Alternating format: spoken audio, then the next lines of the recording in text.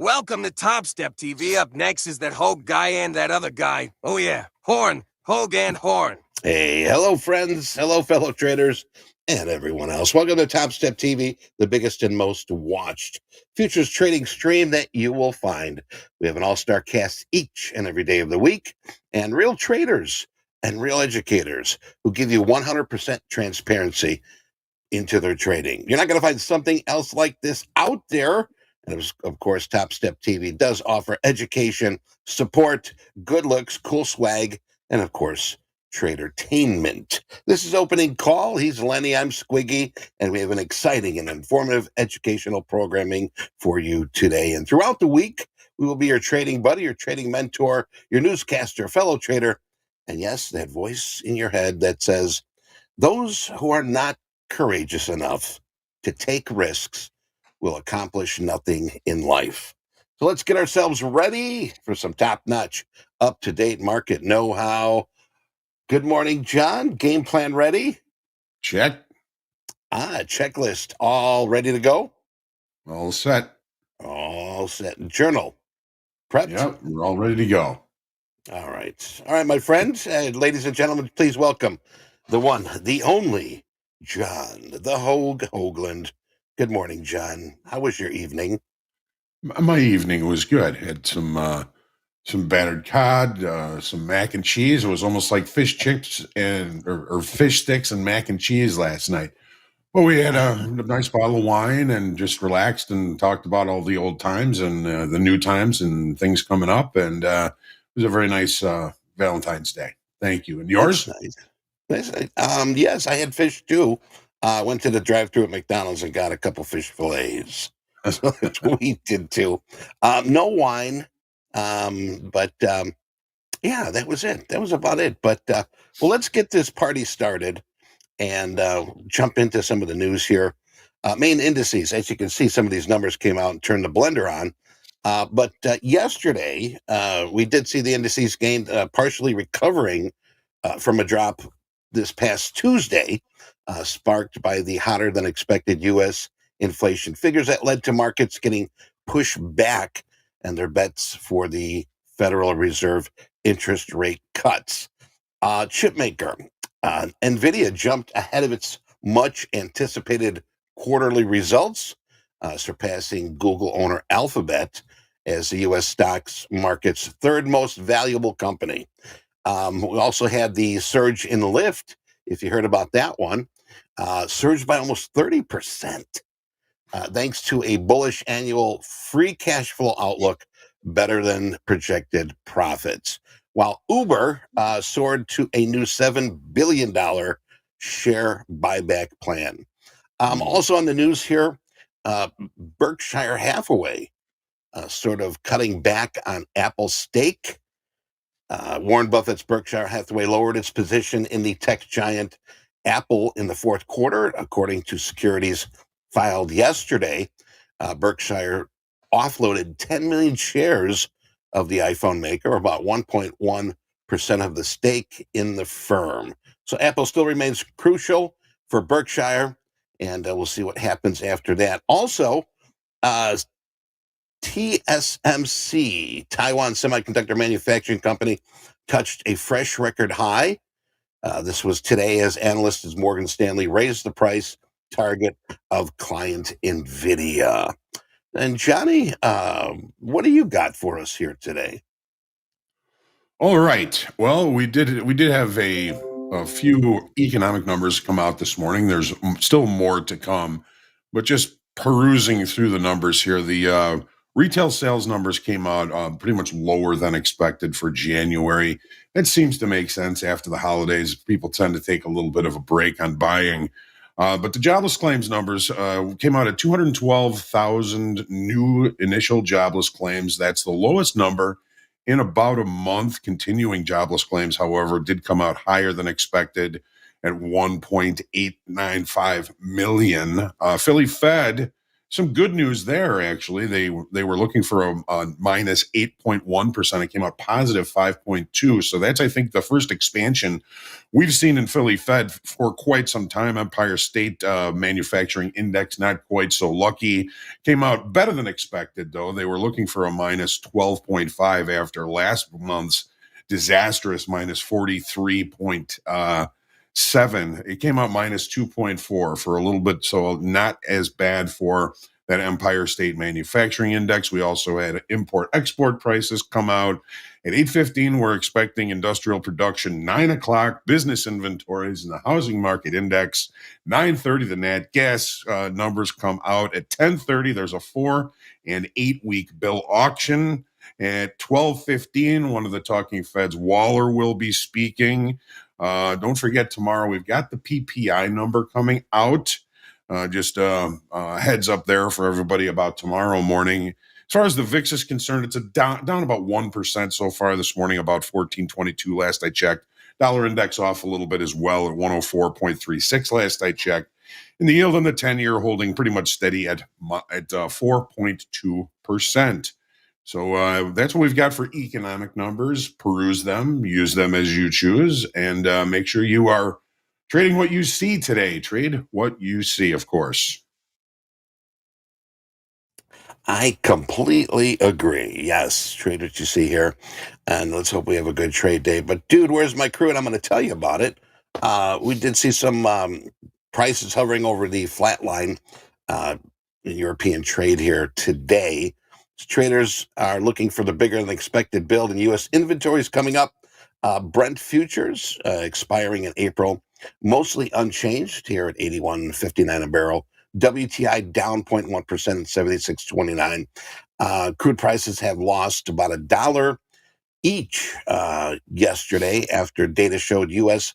oil inventories grew a staggering 12 million. That sort of knocked us off the horse here. We didn't expect that big of a number in February, much higher than expected than the 3.3 we did see. There is a sad day here, Johnny. I know we had a good day yesterday, but a sad day on the breakfast table for me and my toaster. Very sad. Well, William Post, one of the inventors of the iconic breakfast staple that's become an anytime snack with $1 billion in U.S. sales. Yes, Bill was known as the creator of the Pop-Tart. So God rest his soul, 96 years old. And so there you go. I mean, eating Pop-Tarts, you live to be 96 years old. But yes, he has passed. But I would venture to say he never ate one.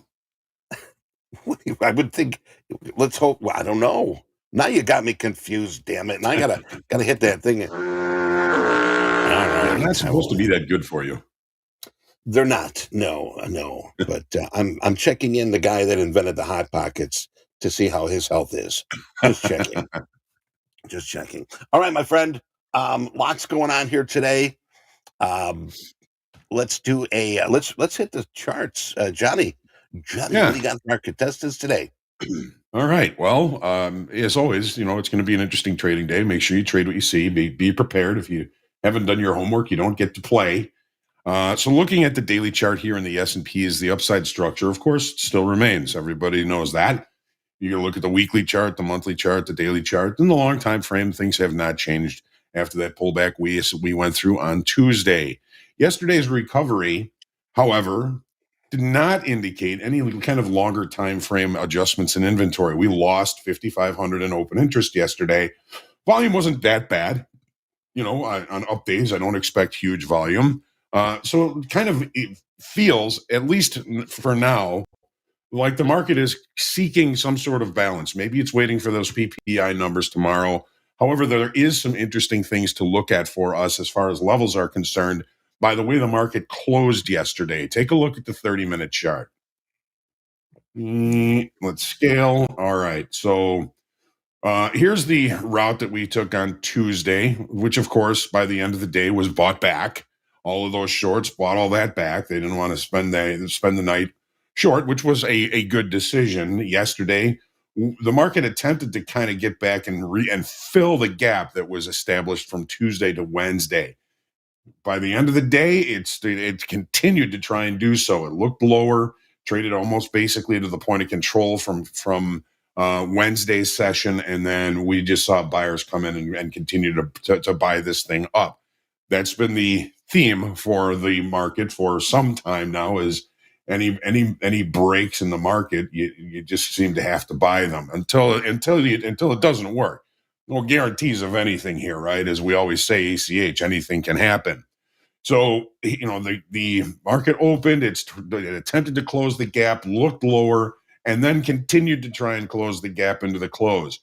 What happened in the profile? What happened on this 30-minute chart? And you can see it right here. We put in a late spike at the end of the day. The late spike. In other words, the market was largely rotational throughout the day. And at the end of the day, price left the area of daytime frame balance and closed outside of it. So this is kind of an important thing. The basic rules of the late spike are, if we open flat out above the late spike, it's the highest probability of acceptance of higher pricing. Use that as you may. Opening inside the late spike is kind of a secondary, but still an indication of possible acceptance of higher pricing. Opening below the base of the late spike is rejection of higher pricing. So it's going to be, I think, an interesting trading day today, especially if we can open with a gap. It's kind of looking iffy if that's going to happen. But if we can open with a gap, that might indicate that the market is trying or attempting to accept at higher pricing, which gives us the opportunity to look for chances on pullbacks, on weakness, to look for longs. The base of that late spike is coming in at 5011.50. That's the base of the late spike right here. So this might be an important level for us to be paying attention, because if we get down to that level, it could be supportive. If it doesn't hold, that might be telling us that the market is ready to rotate back to lower levels for a possible opportunity for a long. Now, again, these aren't suggestions. These are just ways to look at the market and put it in some kind of a context, right? So we're just kind of looking at these levels. Use them as you may, don't use them as you want. We're just taking a look at context. Once we put in that low, we've been putting in higher highs and higher lows in short time frame. In the longer time frame, on the daily chart, we're putting in higher highs and higher lows. Overall, the market still seems to be relatively strong. There's always the doubters out there. Don't forget how resilient these markets are. These markets for 40 years have been getting retail and short time frame traders short and then running it up on them. So, it's going to be an interesting trading day. If we open with a gap, the better trade locations are likely to happen early in the session. We'll be with you during fast markets to take a look at how this market opens up and what happens. It's almost the same story here in the NASDAQ. I mean, look at what we did on Tuesday. We traded right down to, this is making me nuts here. We traded right down to the last week's low. We did that in the S&Ps. We pulled back, closed back above the weekly kickoff low. We did that also in the S&Ps. Yesterday, we had a little bit lower volume, but we actually added 2,700 in open interest yesterday. So it indicates that buyers were still willing to come in and buy that NASDAQ, maybe a little bit more than the S&Ps, but we'll have to see how that plays out. Potential creation of balance, we mentioned that in the S&Ps, that is quite possible. We've put in a high, we've put in a low on the pullback. Are we going to just kind of sit here and bounce around for a little while? If that's the case, then the market is seeking new information. As it seeks new information, it has a tendency to get traders short and then run it up on them. Take a look at the 30-minute chart here. So we had a late spike at the end of the day yesterday as well. Let's get this scaled so we can see. So here's Tuesday, the test down to the last week's low. They'll run back above weekly kickoff high. No close below the weekly kickoff high. That does not change market state. So again, putting in higher lows, higher highs. Yesterday, we had a similar day. It was a normal variation trading day with a late spike that was put in at the end of the day. Those late spikes have basic rules. Well, again, opening above the late spike, like it looks like we might in the NASDAQ, is the highest probability of acceptance of higher pricing. It doesn't mean we can just buy it and hope that it just goes in that direction. You could get a pullback. And the first pullback that I would look for an opportunity, pretty much our overnight low lines up very nicely with the base of the late spike, 17,848. 17,848. Remember that for later on. It's the overnight low. It's the base of the late spike. The market found support there last night on the base of the late spike. That's your information that I can use, if only to limit risk.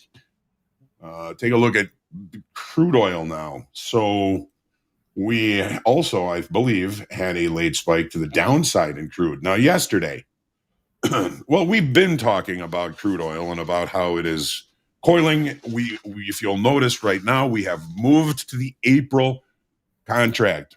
The volume rolled over yesterday. We are now trading the April contract. If you have not moved, move to the April contract. It has higher volume. There is a, what is it? It's about a 25-cent discount in April to the March contract. If you have levels that you've put on the March contract, put them on your April contract, about 25 cents, excuse me, 25 cents cheaper than they were in the March contract. There's that rollover difference there. Just change those levels on your charts. So we've got the weekly kickoff level high yesterday. Now we also had 1, 2, 3 points of contact that we had put on this trend line. What the market does sometimes is it'll give you the fake breakout and then come right back into balance. And because it's rollover, I figured that there was a really high probability of that happening in crude oil yesterday. So we still are range bound. We are still holding the triangle / pennant formation. As rollover comes closer to an end, I would look for the longer time frame traders to be less concerned about their rollover and more concerned about hedging and being correctly hedged and directional activity in this market. So I'm not really looking for all that much to happen here today in crude oil. Take a look at the 30-minute. This could make a liar out of me. Let's see what happens here. All right, so there was our fake breakout to the upside yesterday. The market came back below the trend line, back below weekly kickoff low, and then started to push back to the downside. We did put in a late spike at the end of the day yesterday. The profile was a double distribution trend day to the downside with a late spike. Now, the base of that late spike is 76.43. Did we open above it? Did we open above the base of that late spike? The low here, 76.40. We opened basically right at it, and we seem to be rejecting the late spike. That could mark rejection of lower pricing and bring us an opportunity to come buy a value from yesterday back to weekly kickoff high, maybe even a test of this trend line up here. But if we reject value from yesterday, if we can't hold inside value from yesterday and we start to move to the downside, you just have to be careful. Keep that in mind. If we start spending time below that base of the late spike, 76.43 in the crude oil, be careful. Take a quick look at gold. Gold. So we had the breakout to the downside Tuesday, and it did pretty well. We gave this breakout a kind of a B for a breakout. Like a perfect breakout would be an A. This was a B breakout. Yesterday we lost 1,700 in open interest. Volume did maintain pretty well on a pretty much just a range bound day. All we did yesterday was extend the dead cat bounce that happened on Tuesday. Well, maybe some changes going on here. So the volume was good. We lost open interest, 1,700 yesterday. So that doesn't bode well for continuation. When we want to see, when we're looking for continuation in a breakout of this magnitude, I would be looking for higher volume. I would be looking for an increase in open interest, and I would be looking for delta divergence. Did we have delta divergence yesterday? We did not. So the continuation of this move down in gold is not performing well. It is not performing well. So yesterday's continuation of the breakout on Tuesday, I'm giving basically a C- because I'm an easy grader. Here's the 30-minute chart. So here's what we did yesterday. Tuesday's break, dead cat bounce. Dead cat bouncing, dead cat bouncing, dead cat bouncing. Now we're finally starting to see a move away from this consolidation area. So if we've found buyers here, be careful looking for shorts. The value high from the session on Tuesday looks like something that might be something interesting, if only if it's going to limit risk. We could, by all rights, see this market come all the way back up to retest weekly kickoff high or this trend line and still be holding short time frame downside structure. If we get up there, those look like really good opportunities, but that's a long ways away. Could be a nice ride for somebody to take. Are we overnight inventory a little bit to the long side? We are. The profile yesterday was a normal variation day, kind of a small range. And the normal variation day usually means that the market is using up its ability to facilitate trade. What's the market's job? The market's job is to facilitate trade. So the rotations that we had yesterday, the fact that we stayed in this dead cat bounce area for so long, the market is now seeking new levels to facilitate trade, to look for business, to see where buyers and sellers are going to be comfortable conducting business, moving away from this area. And it certainly seems to be happening now. The economic numbers that we had earlier, I'm sure, have something to do with this. But if we're looking at overnight inventory, we're looking at it to the long side now. So, I'm not really looking for anything as far as shorts are concerned until I can start to see some sort of structure from the past. The value area high from Tuesday, it looks interesting. The 200 session moving average above that looks interesting. If only, again, to be able to limit risk in and around those. I would be looking for some sort of structure before I'd start looking for sells in this market. And now that I've said that, the market likes to make a liar out of me. Ladies and gentlemen, take your deep breath.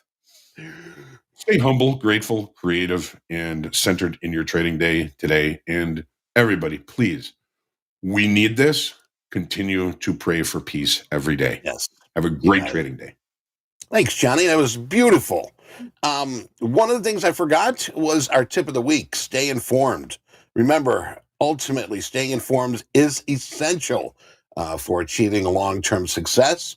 As a trader, markets are unpredictable, as Johnny just said, and success often hinges on the ability to adapt, learn, and stay ahead of the curve. And today's menu, we've Anne Marie in the green room right now.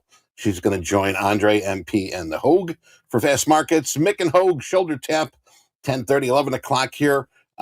Robert and myself will be talking to Carson G.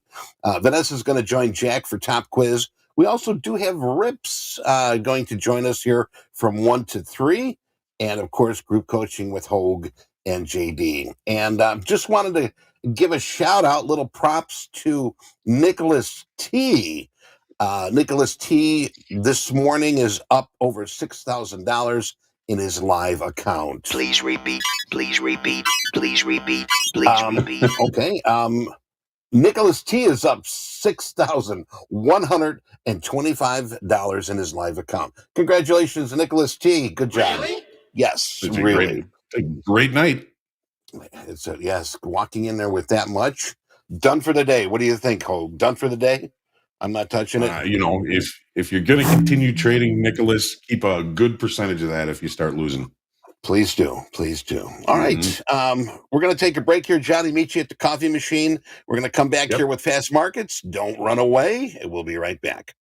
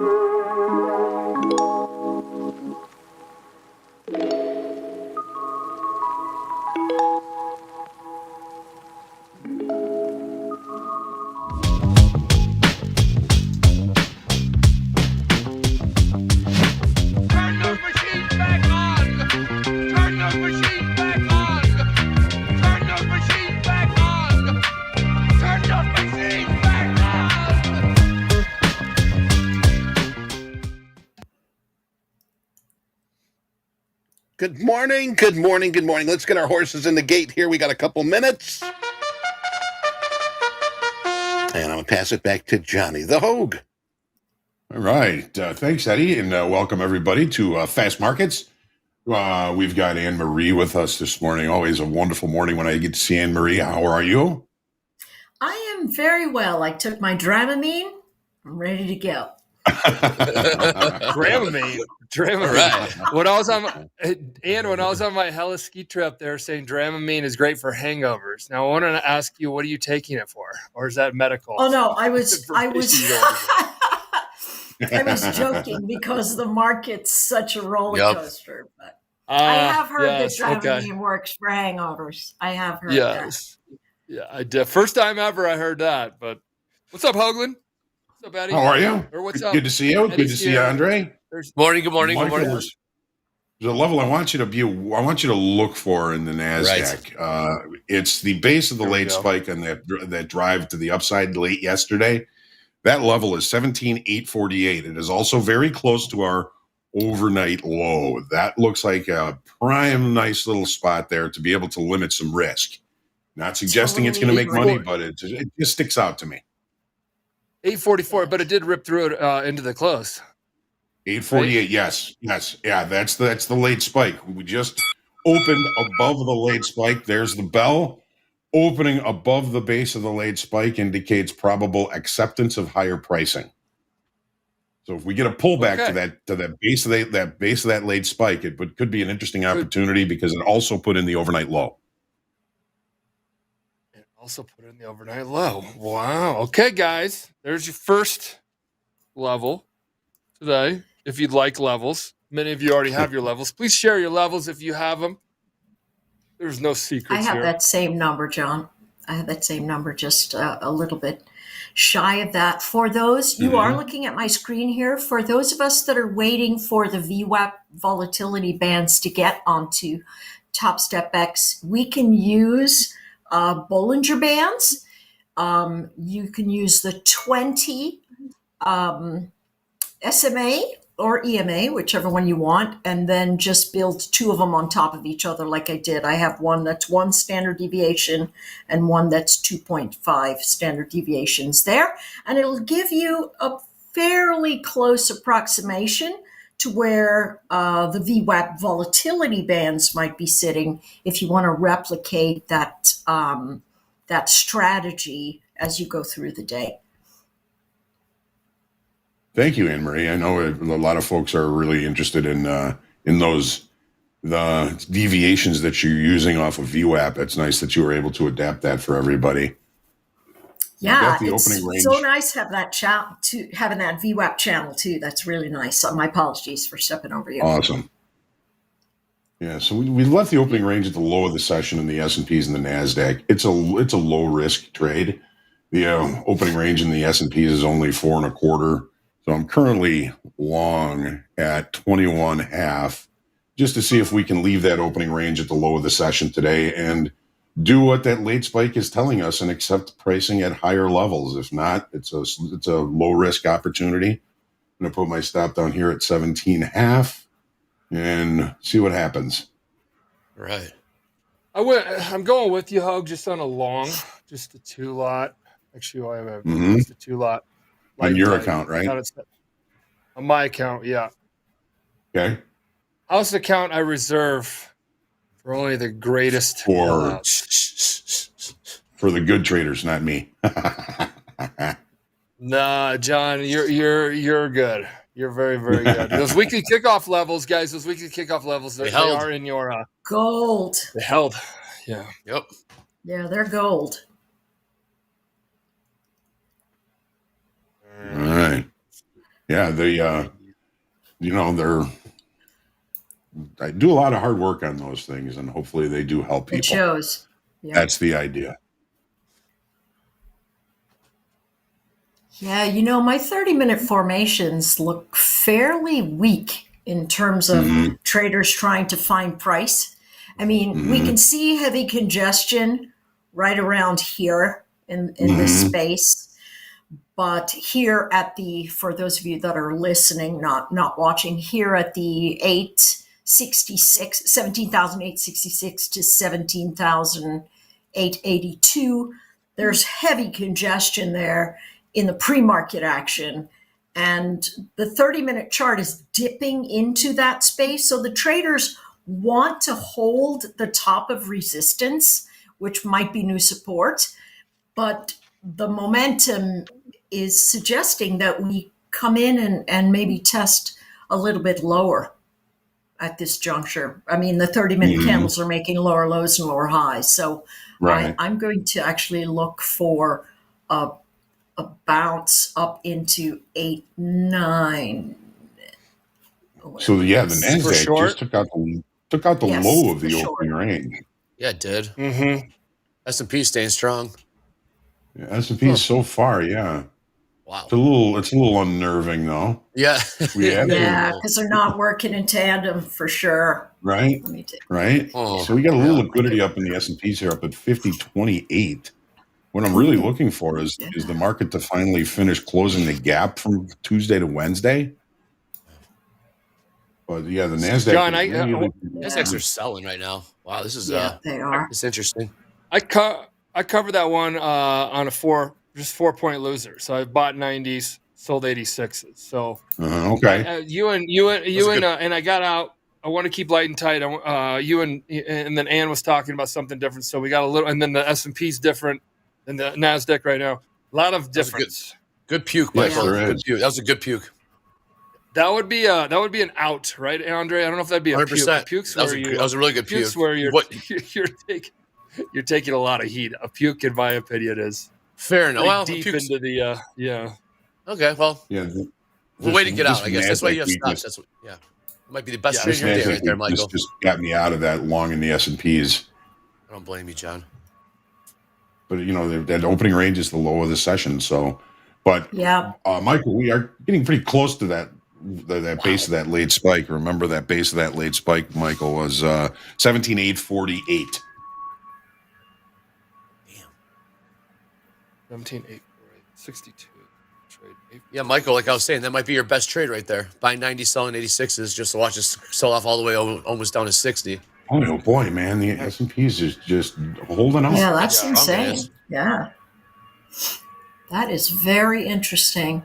Well, we could have another day of rotation as I'm seeing off. a lot of, I study sector motion a lot. Mhm. I was on Sirius Business Radio this morning. We were talking about sector rotation and the tech actually moving at the same rate as industrials moving in, and tech people taking prices on profits on the tech side. And so we could be seeing a little bit more of that rotation that's coming out from the technical space and the NAS and rotating into the big industrials where they're seeing a lot of pressure hold.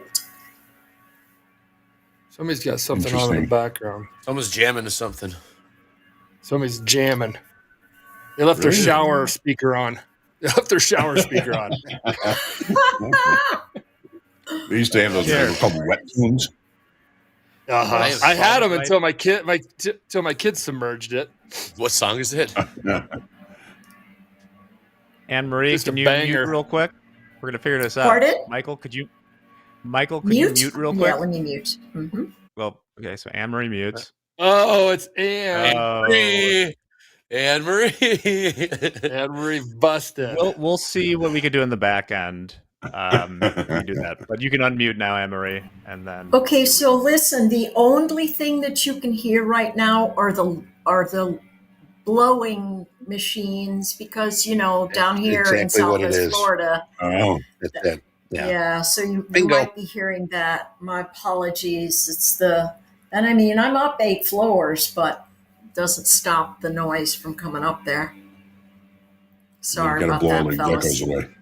S&P's Yeah. catching a bid. Well, Yeah. NASDAQ, this is I wild. caught- hands I off. caught man. a- I'm hands off until they figure this out. We went right down to that 48 level in the Nasdaq. Yep. Man, I got 2 lots of 52, so I'm up 500. I'm gonna get out of Nice. I'm gonna keep this other one Good. rider. I thought I clicked a 10 lot, John, on a house account on your play, but I only clicked a 1 lot, so my eyes are bad. So I got 2375s right now. So when I got 48s from my account, S&Ps I traded in the house account for the house. Guys, this is for the house. I made that trade because of Hoag, not because of me.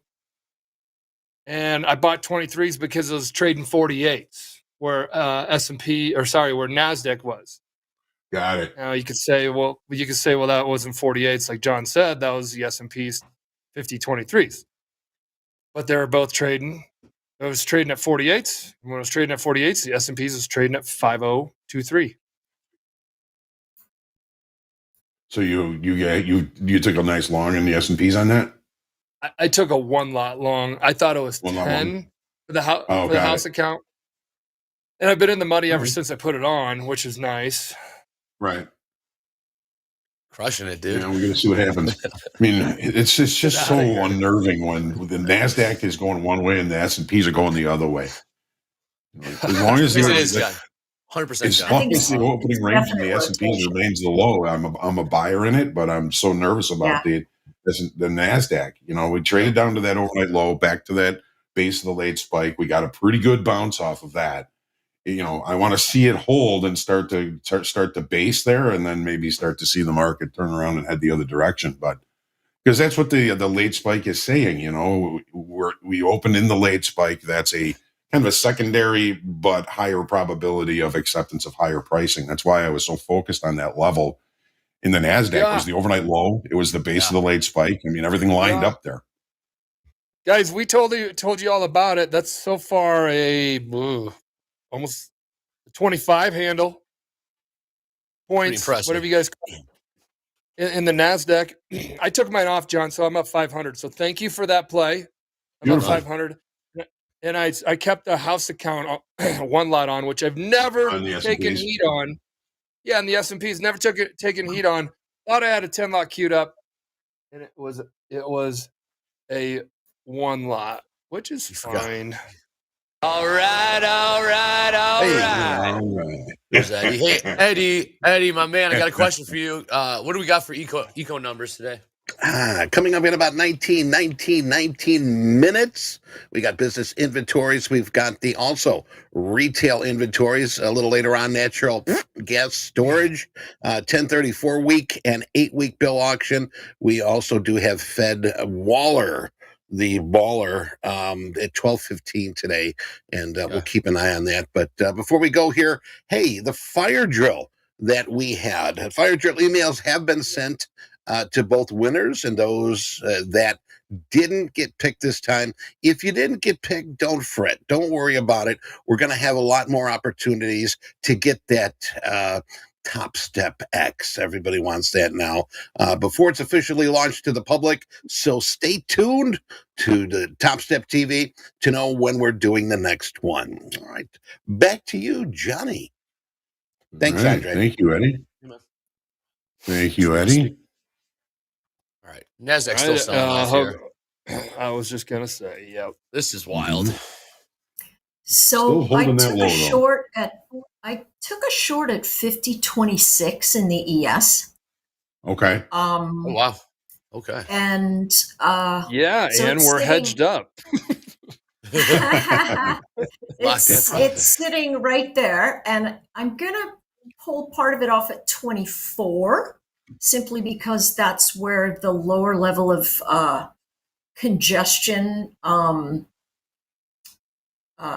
is sitting in that space, and so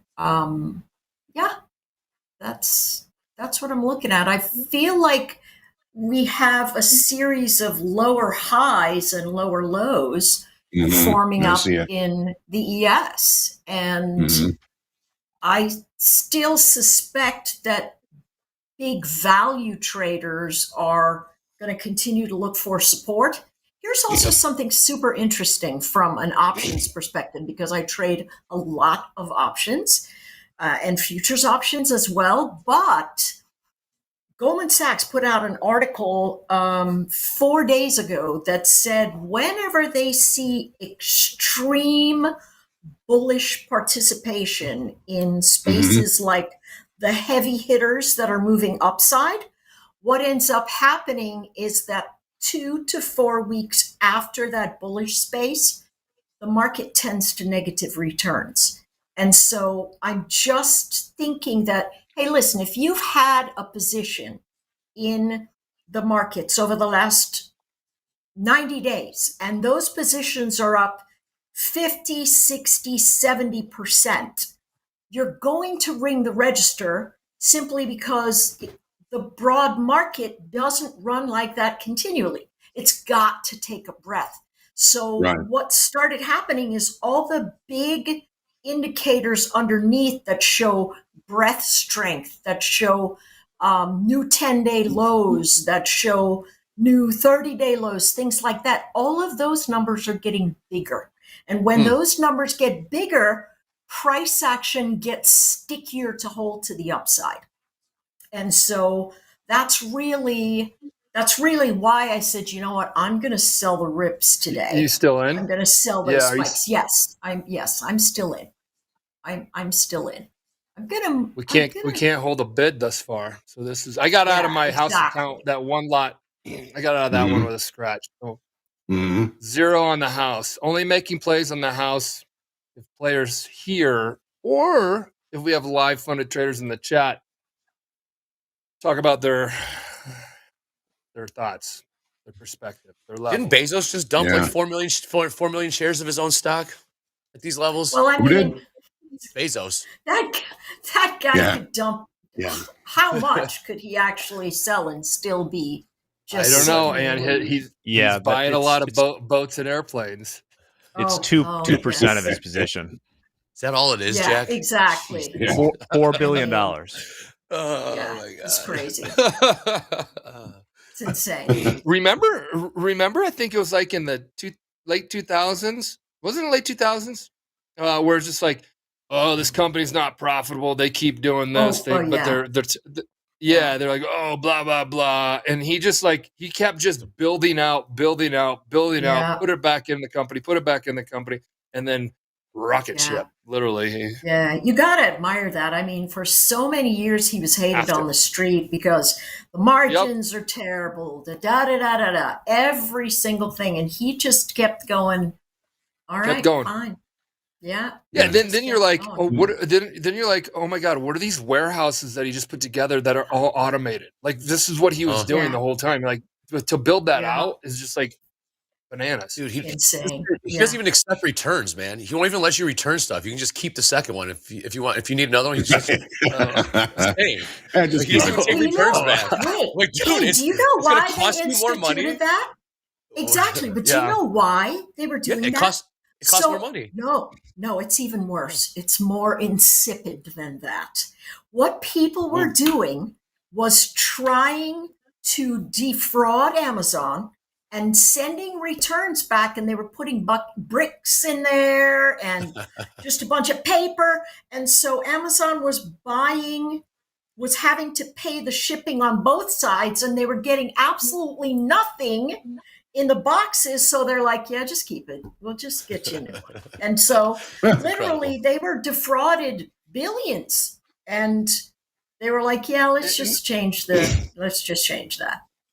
Now I also know that there was, well, I don't know for sure, but when you were sending stuff back in the past, and I don't know if they still do this now, but they put it all, from what I heard, they put it all in a container, and then people would bid on the container. That's exactly right. They still do that. Yeah, and my father-in-law was going to get into that business, and they were going to buy containers. Some company out of Florida was going to buy containers and then just like load up like a TJ Maxx or whatever those, like, hey, we got a bunch of shit in here. Just come in here and sift through it. Yes, on like a brick and mortar place. I don't know if you ever did that one, but all right, we're getting a little heavy up here in the 77% tilt. Yeah. Now, I don't know what that means yet, because we have the two brothers and sisters not quite holding hands today, going the same direction. It's a bit confusing. S&Ps are, man, as long as that opening range remains the low, Yeah, exactly. The dip buyers are going to come in there and feel secure. Yeah. Mhm. And we're hanging around that base of that late spike. We've already seen a couple of rejections of price below the overnight low in the Nasdaq. That's something I would like if I wouldn't like if I were short. I know you're short, Anne Marie. I don't want to talk against your position. Oh no, but- that's okay. But that's what we do, right? I mean, we got to go back and forth, right? That's what makes the game. Yeah, I covered some of it and then I added back on the bounce because nothing has changed in the overall setup. Structure-wise, So right. yeah, exactly. I'm not breaking higher. I was higher than I was, but I'm not breaking higher overall. And I've still got a fair bit of negative momentum. And so that whole thing tells me, it could choke around here, but I'm definitely not heavy, so I can get out in a flash if there's a problem. Russell is screaming. Higher? Higher. Screaming. Yes. Which way? Higher. Interesting. Boy. All right. These indices You are know- going all sorts of different directions right now. 1.5% right now. Jack, I know you're there in the background as the Wizard of Oz back there, but I wanted to tell you that I was talking to somebody about what you said about the natural inclination for the RTY to kick out its high performers and be left with the laggards, and why that will never actually be a performing class in itself, the RTY. But I think that that's completely right. But what's really happening in there, the two big things that really move the RTY are regional banks and biotech. And so they have the highest weighting inside of those small caps. And so watching those groups, those sectors of biotech and the regional banks, you get a ton of insight into where moves might likely come and go. So I thought that was fascinating. I have talked about that comment you made for days with other folks because I think it's so fascinating. Well, So I good am to know. tickled.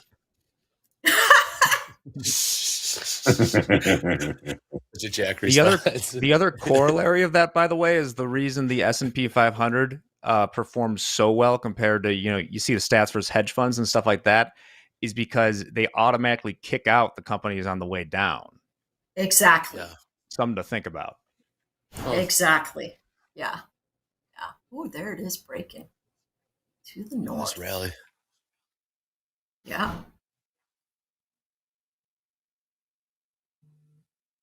Let's see if it holds this Oh, there or boy. spikes out. Oh boy. Yeah. Oh, What do you see, John? What are you thinking? Let me see the boy. news. I don't know. I'm just saying, oh boy. I don't know what I'm doing. Hey, what are you guys thinking in the chat? So anybody in the chat right now, if you guys have any thoughts, you got S&P's strong as hell. 78% of folks are long as hell in the NASDAQ. NASDAQ has 80%. been unable to hold below the base of the late spike, below the overnight low. The opening range is the low of the day in the S&Ps. The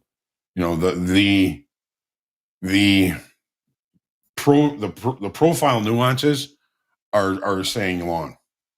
Okay. Where's a good long then in the S&P that you're still liking? If the 48s are the 48s in the NASDAQ, then where do you put that late spike on for the are you putting it around the 08s, 10s? 50 11 half is the base of the late spike in the S&Ps. If we get that pullback. Okay. Alrighty, cool. We've looked a couple of times below that base of the late spike in the NASDAQ, which is 848. That's also pretty close to our overnight low. We've rejected it a couple of times. I would at the very least, Michael, everybody, I mean, it allows you to limit the risk. If this initial balance, if this is going to be the low of the initial balance down here, it's great trade location. But here it comes again, looking for that level again. Okay, so There it is, 848. I added back to the short up there at the 50.29, and I just pulled about 685 off. Nice. 685 off. I took it at that first line at 50.24. And so now I'm just going to sit tight because optimally it should not have run higher into that second space. I would have expected it to move lower, but I'm pretty happy with almost clipping 700 there off of that. There you go. I just I'd be feel very like happy with that. I feel like I'm a little behind the 8-ball running the short in the NAS. It's just cratering into those lower edges, and I really think it'll pull the ES down with it. I really It is now. Feels like it right now. Trying to. Yeah, Yep. I got long up there, so I'm back up. I'm just up 150 now. I was up 600. I got dinged on a couple of those. I bought the 48s, John.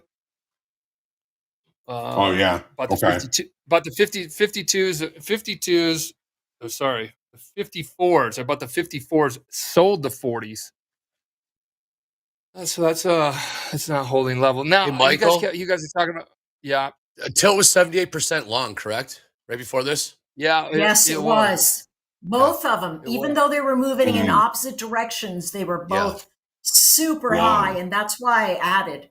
I went from 2 to 3 contracts up at the very top, and I said, you know what? My stop is only going to be about 3 points wide there. There's much more reward than risk, so I'm going to do it. And that's one of the main things that made me go, you know what? I'm going to stick in the short, and not only that, I'm going to add to it. They got squeezed. Well, I'm wearing the Bulls shirt. The Bulls, Andre. Remember this? Let me see. Hysteria. I remember that. Oh God, that one. Yeah. In honor of the man. In honor of the man. He just went Hall of Fame. Where'd you get that? Back. I made it. I made like 100 of them, and I sold them. I had this girl. I had this girl I was seeing at the time, being like, "I'll sell this for you." I'm like, "Okay." Now the name will go unknown. What's her name?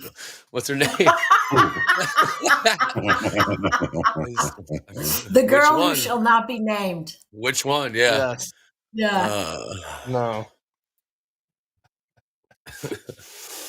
To be so the other day. So yeah, no. Go ahead. No, really quickly to end that story. It's from Hysteria. The what is it? The album cover. This is the album cover of Def Leppard. Def Leppard. Yep. Yeah. We took the album cover. I was and the at font that and all concert. That. Of course you were. Did you run down that PJ too?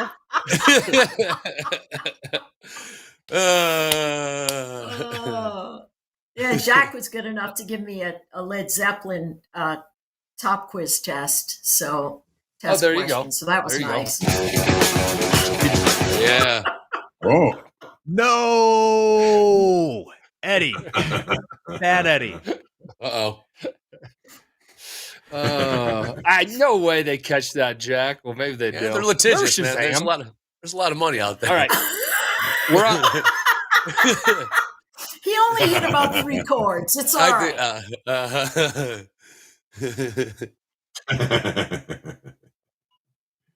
Well, I am thoroughly confused. I am thoroughly We're confused right now as far as trading the S&Ps. It wants to catch a bid, and as that gets sold, then the sellers, it's on me. Yeah, hands off for now. Right now.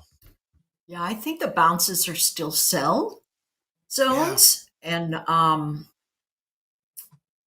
I'm just looking to see what heavy congestion does, pushing it up. I like to, when something comes off, like if you take a look here, and my lines aren't really that strong. Jump over to Ann's really quick.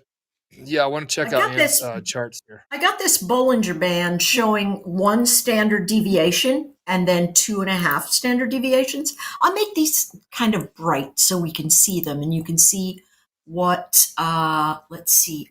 upper and lower. Let's make that thickness for that one. And why do you like the Bollinger Bands? I've had some I joking don't. comments about it in the past. Okay. Yeah, I don't, but they're a good backup while I wait for Topstep X to come out with the VWAP volatility bands. Got it. So, and yeah. just so we're on the same page, all indicators have this period where, in my opinion, this is my opinion only, where they work, but then, of course, you have to stay in tune with it when it's not responding to you. So, like Bollinger Bands, I've always been like, hey, that was my first. It was my first indicator. I'm like, oh, I love it. And I don't know, John Bollinger, and there was something about that. So I always make a little like it's like my rookie indicator, but they all have some level of validity. True. Yep. Validity. Yeah. Thank you. So here's the thing. You never want to use one indicator as a holy grail. It's always got to be price first.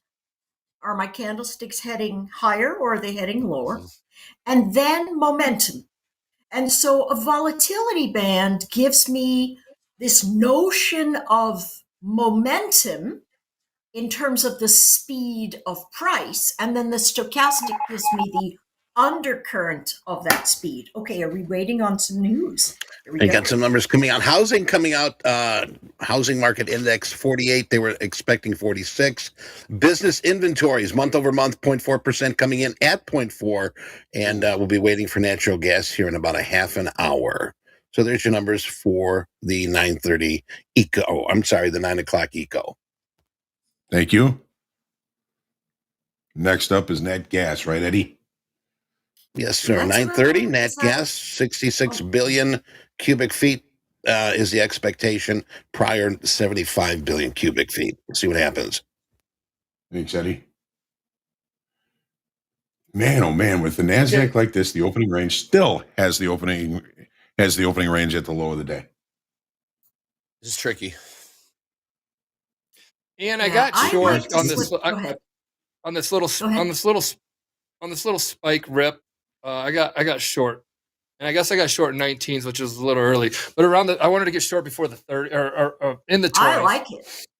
I think it's gonna fade. It did a nice little push higher up to 28. It took about 8 handles of heat. Now I'm right here right now with it. A little in the money. Sure A little in the money. Right? No, I'm short. Yeah, I think it's a nice trade. NASDAQ. Oh, the NASDAQ. Got it. Okay. Yeah, it's I will anytime. Yeah, anytime I'm trading the NASDAQ, I'm trading my account.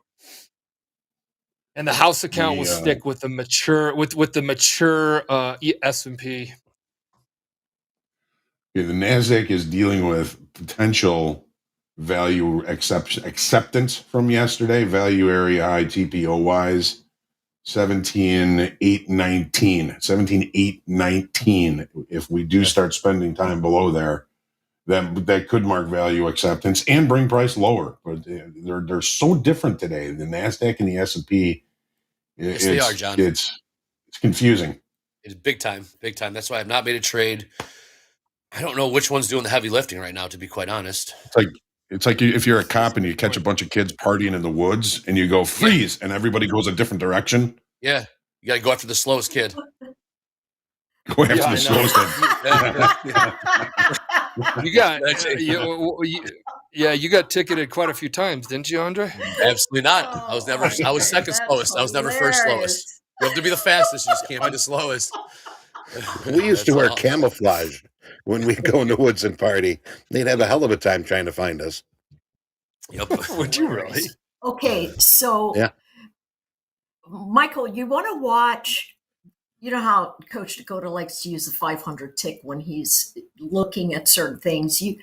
What's happening here right now is a signal that that short might not go very well, because what it's done since it got there is slow its roll completely. Now, it could collapse, but what it's doing is not adding any pressure downward. And so either it breaks hard, and it looks like it's going to pull back really nicely, or it turns right no, around. I mean, and moves. when John was talking 19s and you were talking that, it was sitting there. It was sitting there, and I got out. So that's a missed trade right there, but it was what it was. But the idea was there. Well, I mean, it would. Yeah. The idea was there, and it still got you 20 points if you'd held on to it because it's sitting in the direction of trend. It would. It would. Yeah, just they're Oh speaking. my God, trading. This one's a tricky one. All right, looks like they're trying to sell the S&Ps right now. Nasdaq's making lows, and S&P. This shit gets me so frustrated. This one's tricky. I need to take a break. I need my shot clock. Shot clock. Yep, just gonna say it. Shot clock. There you go.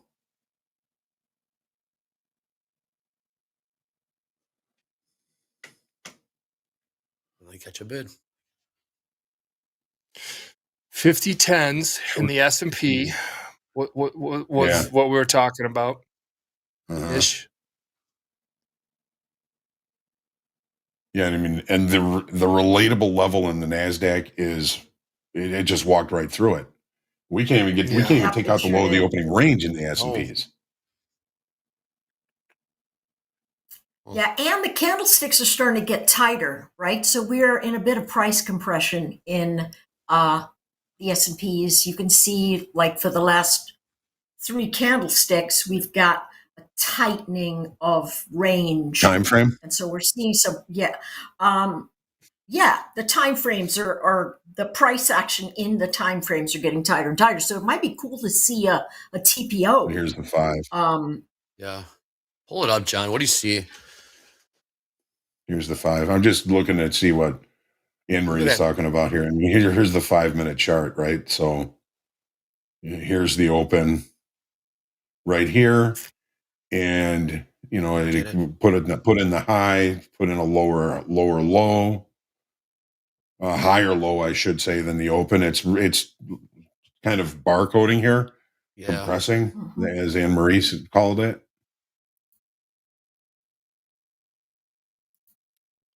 Yeah, there's definitely price compression going on right there.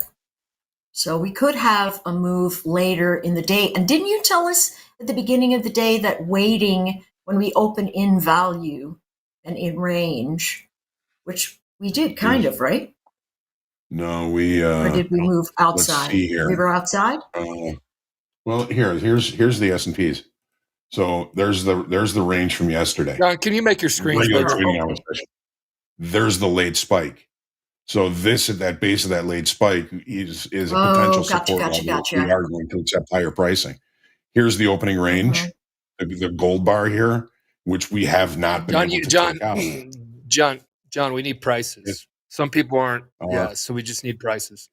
Okay, yeah. The base of the late spike is 50.11.5. The high from yesterday was 50.20 quarter. We opened right at the high from yesterday, so technically we've opened out of balance from yesterday. The value area high from yesterday is all the way down here at 50.02. 50.02. So this would be one of those days where I would look for probably the best trade location of the day to happen early in the session. Really? Yes. Right. You know, if we open in range and in value like this where we opened right in the middle of range and value, obviously the best trade locations came after like 11 o'clock on the low and, you know, on the close at the end of this day. The best trade locations happen later. Huh. Okay. This is a new concept to me. Okay. Okay. Now say that one more time. Yes, hey, John, one more time. Why early in the session? Sorry. Yeah. Summarize all this so everybody can follow. That's in the 3,000 some people can follow. So if a market opens inside the previous day's range and value, let's say we opened in here, the market is basically in balance. It is. John, what's here? It is right where the value was from the previous day. So in that case, I'll try and wait till at least the initial balance is established to get early extremes with which to work my opportunities off of. But when the market opens outside of the previous day's balance value, or even outside of the range, the market is opening out of balance. That's telling us that a change is occurring and we may need to react faster. Gotcha. Make Okay. sense? Yep. So we break out of the range. Yes. The action is going to be earlier in the session. Gotcha. Because there's, Okay. So, here's the NASDAQ. We opened same as the S&P, is right at the top of the range from yesterday. The high from yesterday was 17,887. We opened, we looked higher, we looked lower. Now we're showing potential. Here's the base of that late spike, and our overnight low, we're right here, 17,848. We've gotten back inside value from yesterday. So if there is acceptance of value from the previous day after opening outside of the range in value, that can bring the market to the low of value from that previous session, which would bring us all the way down here. But we don't have enough time really to mark acceptance inside the TPO value area here to say, all right, you know what, this is accepting value. Right now it actually looks more like it's rejecting value from yesterday, which would have us look to the upside. Good stuff, John. Huh. Okay. All right, I got short. I'm down 300 now. I got short around the 30s. Oh, stick. Figure a little spike to get it, but those 19, John, those 17, 19s. Yeah. I mean, F that, dude. I mean, when I'm saying F that, I'm like, it ripped through it. You would have taken 20 handles of heat, firmed the hell up, and we're up at the 46 range right now. That is tough trade, guys. Crazy. I don't care how I don't care how you dice it. That's tough. It is tough. Bad break. It is tough. You can get shaken, shooketh out. Yeah, dude. Like yeah. Yep. So to me, I mean, the biggest, strongest single nuance in the equities today is the fact that the S&Ps opened at and above the late spike. We've left the opening range the low of this session. Those two nuances alone have me thinking we're going to close this gap up to here, which is 50.33 naked point of control above that, which is 50.44. Just because, the S&P, which is the broadest, of the indices, right? It's 500 stocks. I mean, it is holding up very well. The NASDAQ, it keeps getting smushed, but as long as the opening range in the S&Ps is the low of the day, I look for longs. And especially after a late spike like this, boy, the NASDAQ just walked right through all that late spike back into value from yesterday, but is now showing signs of rejection of value from yesterday. How do you trade this? So you're patient. I'm short both the NAS. I just closed that one, and I'm also short the S&P again up here because of the double top formation. Now it could end up not giving me a ton to move through, and my stop is really pretty tight. But when the markets start making those super volatile moves, I will compress my candlestick formations and start looking for really small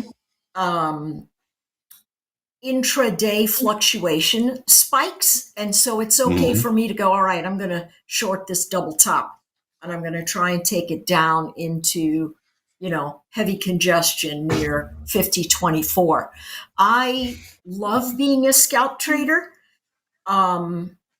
It's the rhythm is easy for me, and I'm so impatient that my psyche gets a little bit unnerved if I have to sit in a position a long time. And so when the markets start doing all that kinds of crazy, I know what the big picture is because I've got it on other screens. I'm just saying, hey, can I move in and out a little bit at a time and get myself those chunks up on the way to, whatever kind of day that I end up having. But if I can take them off in $300, $400, $500 chunks, it feels good to me because I'm rewarded mentally by knowing that I'm in a rhythm and flow. And then I'm also not in a space where I have a tendency to hold my breath when I'm in a trade. Maybe it's from all the years of just. Well, it's a good thing you're a scalper then. And so, yeah. And that really, no, that's another reason that I just like to do it. So, a lot of folks go, scalping just isn't it. Go ahead. You see tilt. Where you short from? Where are you short from? This last one is 527, and my stop is really going to be 531. Why do you put your stop right before the high? Yeah. Why do you put your stop before the high? I think if it gets over the heavy congestion at 50.28, it has a tendency to, it might run really hot. Everybody might have, the limit buy up there. Okay. I got the house account short 10 from where you're at, and then I got the same stop. So we're gonna just give that one a 8% long. And it's 80% long. There's some stars aligning NASDAQ. here. Yeah, the NASDAQ's 80% long. I got nothing.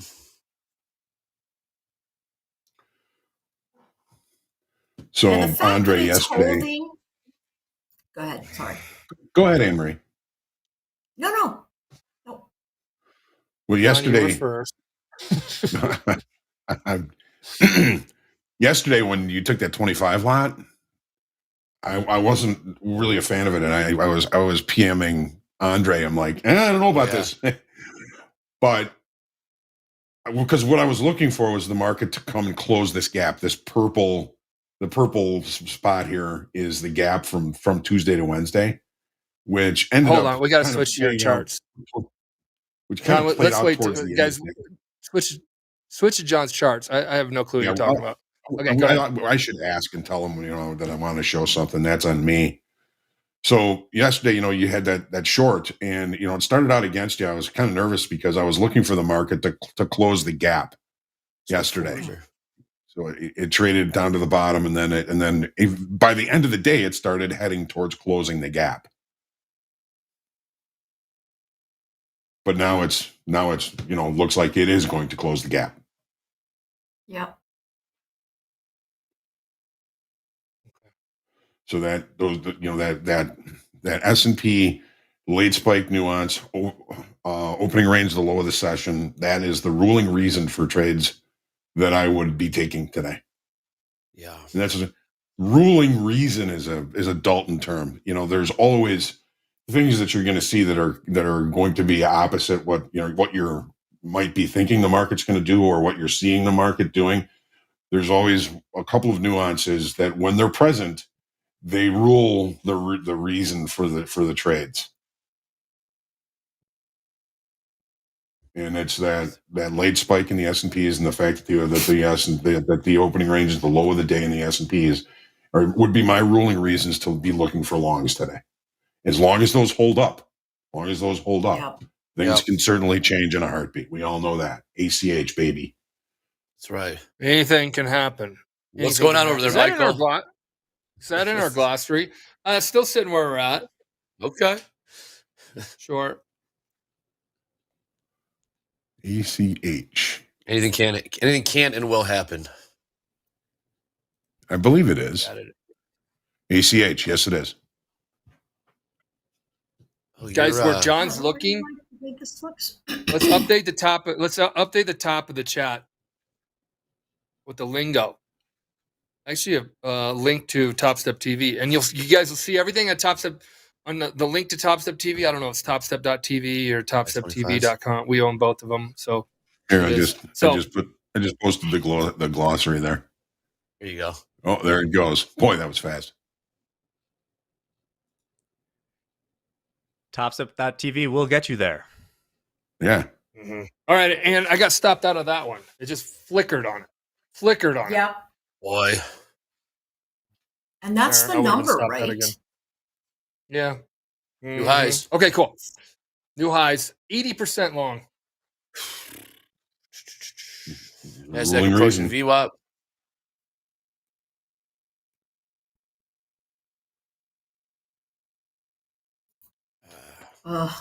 It's just tricky. I got short a 3 lot right at the 59 halves in my NASDAQ, in my personal account. Yeah, I like I'm that sitting on that one right now. too. It's a good I location. covered 2 of them. You're near high Yeah, I'm up value today. I'm on I should have up left 400 on that. Don't worry, Ann. I'm going to make it up in my personal account. There you go. What are your stops? What are your stops on your S&P trades?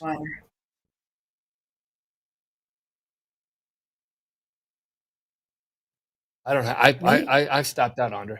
Oh, him. Oh, okay. Yeah. 31.75 was the high of that move. 0.75. Guys that get frustrated if it comes up and hits your stop. We have actually people. I remember in the early days, I had to deal with them. It came up and hit my stop. You move, like they would think that we moved the market to their stop, and I'm like, what God's planet? You think that I would move the market on a simulated stop that you have? Well, where's the upside here? You can reset for $49. Someone's out to get them. It just matched the 7:30 overnight high after the numbers came out at 7:30 to the tech 50.31.75. Dang it! You know what? That was just a poor stop on my part. Don't worry about it, Ann. Those are just ones that we live and learn. The question is now, but I should have had enough sense. Sorry. Well, the question is now. The question is now. How are you looking at that trade? So you got stopped. So we both. Did you get stopped out too, Ann? Yes, I did. Okay. All right. So we got stopped out. Your read to me still feels good. I mean, now what did I have to take? I had to take 4 handles of heat, 5 handles of heat. Okay, so that's not bad at all. Yesterday, I had to take 4 or 5 handles of heat on Isaac's call, and the market slowly rounded itself over and fell out of bed, and all that great stuff that John was just talking about. And this one was pressing, popped off VWAP. All roads lead to VWAP in the NASDAQ. Yeah. Returning to VWAP, feeling like that with the S&P, though the S&P is literally, it's right in the middle on the 30-minute chart, fiddling in the middle. Wow, look at this. All right, I'm going to take my 1 lot off. I'm short from 59s. I'll take 10 handles. Very nice. Double fill. Very nice. So we would be right here still at the money. We'd be in the money a little bit. Yeah. 26. Yeah. You were 27s. I was 26.75. So 27. So we'd be right here right now. Mm-hmm. You guys ever do this where you then you think if you were still in the trade, what you would be thinking? Oh, all the time. At that moment, like right now.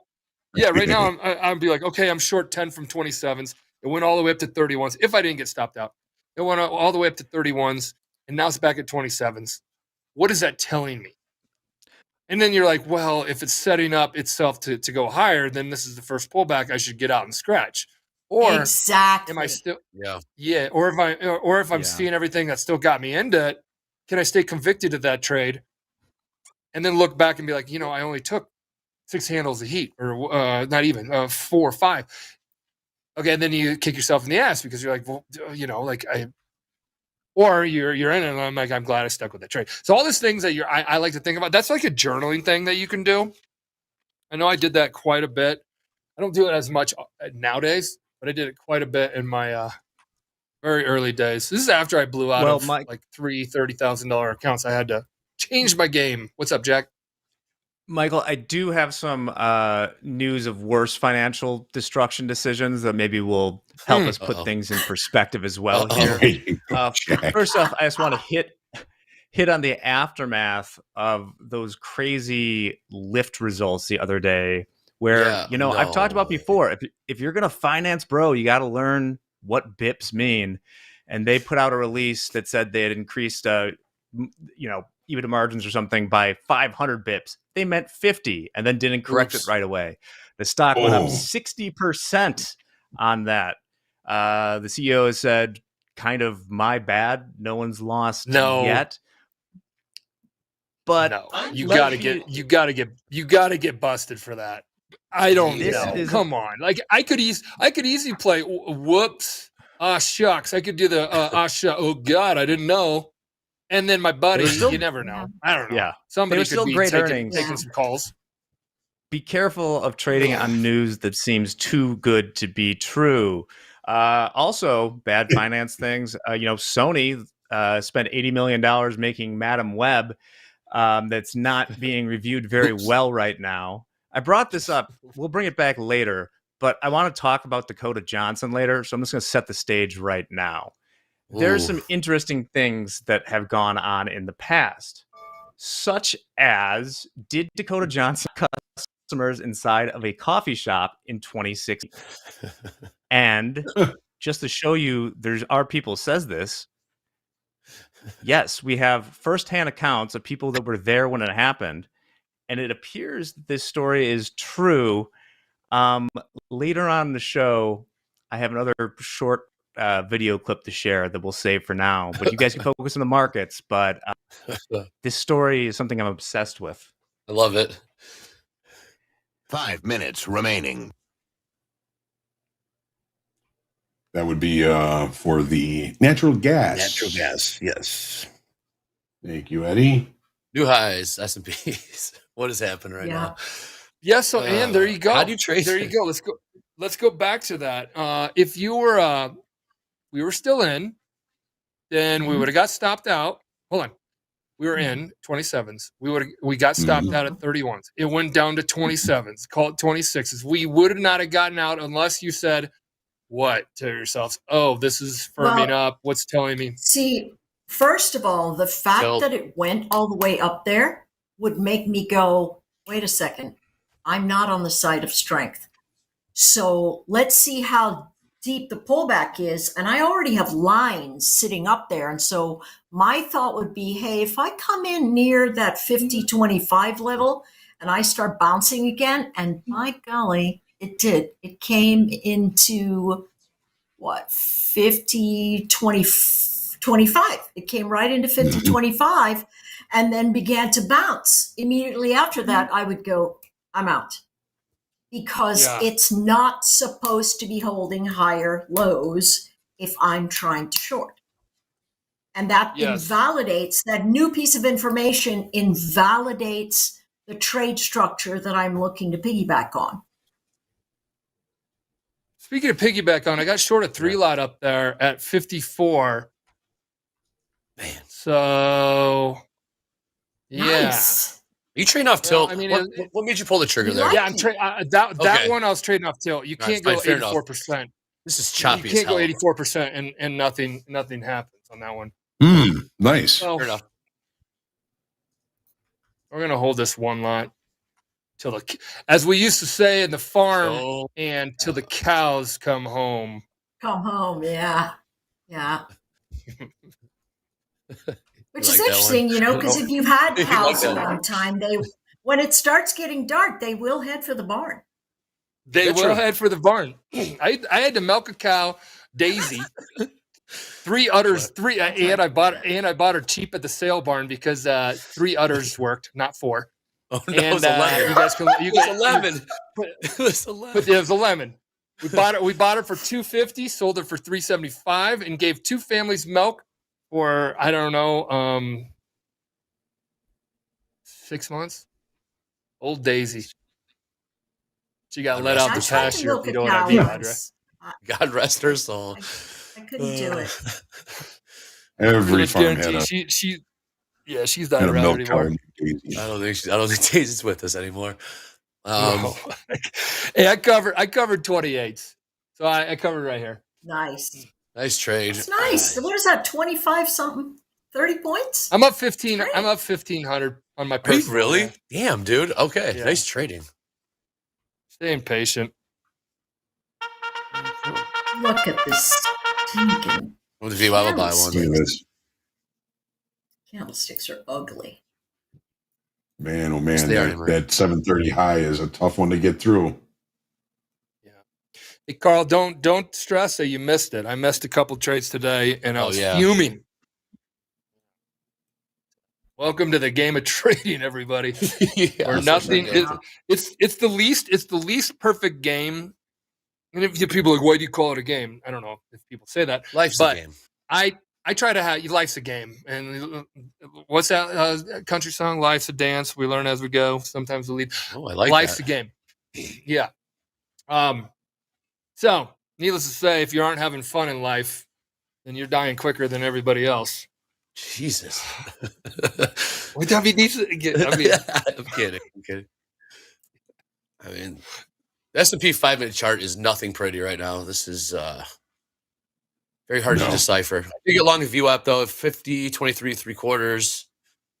Looking for a bounce off of that. Perhaps the buyers come in, take it higher, but yeah, and view app's pretty flat.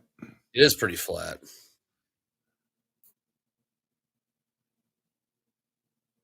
teens, man. Look at that. 18s. I was just trading 54s. While I say 18s, it just went to 24. Natural gas coming in at 49 billion cubic feet. They were looking at 66 prior, 75. So we do see a number of 49 here. Also, we've got a lot of new people here today, and if it'd be okay for you, if we click that, hit that, smash that, kick it, the like button, the thumbs up button here on our YouTube channel, and don't forget to subscribe. And also, we have a request here. If you like what we're doing here at TopStep and getting a value out of TopstepTV, please take a moment to leave us a review on Trustpilot. We appreciate all the kind words and feedback we receive there. We'll drop a link in the chat, so if you feel inclined, no pressure, please fill that out. Thank you very much.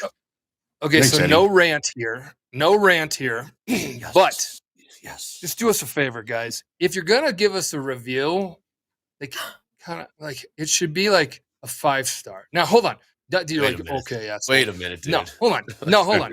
If you want to give us feedback on how to improve, just don't do it on like this guy gave us a 2-star. And I'm like, right away, I'm like, no sweat. He's like, gonna be blunt and to the point, but I hope this helps. I'm like, well, it doesn't, because you just did a 2-star. If you want to give feedback, can we drop the survey in here that says the one thing that TopStep TV should improve? And you can put it in there, because he says, I like the live experience, but it's just too much hypocrisy. Okay. And copying when it comes to actually taking trades. I don't know who we're copying, but I guess I did copy Ian. I copied Isaac, but that's a house account. I give you guys all the reasons why we do that. Gambles turn into rants. Okay. What? Topics turn into rants. So I'm going to correct you on that one. So we're not gambling. We're talking everything out, and how it is all planned out when you buy or when they work, and how it wasn't a big deal when they don't. Well, it isn't a big deal if they don't, if you're going according to your plan.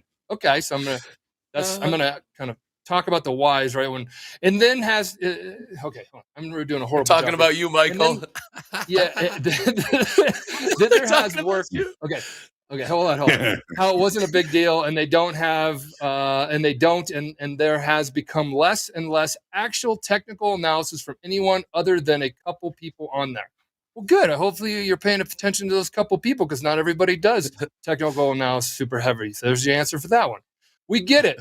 You're running a business and you should promote the product, but the sheer level of side conversations about these influencers, mentorships, and streams is blah, blah, blah.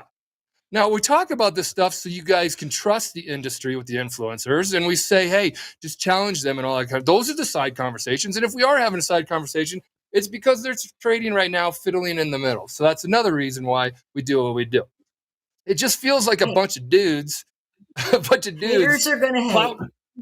Yeah, it just feels like a bunch of dudes clout chasing and less about actual trading. This is all about actual trading. If there's anything that this show's about, it's exactly similar to the trading floor. So when you get this, like, oh my gosh, like they're talking like this isn't CF. Nobody here wears a tie, just so you know. This is like a trading floor. So get used to it. If you don't like it, then just shut it off. Okay. So don't get me wrong. There's a good amount of trading value information in these streams, but you have to sift through it. So much babble. Sometimes that is just a turnoff. Fair enough. That is your opinion. I respect it, and I appreciate you giving us that feedback. Aside from that, some visuals would be nice. Jack, are you hearing that one? We always talk about that one, but we're doing our best with visuals. You should see the production level of quality from now till the beginning. Kick ass. For example, it would be nice to show whose screen we're looking at when changes happen. Deanna may be explaining oil while watching Isaac's screen, and it's tough. So, thanks for the feedback. We appreciate it. This kind of stuff, we're going to be dropping surveys in because that allows us to improve.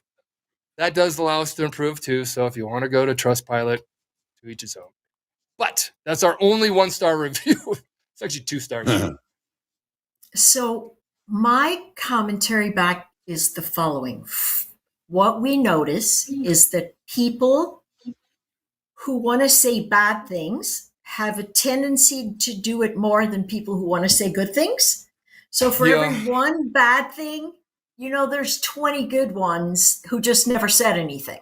And so I think that that's something that you have to figure out. And, we're never going to be able to please everybody because we're all individuals. So the chill ones of us go, all right, I'm going to stare down X while I wait for them to talk about Y or anything like that. It's just some of us are naturally malcontent. That's my word of the day. No, we appreciate we appreciate all feedback. That is good. We will send a survey. We're going to be sending a survey here soon, and allows you guys to give us a report card. Each of us a report card. Scale 1 to 10. How great are we for the show? Things like that. Blah, blah. And why did you pick that? And what can we do better? You're going to do it for me. You're going to do it for everybody that's on air. And you're going to have a list. And it's going to be up to you guys to really help give us feedback because we live and die by feedback. Information is what we live off of as traders to help us make decisions. And that is what Topstep has always lived off of, is feedback. So that is coming for everybody to give that feedback. And I get a red card for MP. Oh, geez. A red card? But a red card? I'm already out. That'd be bad for business, not guys. Yellow. I don't think you want that. That'd be really bad for everybody. Get completely out of the industry. Yeah.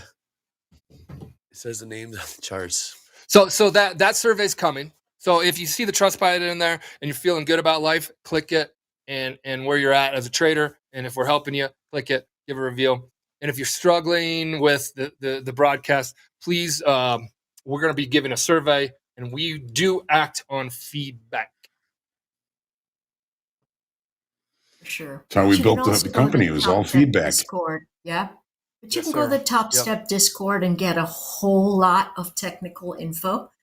If you're looking for something that said, hey, how did this break down? Like yesterday, I put up a couple of different trade images that said, here was the key rejection point where we took the short, and then here's the space where we cover because it's coming right into the upper edge of the band and then right into the lower edge of the band. And so if you're looking for that a little bit more density in terms of weight, strategically what's happening here, you can find it all over the Discord. So many coaches are so actively entrenched in helping traders. You can find a ton of stuff in there too. And they love it. And so speaking of a ton of stuff, that short that you called out, the 27s, we would have had to take 35. We would take 5 handles because 32s was the high. So if we had Mhm. our stop above the high, it just ticked above the Mhm. high, and then it literally has fallen apart for the most part Yeah. since then, down to 19. So our 27s would have then got us 8 handles in the money, and these are unrealized, both unrealized. Mhm. Technically, that's a pretty good trade thus far. If you're Yeah. still holding And it, if you, yeah, we had a tight stop. I think we both learned that, yeah. and that's the learning lesson. Yeah, for sure. And here's the thing. Hindsight's always 2020. And Yes.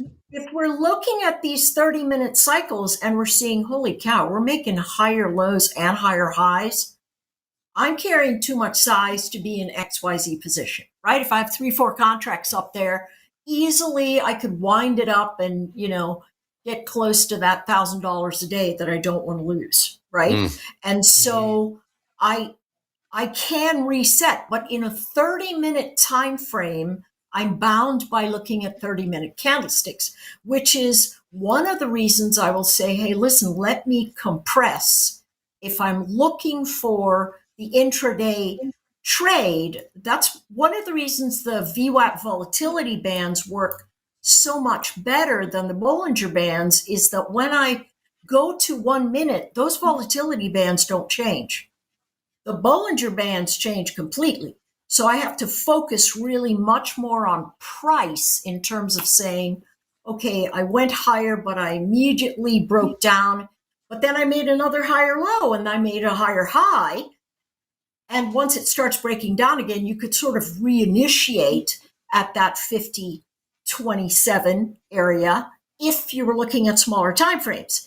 But if you're looking at a 30-minute time frame, it says you better pump the brakes there, because there is something that's showing that as long as we hold that opening range low and opening range high, we've got the potential for more upside. So, could you have revisited the trade? Could I have revisited the trade? Absolutely. No doubt about it, but not on a 30-minute chart, because everything got invalidated on that 30-minute. And John talks a lot about that in the TPO, right? When he talks about, hey, listen, we have to wait until this 30-minute candlestick closes or this 30-minute time period closes to get ourselves reacclimated. If we slip to, a 500 tick or a 1 minute chart or whatever, we can re-assimilate and say, all right, well, I did just make a double top right there, so I'm still interested in this short. I'm going to take another short down. But the 30-minute said, pump the brakes. So it really depends on, what you're looking at. And try to not, for traders out there that are really working at getting a grasp of rhythm, try not to use the, wow, that held, I should have stayed long. You're actually using the future that got revealed to reevaluate your past decision with all the known information you had at that particular time. And that's just not the right way to do things. You're always going to find yourself behind the curve doing that. At least that's my thought. And blah blah blah blah blah blah. According to the last review, that is blah blah blah blah blah blah. I get you. You gotta yeah. If that's not trading education in a form of well thought out, experienced person talking, I don't know if you went to college, man, or school. There's I don't know. You can go to pretty shitty schools, and a teacher can get up there and be like, "Damn, this is horrible," but that's not horrible. And like what you said, take notes. It's good. Well, I'm not a scalper, but I'm trying to be. I just made. I just bought the high of the opening range and took a profit at the point of control. That to me is scalping. Very nice. What were those numbers? Yeah, John, we need numbers, buddy. I'm gonna call you out on numbers. You were very level talking. Yes, from a chart. Like we're on a podcast from here on out. Yeah, I think I bought it at 22. Wait, nice. 21.75. Matches mine. Yeah. And I got out right at the point of control, right up here at 50.24.5, something like that. Awesome. Just a Love long it. lot, just tight, just because that ruling reason still remains the low of the session there. I just wanted to take something there, and it turned out okay. Normally, I'm looking at things in a much longer time frame and looking for much bigger opportunities, but we're hanging out with scalpers now, so we're going to do what scalpers do. The scalping market. You didn't take it. Yeah, scalping. You didn't take any very much heat on that. None. Well, yeah, I did a little bit. It came down a little bit on me, but it wasn't down there for long. It started going my way, so there was a little bit of liquidity up at 25. So once price got there and it was at the point of control, I said, okay, that's a good scalp. I'm going to take it. What's happening with Delta right now, John? Great question. I've been watching. It's been useless, really. Right now, it's negative 700 in the S&Ps. We're at the lows, but that makes sense.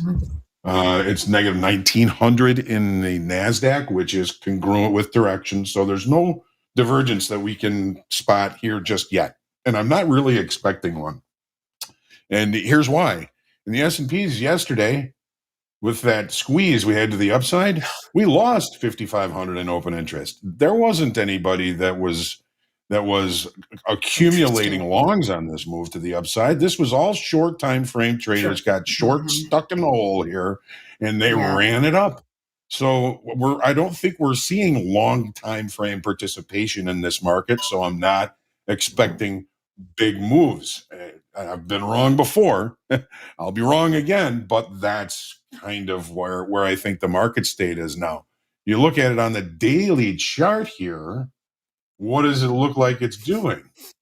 Oops, hang on. Whoa. Why is this? It's upside down.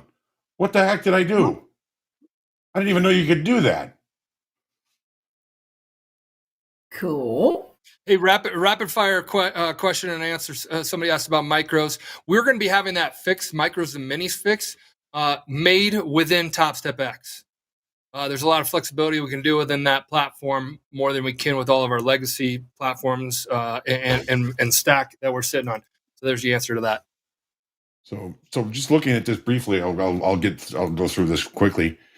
Market goes and it ranges, and then it goes and it ranges, and then it goes and it ranges.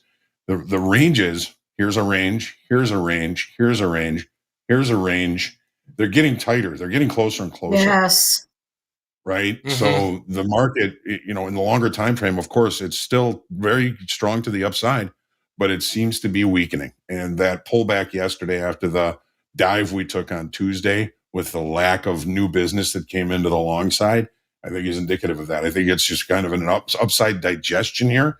We need to even out inventories before we can continue to rally. And if we can't, or something happens, then we may see a little bit of a market state break. But I think we're a long ways from that.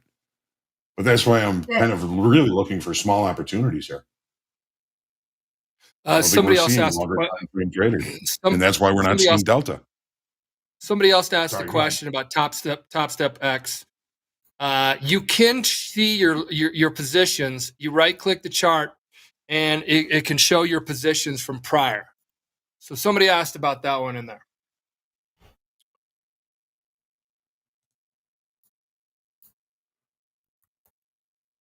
Cool. All right. Just on a side note, we really have some currency things that might push the dollar much higher, and then that would put some pressure on the market. And that's because of what just happened in Japan overnight. And so what happened is that they presented some numbers that seemed pretty recessionary. And so we are sort of the lone standout of large economies that are still not really printing numbers that make people nervous. And so we could have some inflows, but if the dollar continues to rally, we could have ourselves a little topping event that's beginning. So from that sideways pressure. My thought is still until we get back up over, 50.35, 50.38 and stay there, we really don't have any strength of future upside motion. But I wonder if you're looking at anything from a profile perspective on old highs in terms of excess, in terms of things like that. What might we need to look for that says, hey, this one's sort of waiting out here for us to test it again?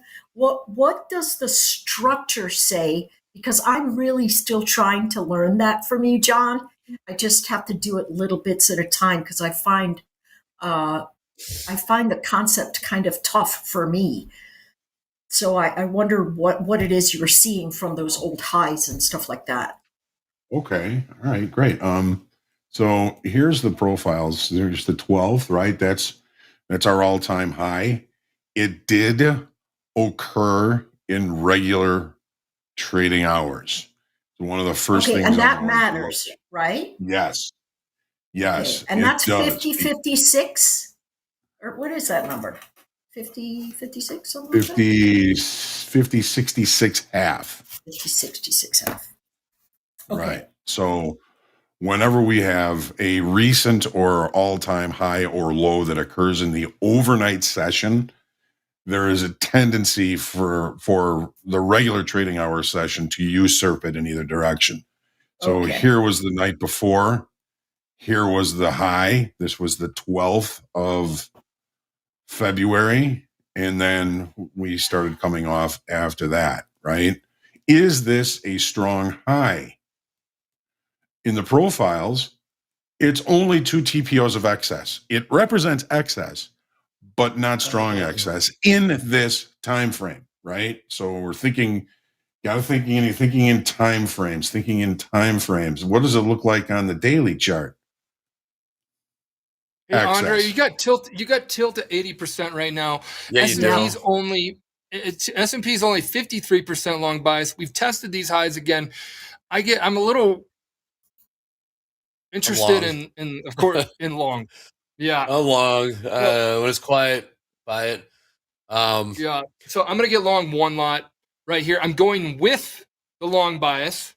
You always fade on your open trade. No, I don't. I'm sitting on the other side of that.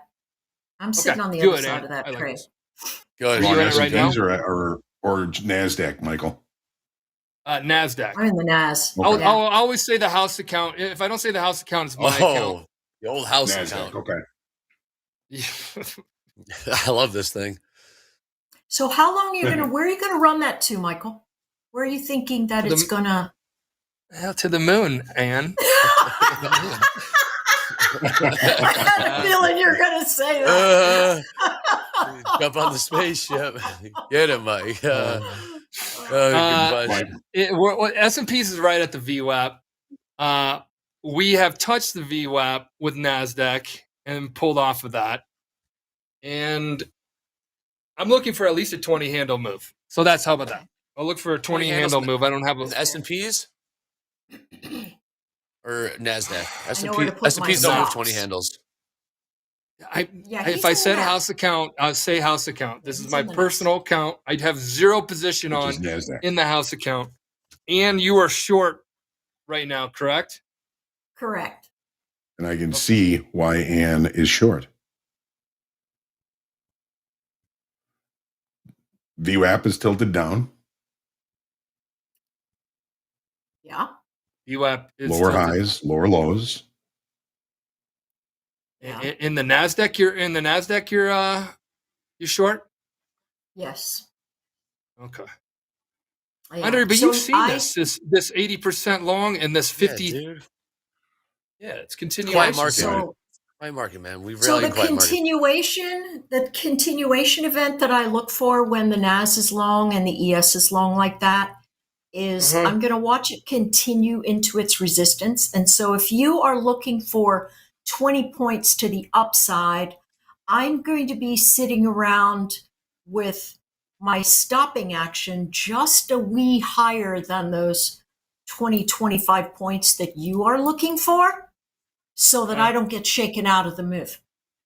So that's where I am. That's why I asked, hey, what are you looking for? Where do you think? Well, I'm gonna it's lie. going? I'm gonna lie. I'll probably take 15 handles off of it, depending on how it's All acted. right. But I'm looking at 20 handle move. It is. Oh, while we it's while we chase this 20 handle move, I think JD's got Take it as something VWAP. for us. JD, what do you got, my man? Hey, what's up, guys? How we doing today?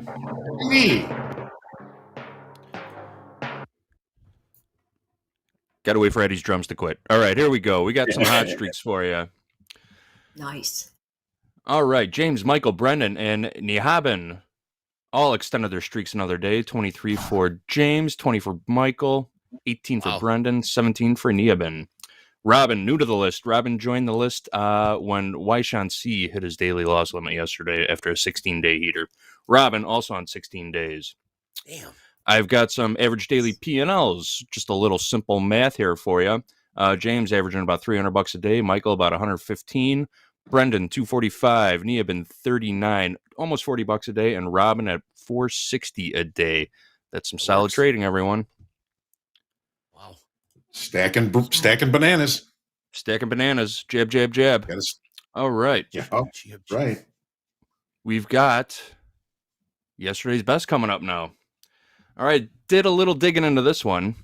So Quinn, Nicholas S, Nicholas F, and Yiwa are all trading in single XFAs. However, Michael R, who's right in the middle there, is using the trade copier and spreading his trades across 3 XFAs. So actually, Michael R took home a total of 33,000 yesterday, utilizing the trade copier. That's pretty big good day for Michael R. With that, Michael. That's damn good, is what it is. Pretty damn I was looking good. for the house account. I was looking for the house account on there. I'm looking forward to the day hold we on, can put the house count on there for sure. Absolutely. Why is it not Okay, on so there? I just covered. I didn't see it. It didn't see it on our spreadsheet. The boards that we use to pull this data, the house account was not on there. It may not be a human being because it's not my trading. It's the trading of others. But it is an entity, which I've always learned is treated like a being. So yeah, let's add that going forward. But these guys are putting up numbers. I think I would have had sure one. We would have had one, maybe the 11th. We would have had. It was 11,100. So we would have been top 3. Yeah, you would have for sure. I will talk to our data team and see if we can get that up on our board for possibly early next week or later this week or tomorrow. All right, guys, that's what I got for you. Thanks, JD. Thanks, JD. Michael, did you get out of that long at VWAP? No, I didn't. It wasn't 20 handles. It was 10. And now I'm taking 9 handles of heat. So yeah, it was 80% from mine. Okay. It was 80% long and of the Nasdaq, 77%, but it was only 50 S&P. So in the past, I've seen a continuation, and that's what I played. And you know that continuation has a tendency to work if heavy congestion is much higher than where prices are, because we can stay long in that percentage space for a while by things jockey around. Some people pull on, some people pull off, but it's that heavy congestion. That's what made me go short. Just the heavy congestion above and the NAS being so heavy. That's why I said, you know what? I can take this and I'll make sure that my size won't run against Michael's 15 to 20 points, whatever he's looking for. And that's how I position myself. So and that trade might still work out because we're in that zone that said, hey, I'm going to hold 17,800. Traders don't all rush back in and go, whatever. And this tilt has stayed long for a while. And so they're filling, and then as it slips back, they're loading up more and then still staying long. So that's what I'm seeing. They're just trying to recover here. S&Ps Boy, oh fell boy. asleep. I don't know what happened Yeah. to S&Ps. They just literally. Yeah, they're I in was a just tight thinking that, range. Andre. This is incredible. Yeah, they're in a tight range. 13 and a half handle range. Yeah, it's tight. Yeah. Yeah, it's a snoozer. I feel lucky to be up. Not bad.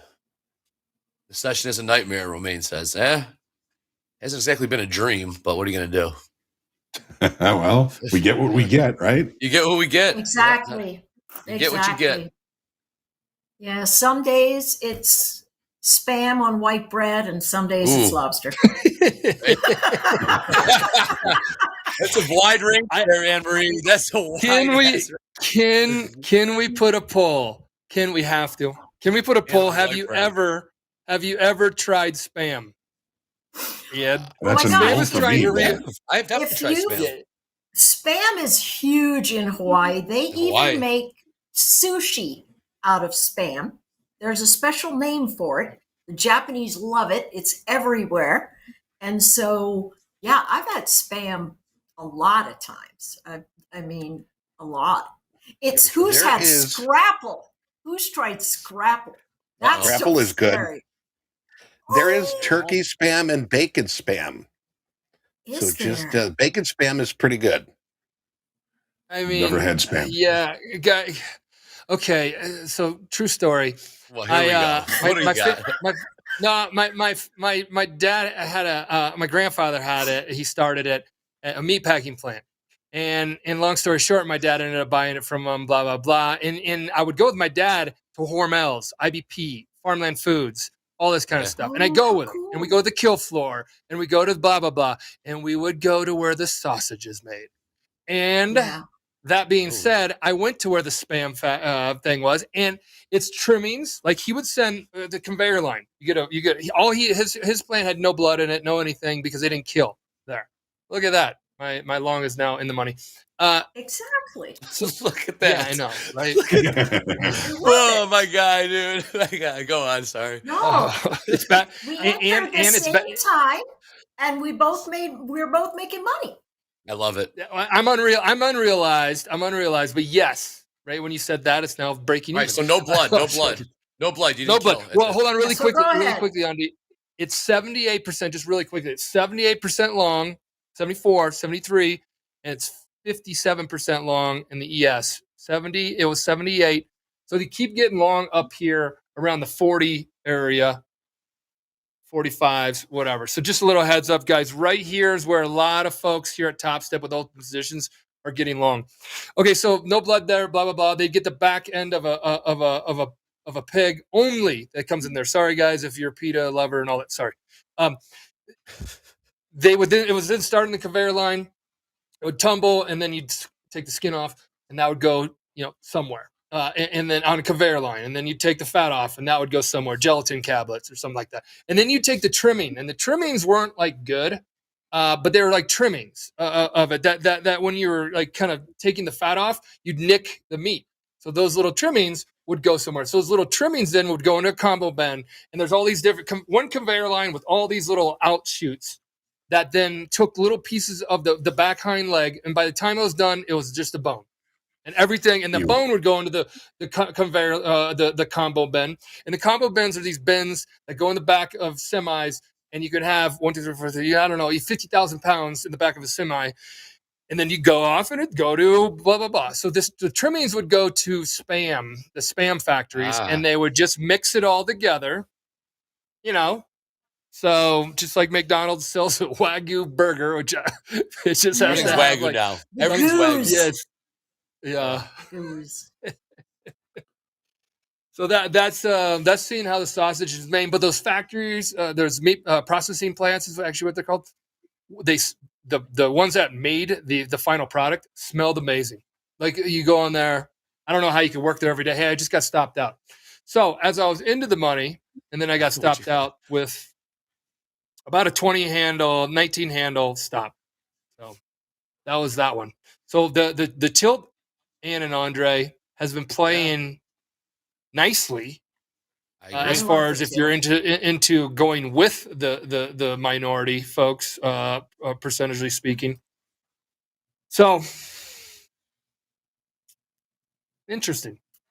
You could write Ew. a book and have a chapter on all of the different things that you've come into, NP, and have something super interesting. You could even make it for kids, like all the different types of careers that I've had since XYZ and that I've been exposed to. And I bet, do you I like spend this. time I like talking where to this your is going. kids about it?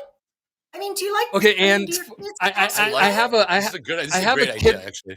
I have a kid book already put together, and I did it with Malik, Andre. Yeah. We were roommates, and he would come over, and I just had a kid, and he was just moving out, or he was over. One of the two, he'd always come over, and we watch football on the weekend. And then I had a dog, and the dog would look at us because we'd always order pizza. And we didn't know if he wanted to go potty or the pizza, so we wanted to name the book. Does he want to go potty or does he want the pizza? And it was about a dog's. It was about a dog's dilemma of like you could never figure out if you wanted my pizza or if you just wanted to go out and go potty because he'd just sit there and look at you and like, what do you want? Like I don't like, and then if his eyes moved down the pizza, then we'd know. And it was hilarious.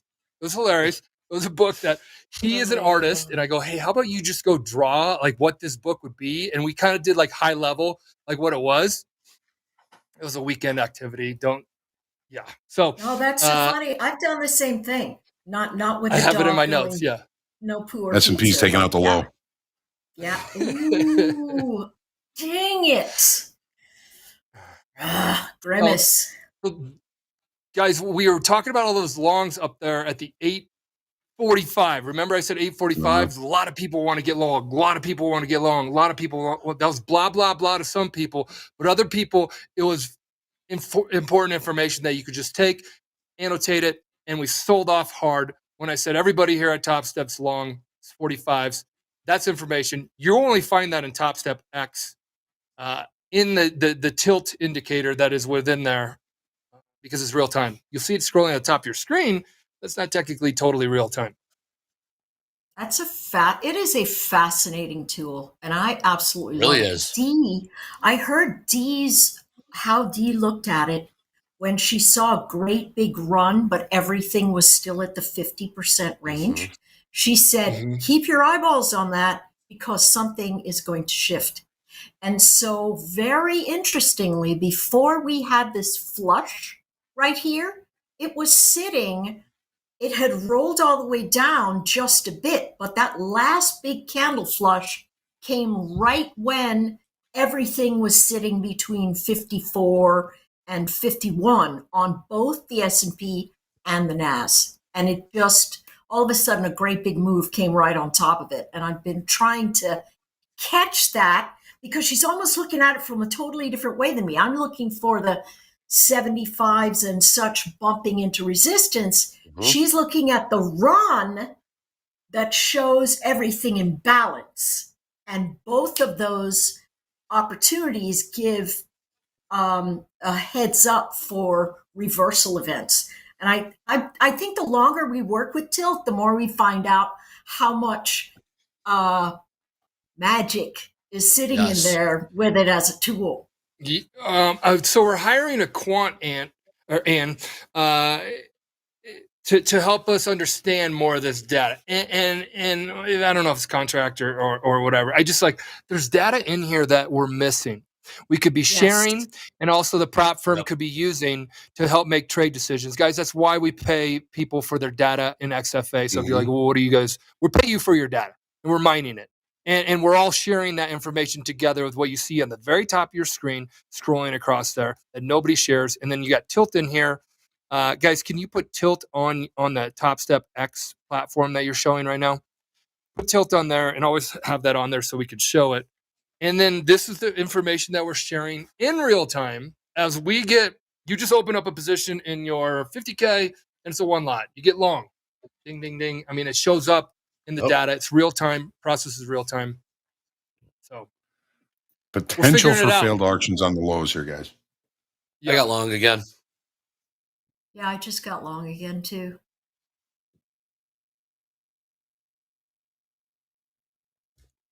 I think I might be early. Yeah. You got to wait a while to Yeah, I make think sure I'm that it's early. going to end up being a failed auction. But Yeah. How many more minutes? Ooh, geez, it just started. yeah, 21 minutes. Yeah. It's so hard to stay patient. Oh my gosh, it's the bane of my existence. Same. Oh, it Yep. truly is the bane of my existence. All right. They got the tilt up there now. Kind of hard to see, but Yeah, it is a little bit hard to see there. Oh, this is your screen, John? no, this is the screen that they've been using, but they did put the tilt on there. Okay, the tilt's at the very bottom. Let's see if we can Mhm. widen that up and make the chart smaller, just so you guys know what we're offering. So, it's just something. We New can lows are up on our lows right now. Nasdaq. Yep, I just got stopped out. Ooh, you're picking bottoms. I literally sold the low. I turned around and went short. Good for you. Where at? I got stopped out of the long and went short at 17,794. You cannonballed. And then I just went reverse. And, you know, I'm still sitting around at just being up 650 because I've had 2 trades that stopped me out. And so, you know, I feel like I'm treading water right now, which always makes me go, hey, wait a second. Your trade decisions are getting a little frenetic because you're just sloshing back and forth in terms of your P&L. So slow down and think about what it is that you're doing. That'll always, if I start at a high water mark and then I slide down and then I move up and then I slide down, I always think to myself, hang on. That's where you get long. Your trade decisioning needs some adjustment because you should not be going back and forth. You should be trending in one direction, and it's either one direction, 3 strikes, you're done, or you're continually moving your P&L up. But I know a lot of people say, hey, I don't look at my P&L because of whatever reason. I consistently look at it because it gives me a real-time marker of, okay, good decision, bad decision, good decision, bad decision. Hold on. Can you skip those bad decisions and figure out where you're moving too fast, too slow, whatever? And as soon as you said, hey, we're going to have to wait a bit to see if that is going to be a failed auction, I went, daggone it, he's totally right. And as soon as it started fading, I went, I'm going to reverse this trade. Yeah. So it was just a quick snap. Yeah. NASDAQ went to point of control from yesterday. It is starting to mark acceptance of value from yesterday. We're so far away from those in the S&Ps right now. Still. So lame. What is that number in the NQ? NASDAQ? For the, wow. Yeah. What a joke. So the point of control in the NASDAQ is 17,787. That's yesterday's TPO point of control. Let me move that. It's also volume value low from yesterday. So if you're looking at volume value, we've finished the value area special situation play. Who sold that? But if we're looking for TPO, it could take us all the way down to 17,735, which would that's be the number I'm looking at. That's the TPO value area low from yesterday. And you're looking at something totally different, and here it is, that same number, right? Yeah, I love that. I love that there's so many different ways to look at the market. So we just gotta stay patient, and if we do not close below the initial balance low on this bar, that could mark a failed downside auction and bring price back to the upside. But we have to be patient. And I know how difficult that is. That was I want dumb. it now. It's so dumb. but I want it Matter, now, Daddy. We need to get Matter, Eli Andre. Lilly. I got stopped out on the lows. Patient Stupid. skills. Oh no. It's You okay. could give back. You can give back. You can give back 1,000 of your day, like I just did on this pop. I just gave back 750. No, and gave back. Yeah, I just gave back. Oh, man, good thing I bought 18s. Oh, I thought you said took back. No, that would be nice. Yeah, this little pop rally off. Yep. I lost money being long. You lost money being short. Yep. Go figure. How do you do this shit? I know, that's hilarious. All about timing. Now, yeah, Elvis, you go catching knives is rough. LOL. But yeah, okay, Andre and I didn't catch a knife. Actually, I got in when the knife kind of did a little dead cat bounce, which I thought was a dead cat bounce. Which I mean, and then Andre lost. I'm unrealized out. I'm down 750. It was a good entry too. 18s and 18 quarters. Lost money on it. Good stuff. What are you gonna do? That's trade for you. It is. You know, that's why and you can get yourself in all kinds of. I love you work so hard, and then you get it all taken away from you. Imagine working all day long, like digging ditches and exactly. like putting, heavy, and then at the very end of the day, that your boss kind of goes, you know what? Give me some money. I'll take 150. I'll take 150 bucks. I'll take. That's totally it.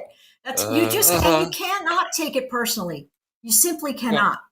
You're playing in a space that's got noise, it's got risk, it's got all kinds of unknowns. Embrace the fact that there's going to be risk, and then realize, hey, listen, you're going to lose.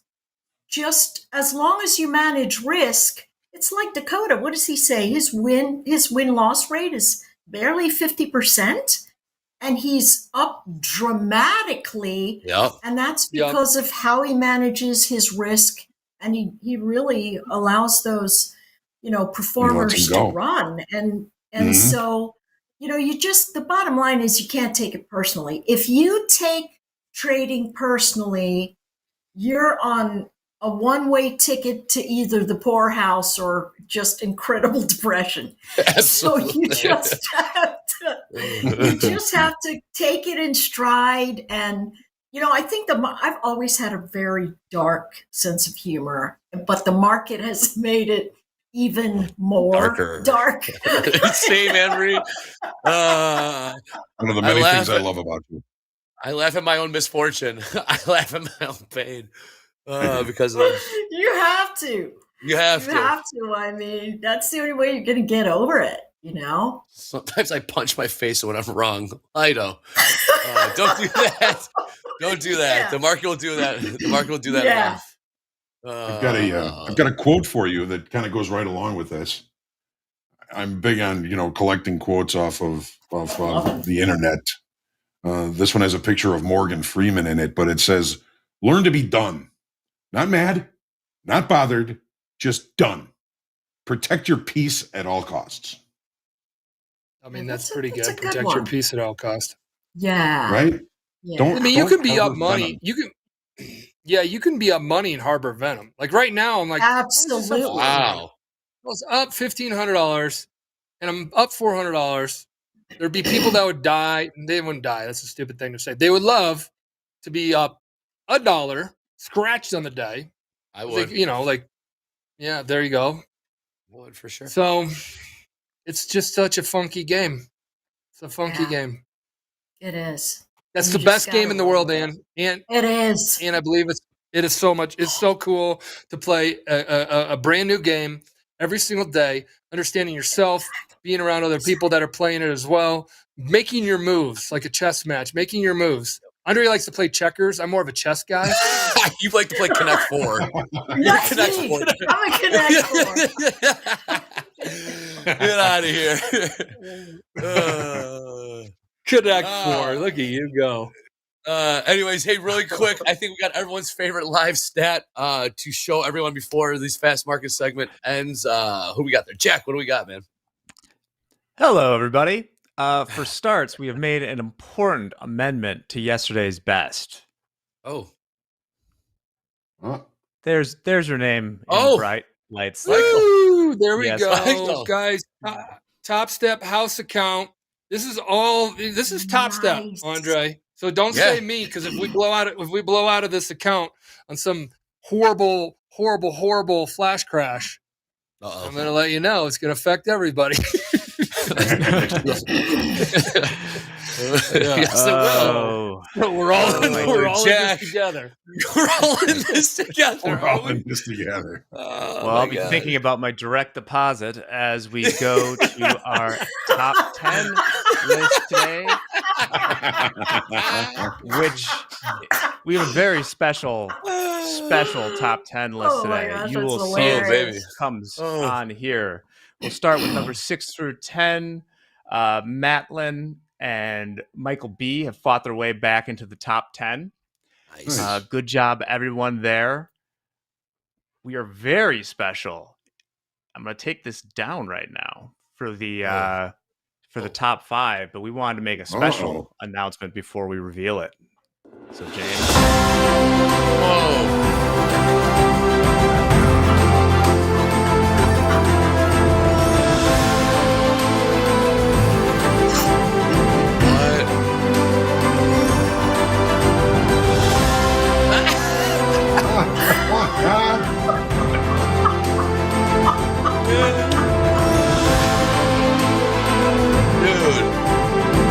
That's great.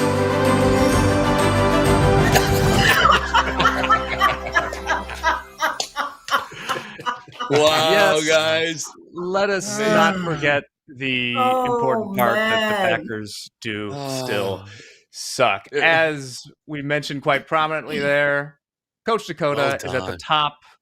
The mystery trader was overtaken, is now in second place. Karras moved up another spot. So those are Those top that- 5 funded Incredible. traders.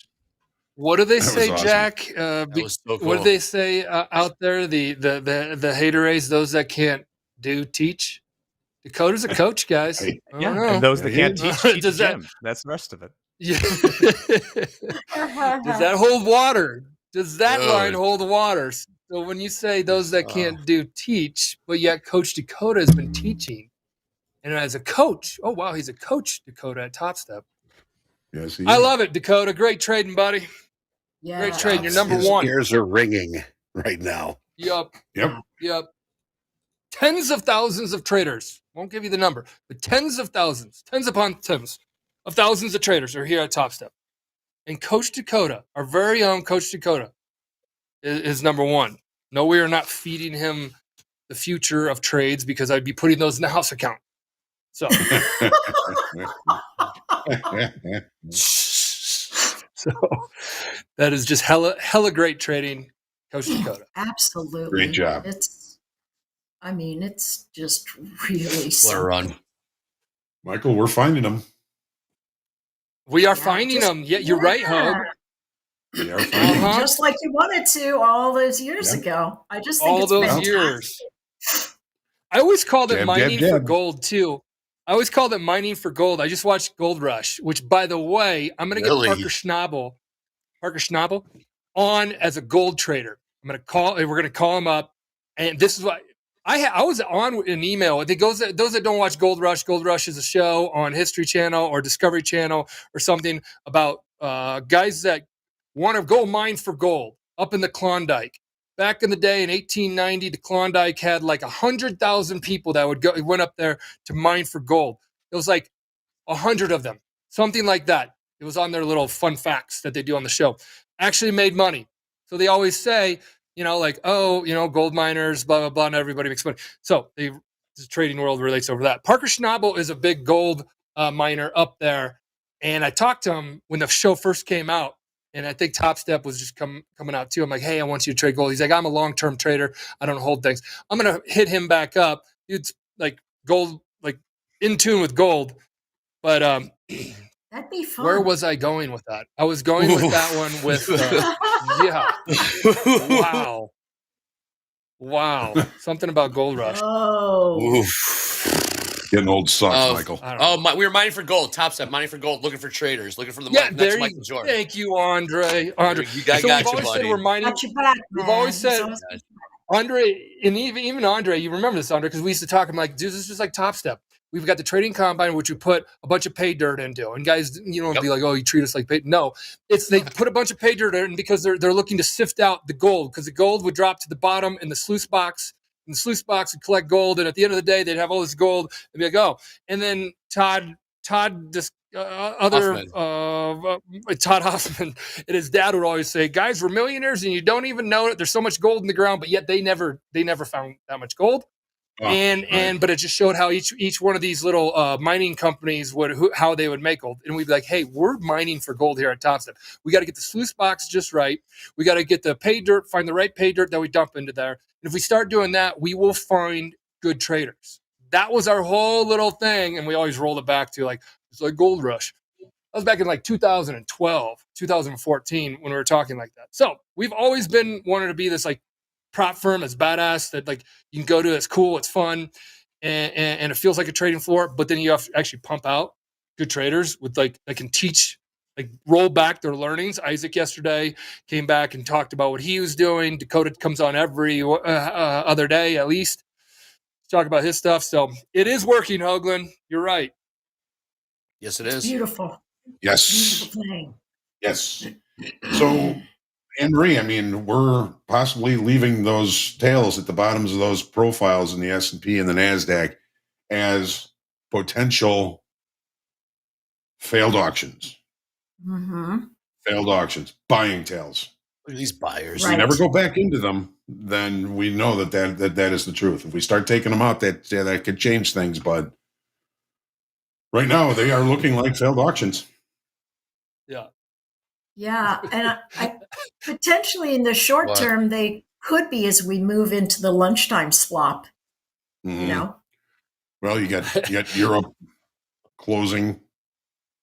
Yeah. And I know, right? So yeah, that could do something, and I don't know. Time will tell, and we have to wait and see. Getting kind of late on time here, guys. Anne-Marie, it's always a pleasure to have you. Any last words for anybody before we end this segment here today? You know, here's the thing. When we take a look at the ES today, particularly, we see a lot of wicks. And when you're staring down charts, if you're looking at your 30-minute charts and you're seeing a lot of wicks on the bottom and you're seeing a lot of wicks on the top, it's telling you that traders are attempting moves but not able to hold them. And we are in essentially a day that is mean reverting. And so when you're mean reverting, you want to look for the highs to sell and not be a knucklehead like me and leave your stop too tight and bring the boss man in with you for a loss. No. House account. Tell him, Anne-Marie. Tell him right now.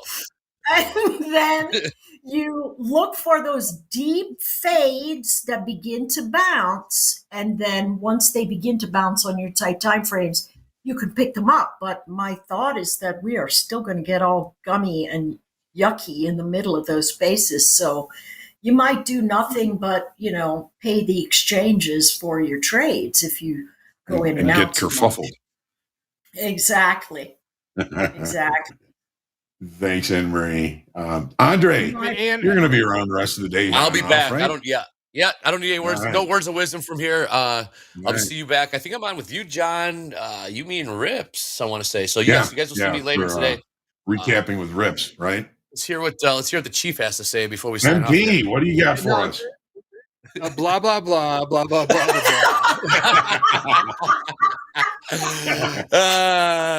My man. Elvis just goes in there. MP's taking blah blah blah to a whole new level. I love it. Fine. And those 26s and 27s, as you talked about the wicks on the 30-minute. I mean, that trade is still the highs of every 30-minute. Yeah. I'm looking at every 30-minute bar. except the high wick ones that stopped us out at 32. But everything else, it still would be holding true. And then we would have got, if we would have carved the market up perfectly, we could have gotten 14s or something like that. So, needless to say, I think you had a great call, a great call. You talked about the why. When you miss a trade, guys, everybody here has probably been through that, where you get stopped out and it goes your way. Andre just had it happen on the lows. Oh yeah. So all that being said, and look at, were you short or long, Andre? I was long from 18 and I sold 13 3/4. Yeah. Is that good? Yeah. Well, I mean, it's now higher, so no, it's not good. No, but the point of the story is, missing stuff like that happens. It happens. Do not get discouraged. If you got busted out right in the lows, you got busted out right to the tick of your daily loss limits or your max loss limit, and then it went your direction. Just remember, it happens. We just showed you that. There's another blah, blah, blah learning lesson that we're going to share with you guys that we can do on the show. And it's always a pleasure. Hoagland, great job driving. Andre, thanks for helping me recover. Thanks for helping me recover. I lost a thought. Eddie Horn, always a pleasure. Production team, you guys kicked ass as always. Thank you, all right, everyone. Stick around, folks. We got the big man coming up. We got Shoulder Tap. We got Mick coming up. So stick around. We'll see you in a couple of minutes.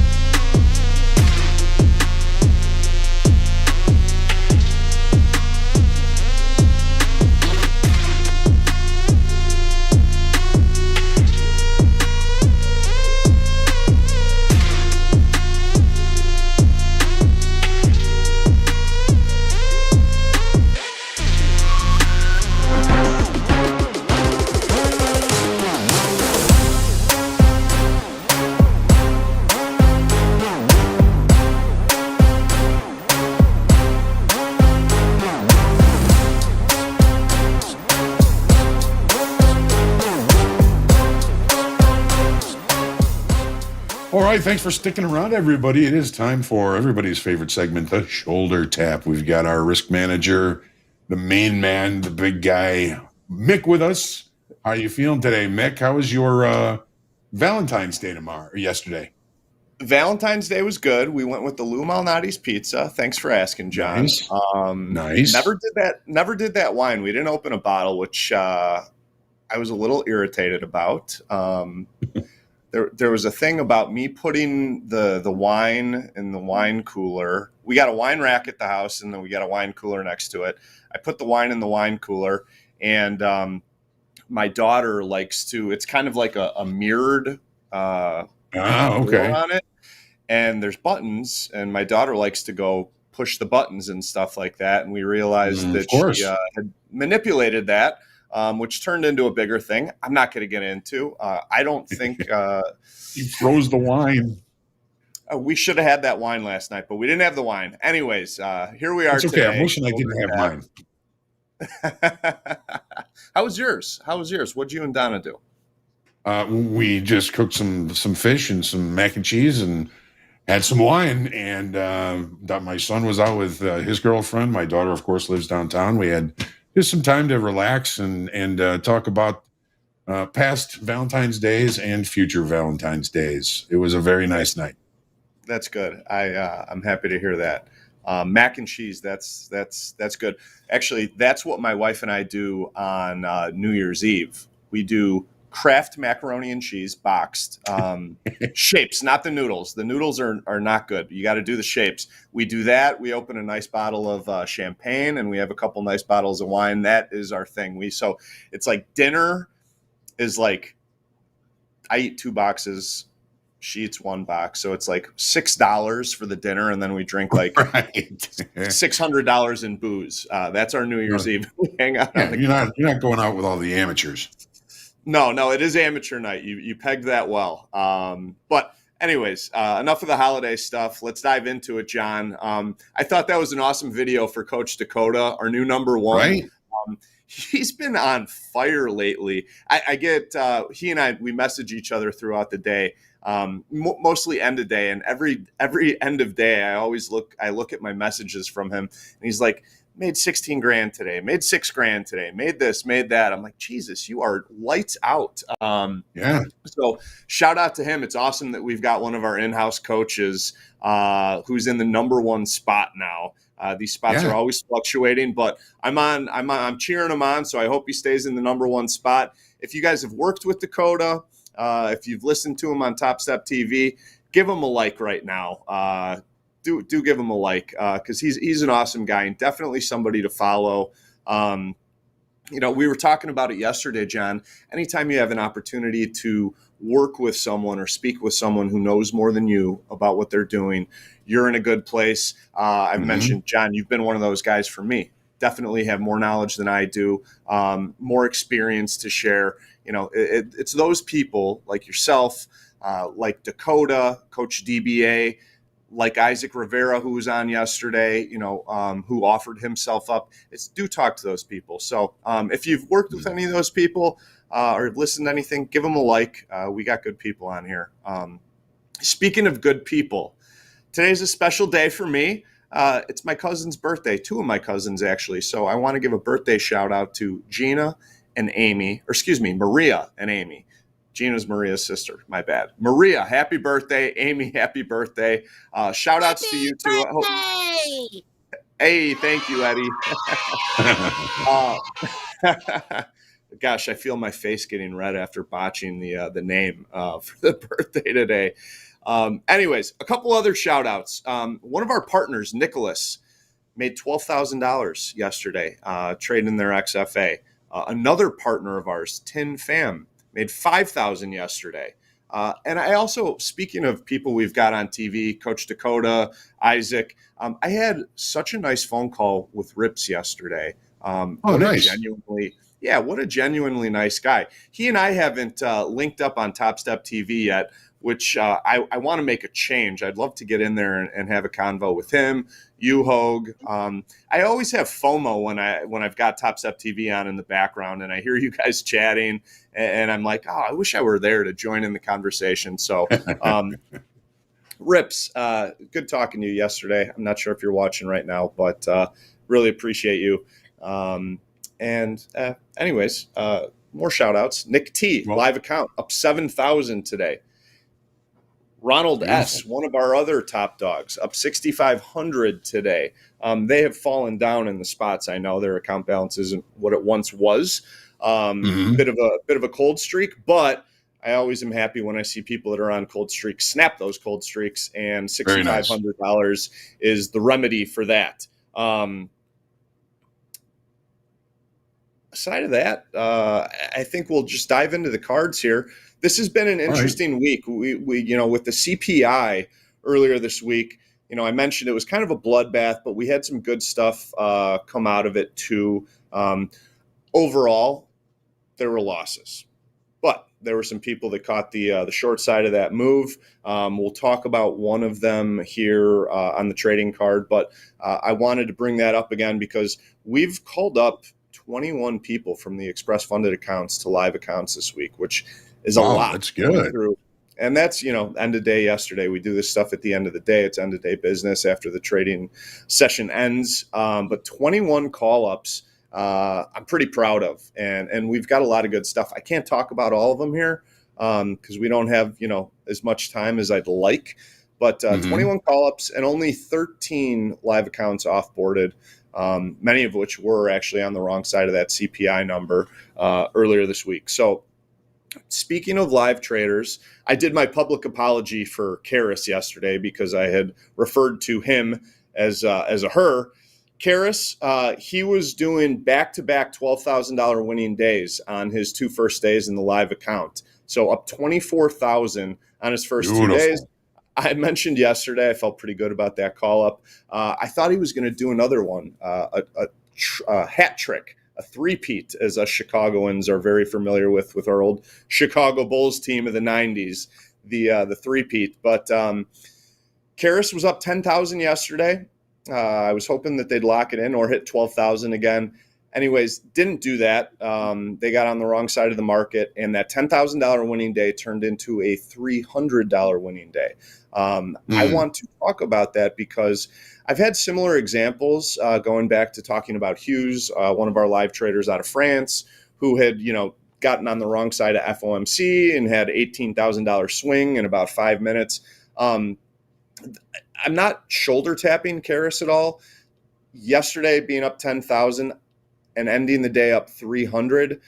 Couple things. I'm very happy that they ended the day still positive. $300 is still a good day. Thing.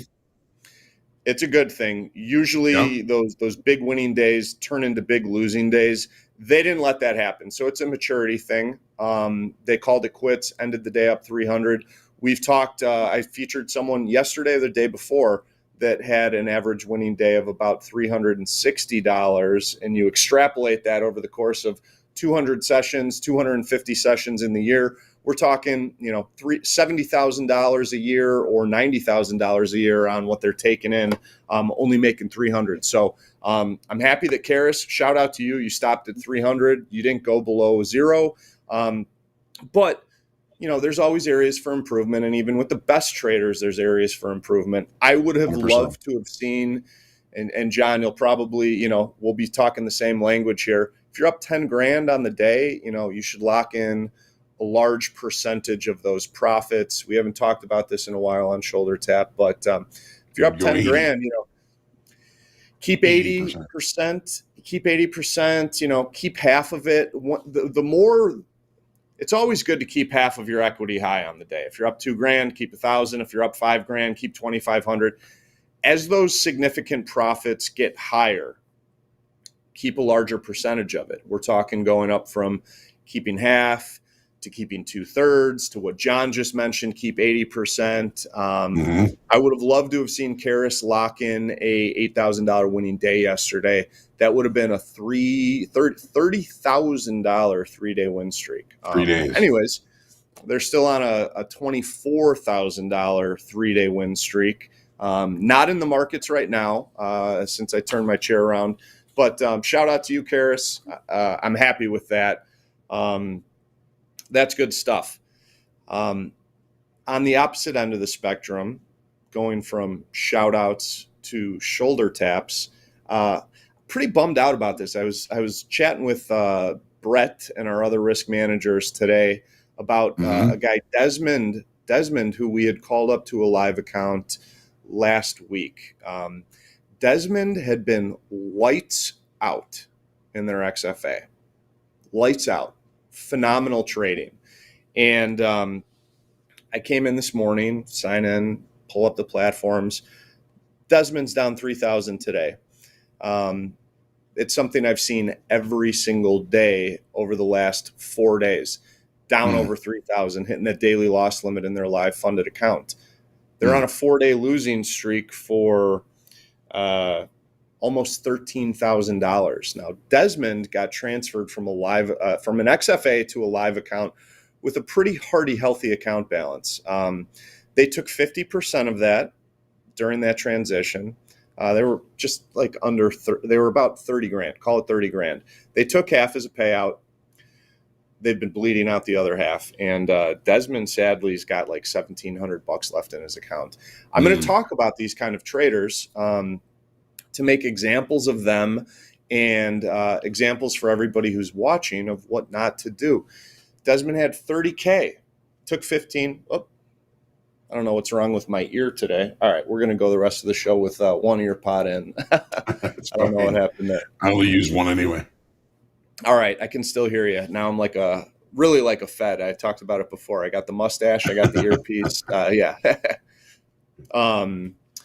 Yeah, Desmond, it's a bummer. He was trading so well in his XFA, gets transferred to a live account, cuts his account balance in half because he takes a payout. Good on you for taking the payout, Desmond. But for someone who, and we didn't see this in the XFA, he wasn't hitting his daily loss limit. He was not, he didn't have many losing days. But, to come into a live account and go, full throttle, losing 3,000, and now to only have $1,700 left in your account after four losing days, that's a position I don't want anybody to be in. So for everybody out there watching, say a prayer for Desmond. He could turn it around, but he's going to have to make big changes. He can't trade the size that he's been trading. He doesn't have a $3,000 daily loss limit anymore. He's got $1,700 left in the account. For someone like that, I'd say you gotta trim your loss limit. Don't give yourself just one swing at the plate. Don't risk $1,700 tomorrow, Desmond. I'd say don't risk more than $500. Go to one lots. At $500 risk on the day, you're giving yourself three swings at the plate. We use these sports analogies all the time. So don't risk it all tomorrow, Desmond. You've got good stuff. That's why we called you up to live. But let's make some adjustments and make sure we stay in this live account. I want to see you last, through the end of the week and into the coming weeks as well.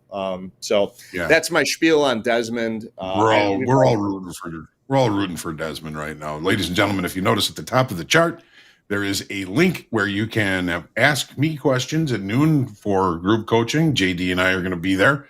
Click on that and put your questions in there. I don't know everything. Nobody does, but I certainly appreciate you asking those questions and having the opportunity to answer. All right, Mick, go ahead. Yeah. Thanks for doing that plug, John. And then speaking of submissions of questions and stuff like that, tomorrow it's going to be our second time doing the rapid tap for the shoulder tap segment. So going forward on Fridays, instead of featuring our hot traders or doing shoulder taps for our live traders that need to be making some adjustments to what they're doing, we're going to be analyzing people's trades. Now, we've got a long list of people that have submitted their accounts to us for review. So tomorrow, John and I are going to be going through a bunch of people. We're going to do it quickly. We're going to look at accounts. We're going to talk about where we see areas for improvement, things that we see that we like, that you want to continue doing. But we're going to do that tomorrow. So I'm really looking forward to that. We'll be able to cover a lot more traders tomorrow when we do that. Let's dive into the cards. I want to pull up a card. Yeah, let's do Diego. Diego's in an XFA. Haven't been called up to live just yet, but we've got eyes on Diego, and this could be a today thing. Trading out of Costa Rica. I recently had a not so serious conversation with my wife about potentially moving there. Costa Rica is a nice place. I haven't been, but I hear it's very good, and there's nice tax incentives there. Diego, XFA, trading the S&Ps, average daily P&L, $565. Awesome winning trade percentage, awesome winning day percentage. They're making 10 trades per day. Risk reward here needs to improve. They're risking $360 on their trades, but they're only taking down $190. So we need to reverse that, Diego. You're at a 1-2. We need to go 2-1. Make some adjustments there, but it's sustainable because they're just right so damn often. Right. I think that risk reward is we've talked about him a number of days because he's been in the XFA for 21 days, and we kind of huddle at the end of the day and talk about certain individuals. And Diego's been one of them. Diego, if you can make a little tweak to that, what you're risking on your trades versus what you're taking down on the trades, and you're right this much of the time, 79%. You're going to get called up, and you're going to probably kick some ass in the live account. I mean, there's a good example of here's one day when he was right 55% of the time and ended up losing $500 on that day. If your reward over risk is the other way, that's going to end up being a profitable day. We understand it's more difficult to do than it is to say, but it's something just to kind of think about and work towards, Diego. But it's hard to complain about a profitable trader. Yeah, that's right. I mean, sometimes I'm very nitpicky here on this segment. He is a profitable trader. That's why we've had our eyes on him. 21 days, it's good stuff. I will say, John, you mentioned that $500 losing day. One thing I like here is, I'll start with the thing I don't like. There's a lot of daily loss limit days. They hit the $3,000 daily loss limit, but not every single losing day is a daily loss limit hit, which is a good thing. Feel like I talk about that a lot. There's a lot of traders that, every time they have a losing day, it's a daily loss limit hit. Not Diego, which is a good thing. So, I don't have too much else to share here on Diego. A profitable trader, like you said, John. They've got a good eye for their entry. The 79% winning trades tells me that Diego's got his entries pegged really well. We talk about framing out. Yeah. I mean, and only 10 trades a day. Those hold times, what were they? About 10 minutes? Oh, actually, hold times aren't that great. Another thing, reverse the hold times. He's being more patient with his losing trades than the winning trades, spending 23 minutes in winning trades and a little over an hour, about an hour in the losing trades. For losses. So, and like we've said before, those losing trades, hold times, we don't know based off the trade reports if they're spending a good chunk of that 1 hour, if it's profitable and then ends up turning, negative. In the later hours, the sunset of those trades. So, Diego, good stuff. Make a couple tweaks. We'll get you called up to live, have you in our live prop account with all the other big boys and girls. So, just wanted to share this. Good stuff. All right. Let's go to the next card. We might get through all three of them today. Maybe. I'm looking at the time here. Let's get John G up. Let's get John up. John G. I had a roommate in college who was John G. Don't talk to him anymore, though. He became not so nice of a guy. All right, John. Good stuff here out of John. He's trading a lot of asset classes, equities, energies, metals. Trading out of New Hyde crude, Park, yeah. New York. Yeah. Profitable trader as well. And John's been in, he got transferred to live. He got called up yesterday. They took 16 days in the XFA to get called up. There's some stuff to talk about here, though. They're only right half the time on their trades, but they're stringing together 63% winning days. Risk reward a little bit better than 1-to-1. Not much though, not much. But yeah, they're taking down $670 per contract on the winning trades, with only risking 440 on the losing trades. They've put up some big winning days. This is one of the people that did not get cut to pieces during that CPI earlier this week, John. They actually made 12,500 on the CPI. I wonder if they were long or short that day. Definitely short. Well, I would have to say it probably wasn't on the release, because the winning trade durations on that day were 1 hour and 25 minutes. Yeah, that's right. That's right. Hour 25 on that. But that is something to brag about, being up 12,500 on that day. More bragging rights. They've got a lot of big days. I wouldn't really classify John as a big swinger, but they do, they're trading size, so they've got some, bigger P&Ls. Some of the other notable winning days here: up 4,500, up 9,600, 3,100, up 2,400. But and I don't say big. I don't say they're a big swinger, because I also see, there's a $230 winning day, which is always nice for me. And I've talked about this before, but it's a breath of fresh air. Someone who can take down $12,500 in a day, who also accepts a $230 winning day. They're taking what the market gives them. That's how I read it. And I really like that, because I always say no to the people who are, the big swingers that are just either making a bunch of money or losing a bunch of money in a single day. And it doesn't look like he's trading big size here. I mean, he usually made $1,600 on a day with 5 trades, 10 contracts. That's, that's 5 entries on 1 lots. The biggest he could have been was a 5 lot. Yeah, this is a colorful trade report. There's a lot of variety here. There's trading days where there's size. So John puts the pedal down sometimes, but he also trades small other times. There's that losing day on February 9th. They lost 3,000, hit the daily loss limit, but they were trading 1 lots.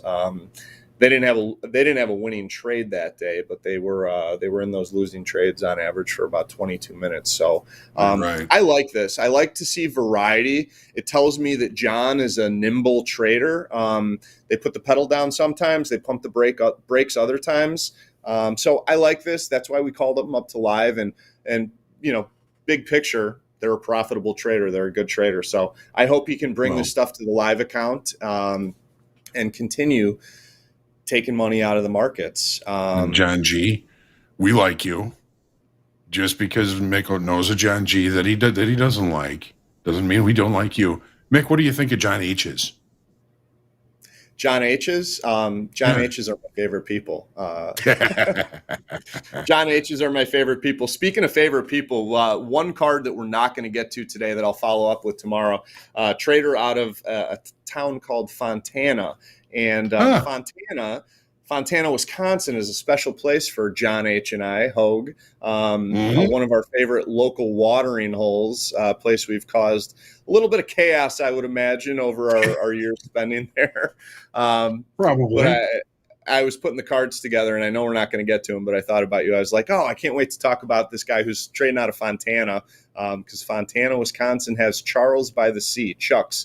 One of our favorite restaurants and bars, and just an overall good place for people to socialize at. A little trivia about Chuck's. Terry Duffy, the CEO of the Chicago Mercantile Exchange, was once a bartender there. That's right. Actually, it's never mind. But yeah, Terry Duffy was a bartender at Chuck's, and he's now the big cheese of the CME group. it's interesting, all the jobs people have and where they can rise to with hard work, dedication, and just some smarts. And yeah, I've heard nothing but good things about Terry Duffy. Well, we'll look forward to hearing more about Jared from Fontana, California tomorrow. Mick, thanks again for joining us. I always love this segment. I think everybody gets so much out of having you here, your knowledge and experience. And we'll look forward to seeing you again tomorrow for the, what are we calling it? Rapid fire? Rapid fire tomorrow. Yeah, John, I look forward to talking about him tomorrow with you. And I look forward to going to Chuck's with you sometime, hopefully in the near future. Spring is just right around the corner. We'll get out for a boat ride, go have some transfusions over there. For anybody watching, if you enjoy this shoulder tap segment, you love John, if you like me, do give us a like, but also, if you don't mind and you're so inclined, check out the Trustpilot and give us a Trustpilot review. We put a lot of work in trying to help our traders, and if you are appreciative, if you like the tradertainment, go to Trustpilot, give us a review. Hopefully, it's a nice one. Do be nice with us, and I hope you all have a good day. I look forward to rapid fire tomorrow with you, and John, I hope you have a good one. Thank you. You too. All right, folks, be ready for the Power Players segment coming up here. Just it's going to be Eddie, Robert, and trader Carson G. Carson G coming up on the Power Players segment. Thanks for joining us all day today and this morning and every day. We'll see you in just a few minutes with the Power Players.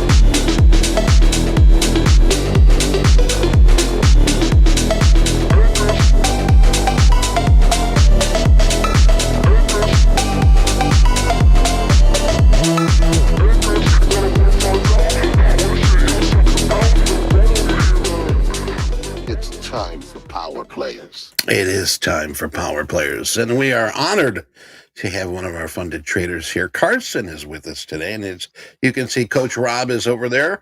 Also, we all got the email. We're black today, so I'm glad that we got that going on. Headset and something black. There we go. But Carson, how are you, sir? I'm great. I'm blessed to be here. How are you guys? Good over here. Robbie, how you doing? Good over here. Just got off of lunch. Good over here. Let's start this out. Let's get the party started here. Carson, if you can, tell us a little bit about yourself and where you're from. So I'm from Central Florida, born and raised in Central Florida, and I'm kind of just your average kid. I grew up playing sports, being in Florida, being outdoors, going to the beach, doing all that fun stuff. I kind of was just your really average kid and growing up. And about 7 years ago, I got introduced to this thing called trading and realized what it could potentially do. And, it has completely changed my life ever since, for sure. Not right away, but over time, definitely. Of course. Now, you've been here with Topstep about 1.5 years. Like you said, you've been trading for 7 years. And right now you've got 2 open trading combines. And have you hit the when's the last time that you were funded here? So I haven't traded in since November. Actually, I'm just now getting back in the saddle. I usually take November and December off. When I joined last time in December, talking to Hoagland stuff, I really was just kind of on the back burner of the year, so I hadn't really necessarily been trading at the time. And so kind of getting back into it. I don't really trade up until February. So got some new combines, kind of opening up the year, getting warmed up. And, I started utilizing Topstep probably about mid-summer of last year is when I started utilizing it. Prior to that, I had been using CFDs and other accounts more on leverage rather than using actual funded. And really what got me interested was the idea of utilizing the TradingView integration. And not necessarily trading on something like MetaTrader. Okay. Now, you said 7 years ago, the 7-year Yes. itch. What sort of sucked you in? Did you have a friend, or was it something that you saw online, or I what saw got a you in? guy. Yeah, so I saw a guy online post something that he was up a couple $1,000s on his phone screen, and being the curious individual that I was like, well, if this guy's making money on his phone, I'm no different. I can figure it out one way or the other. And it just opened up the rabbit hole. And I started out trading forex and looking over every single strategy that you can find, surfing the entire web for whatever I could potentially grasp my mind on, and just kind of slowly worked my way through what worked and what didn't, and just kind of having a burning passion to continue no matter what rut I found myself in. Giving up was never really an option, and people ask me why, and I don't really know why. It's just this underlying tone in my personality that is like, if you tell me that 99% of traders will fail and you're not going to make it, well, I'm going to figure out a way. It might take a day, it might take a year, it might take a decade, but over time I'm going to figure it out. And I'll play within my timeline and not try to focus on being an overnight success and stuff like that. And Yeah, That's the way to Carson, approach it. that's the way to go there. You mentioned MetaTrader, and I almost cringed because friends don't let friends trade forex. So Yeah. we're really really happy to have you back in here into the futures. And if you are used to using TradingView, I'm sure you'll be very comfortable with TopstepX because it has a TradingView chart integrated right into it, and we continuously add more and more features along with it as it's being built out. Full release coming out pretty soon. But a lot of traders are doing it. Have you tried it yet?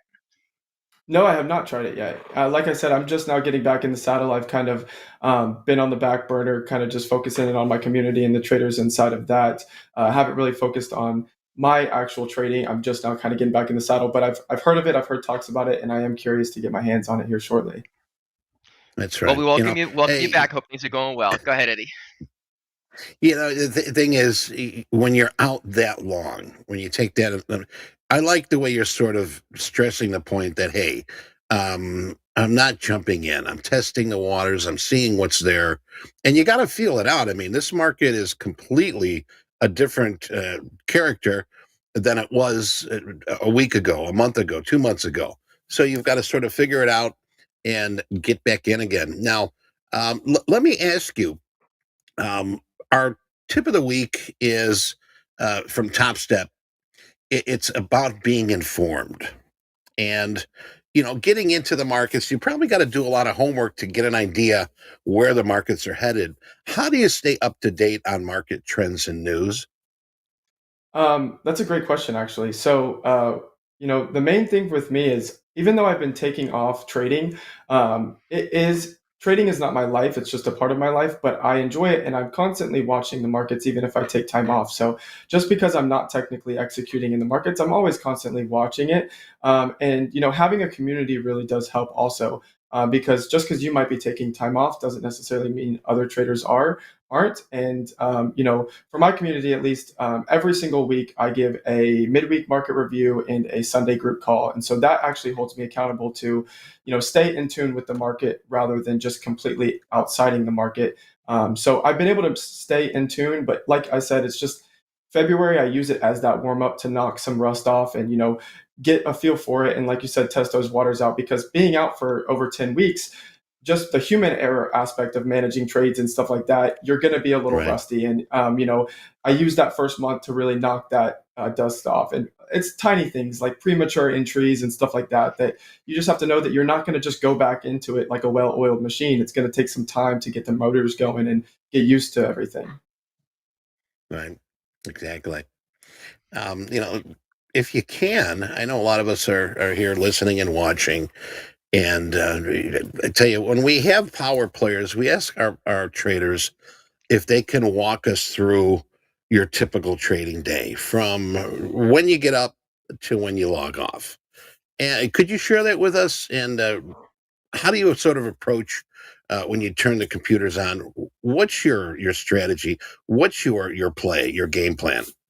Yeah, so I'll take you from sun up to sundown. So when I wake up, I usually try to, get some form of sweat in. So I wake up relatively early. I try to get a workout in, get that elevated heart rate up, get that cortisol release. So, yeah, I kind of push myself to some limits prior to going into the markets. I would say doing some breath work, making sure that you had a good night's rest, and drinking a lot of water is two or three main things that you want to kind of have a prerequisite as to going into the markets. But ahead of 9:30, I'll open up my charts. I usually do some form of nightly routine too, where I'll spend 30 minutes to an hour, look how the day traded, and have some levels marked out. And then overnight, compare what levels I marked out overnight to what is trading pre-equity open. And then, I utilize ICT concepts. That's kind of a big term that's kind of grown over time. So that's the strategy that I've used. I've studied Michael's content for over 4 years now, and that's really where I found my niche. And I would say a lot of times it's not even how you trade. You're not necessarily trading the markets. You're trading your personality. So over time, you have to realize that whatever it is you trade, whatever it is you choose, it's not necessarily going to be what you trade. It's going to be how you trade and how you understand yourself. So, a big thing is my self-awareness. So I go into the charts every day and I have pre-trading checklists, both psychological and trading and technical. And I ask myself, am I in that mindset and manner to trade, right? Am I at what we call emotional equilibrium? And if I can check that off in an honest stance, then I can go ahead and move forward to figure out what potentially the market could do. But if I wake up and I don't necessarily feel myself, or I sit down on those charts and there's outside distractions, I need to be aware of that. And I can't shy from that, because that's going to affect me in the market. So my main thing prior leading up to being in the markets is making sure that I'm clear minded and I don't have any distractions around me. Then I can start tackling head first. And then really it's just the simple approach that I've created over the past couple of years following Michael, of just figuring out of all the things that he's taught over the years, what fits me the best and what can I consistently do over time, right? Complexity kills and consistency wins you the race. So trying not to be too complex with my analysis and figuring out that as if I can be consistent and do something that's over and over and over again, then I can sit there and obtain, these small manageable milestones, right? So just looking for something. And, I'm really a session trader, so I'm not a day trader. I don't swing trade or anything. I cannot fathom the idea of holding a trade overnight or even over session. So really, I like to if I'm trading the AM session, I'd like to get in. My trades could be anywhere from 15 minutes to, 2 to 3 hours. And then I usually take the lunch break for a lunch break, and I try not to trade it. And then if I do want to trade the PM session, I'll take a look there. And really, it's those two. And also, my performance in the market on the AM session might also lead to potentially what I want to do in the PM session. Did I take a trade in the AM session? If so, maybe just leave the PM session to trade without me because I'm already on a win, right? And the whole thing about trading is not giving wins back consistently. You want to slowly build your equity curve over time and realize that just because you won and you want to trade, it's how you respond, right? So outcomes are out of our control, but how we respond to those outcomes are inside our control. So just keeping sure that, I only have a certain amount of mental capital per day, and I've got to use that mental capital as best as I can to ensure that when I'm utilizing that mental capital, I'm doing it on the right decisions and I'm basically setting myself up for success later on. Right. Yeah, Carson, for those that are listening, I hope you're taking notes because this is gold, what Carson is sharing with us. And I've got to agree with you 100%. It's the first thing you need to check, and it's not your charts. It's not the new. It's your mindset. It's what starts up here. This is where your day starts, and you know if you're going to be able to trade or not. And sometimes, like you said, if it's not there, then there's got to be a question you got to ask yourself: am I fit to trade? Am I ready to trade? Can I trade today and follow my strategies and my game plans? And the mindset, the preparation, the mental capacity has to be in line for you to have a decent day, a good day, whether it be a winning day or a losing day. You need to have that focus. So well said. I really like that. Coach Robert, I know that we talk a lot about that, with the mindset being one of the most important things to give you that green light to trade. What's your take? We do. I'm in 100% agreement, and I would like to ask Carson to restate. I have my notepad here. What you said about the consistency and things. Could you restate that for me? And maybe for all the viewers, I would like to write that down. I thought that was beautiful. Yeah, so for sure. Consistency or complexity kills and consistency wins you this race. So as traders, we always want to try to go for big trades and have this huge home run trades. But if you're going to try to be consistent and win over discipline, you need to find set goals, small goals that you can achieve over time, right? Get those small wins. So when I'm trying to set myself up for success, a nonlinear path to success is infinitely more achievable when you've got small wins across the way, right? And so it's the main idea of if you can be consistent in this, find something that repeats over time, use the consistency to win you the race. Don't try to complex things too hard. Don't try to overcomplicate things, right? The whole KISS method, right? You need to keep it simple because what keep it simple does is it allows you to consistently do something. Because if something's super complex, it might work, but it might only work once a month or once a week. And so you need to figure out something that's super simple that occurs daily and repeat that and not overstretch your boundaries, right? So I also, with the whole simple idea too, is I know how much emotionally, and obviously with funded accounts and stuff like that, I know emotionally and technically how much I can win and lose a day. And I don't want to outstretch that. That's another reason why I like you guys is having the limit of in your eval, you can only have up to 50% of your total profit because just as harmful as it is winning or losing, winning is harmful too.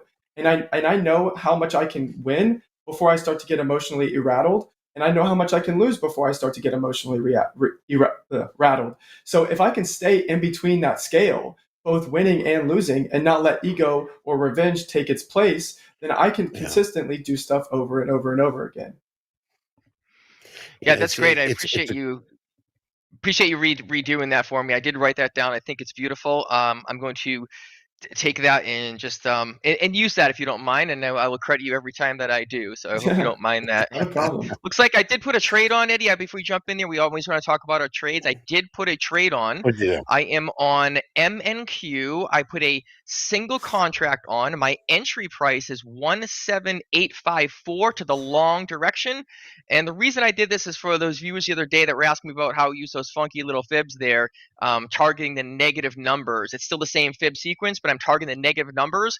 I moved my target a little closer rather than this because I'm on a 3-minute chart and I personally only like trades between like 10 and 15 points. This was beyond that. So as it's getting closer to my target, which happens to be 17,861, I'm going to take and close that trade out rather than going up here by 23 and 38%. If you can't see those there, comment in the chat and I will make the numbers bigger. I did make them bigger to start with, but we can always make them larger. So I'd love to hear if you can see it or not. I'd be happy to change them on the fly. That's all I'm doing. That is all I wanted to do. I just wanted to call out that trade, 1MNQ. At 17,851 half, targeting 17,861. And my role there is getting close to where I would like it to be. So I'm going to click the right. I didn't even have to click it. We made our profit. That is a $19 trade. If it was a mini, it would be a $190 trade. There you go. One more of those, and we're done for the day. We break our $200 a day that we need for the requirements for taking a payout. I don't want to say it's easy, and I'm right with you, Carson, and everybody else here in TopStep. It's KISS. Keep it super simple. I am not saying it's easy. Right. I'm saying don't make it harder than it has to be, and that is one way we can do it. Well said. Well said. And then the process needs to be followed. I like how your goal is for a payout. You're looking for that 200, and sometimes we'll have a $300 day and $125 day. So I mean, it does come into average. So well done, Robert. It's nice targets that you do have here. Let me ask you, coming back here to our good friend, we got Carson. I'm gonna ask Carson here regarding strategies. Now, I know that we don't have your charts available, but could you share with us what trading strategies that you like to use most frequently? For sure. So like I said, I utilize ICT concepts. And so there's a plentiful, place of resources you could go to find that stuff. I offer some help within that in my community, but my main thing is over time, it's just the idea that price is trading from inefficiency to liquidity and understanding how to scale that from higher timeframes to lower timeframes. So I at the forefront of my analysis is obviously higher timeframes, right? Those carry the biggest weight across all charts. It's understanding how to reflect those into lower timeframes. But it's really simple. I always usually tend to trade with the higher time frame. So if I'm bullish, I'm really only looking for longs on higher with regards to my higher time frame sentiment. If I'm bearish, I'm really only looking for shorts. And if I'm neutral, I'm just not trading. And so I really try to stick to that. What are those time frames? Those timeframes would be monthly, weekly, daily, or 4-hour on a higher time frame basis. So if I see bullish stance within that set of timeframes, I'm really going to go into the lower timeframes, only looking with the idea to buy, right? The trend is your friend. And so, with regards to my session, I have a whole plethora of entry models that I can use. Really just it's price action based. So I do not utilize any indicators. I'm just straight reading price action. But it's very simple. It's understanding, does price deliver into some form of higher time frame point of interest? And then from that, if I'm looking for highs to be taken in the form of buy side liquidity, did we take out some opposing liquidity, clear some area in the market? And then I'm looking for some displacement on lower time frames to then go in the direction that I'm aiming for. And it sounds kind of crazy without having any charts in front of me, but it's something that I have found happens over time. I'm really just trying to get aligned with the higher time frame bias, understand where inefficiency or liquidity might reside, and then from there use those higher time frame points of interest. Once price gets into that area, zoom in, go into lower time frames, and then start to study certain market structures. When do we get shifts in that structure? Do we displace with that structure? And then utilizing certain standard deviation projections and higher time frame liquidity points to really try to extend the most out of my trade. Okay, and a lot of gems that Carson is sharing with us here today. And if you're interested, if we can post his social on here, it's firsthandtrading.com, and his Discord is First Hand Trading. And what do you? Your Discord group, how does that work? Yeah, so it's in the name, right? First-hand trading group. I believe that the only way you're going to get good at this thing called trading is through first-hand experience. So it's the idea that over time, you're going to need not necessarily a book or a video. You're going to need to go in there and get your hands dirty. So me and my partners decided to come up with a community, and we've basically been working on it throughout the past year or so. And it's the idea of how do we get you first-hand experience in the market, right? And there's a whole bunch of things we do. So we give midweek review calls, and we give Sunday calls. So on Sunday, we tell you what we think the market's going to do throughout the week. On Wednesday, we give you an update, what already happened and then what could potentially happen to close out the week. We also do training exercises. So each week we give a handcrafted training exercise that has to do something with regards to trading or psychological stuff or whatever the case is. It's kind of like a homework assignment. You go in, you do the homework assignment on a demo account, and then you bring it back to us. And on Sunday, we review that live for you. We give you our handcrafted take on how was your entry, how was your exit, things you could have done right, and things you probably did wrong that you can change. We also go ahead and we do live backtesting sessions in the afternoons. And every single morning, either myself or my partner, we actually are tape reading or trading live in that Discord. So we're walking you through minute by minute. And we also for free we give a pre-market analysis every single day at 8:45. We call it our morning chart and chat.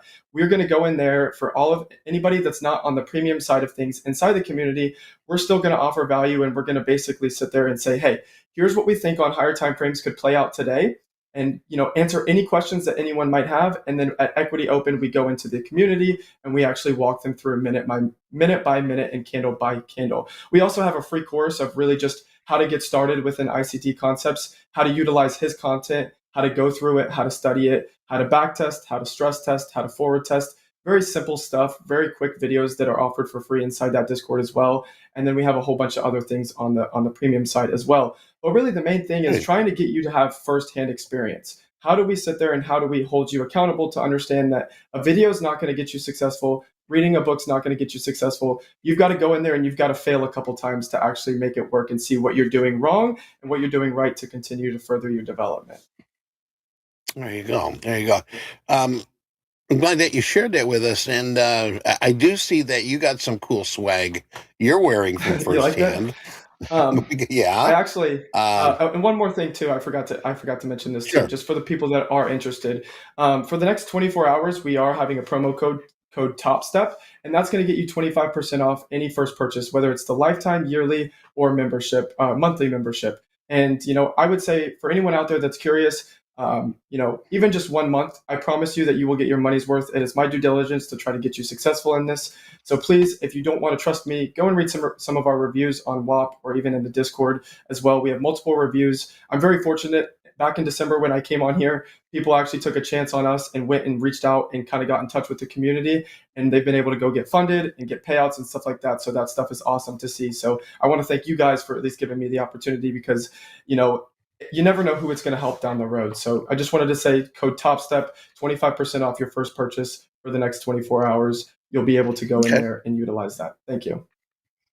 All right, no, that's fine. That's fine. I was just mentioning your swag. I like your swag. I like what you got going on. Yeah, I'll send one to you. I like your thoughts, your direction, and I would say yes. This is like I said before. This is gold here. A lot of great information that you are sharing. Now, hey, do you mind sharing with us how you manage your risk? Now, a lot of us, gosh, we forget about how management is so important, and how risk can be that python to take a bite out of us. But how do you manage your risk in trades, and what do you look for?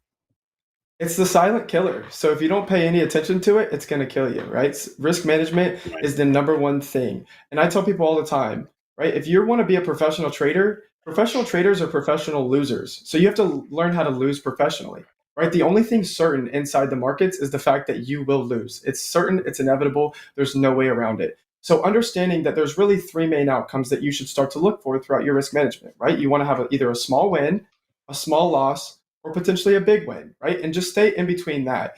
And risk management is all within self-awareness, right? I sign off every single time before I go into a trade. I know what I'm risking, right? And that could be different on each day, right? It could be dependent on the setup, or it could be dependent on how I feel.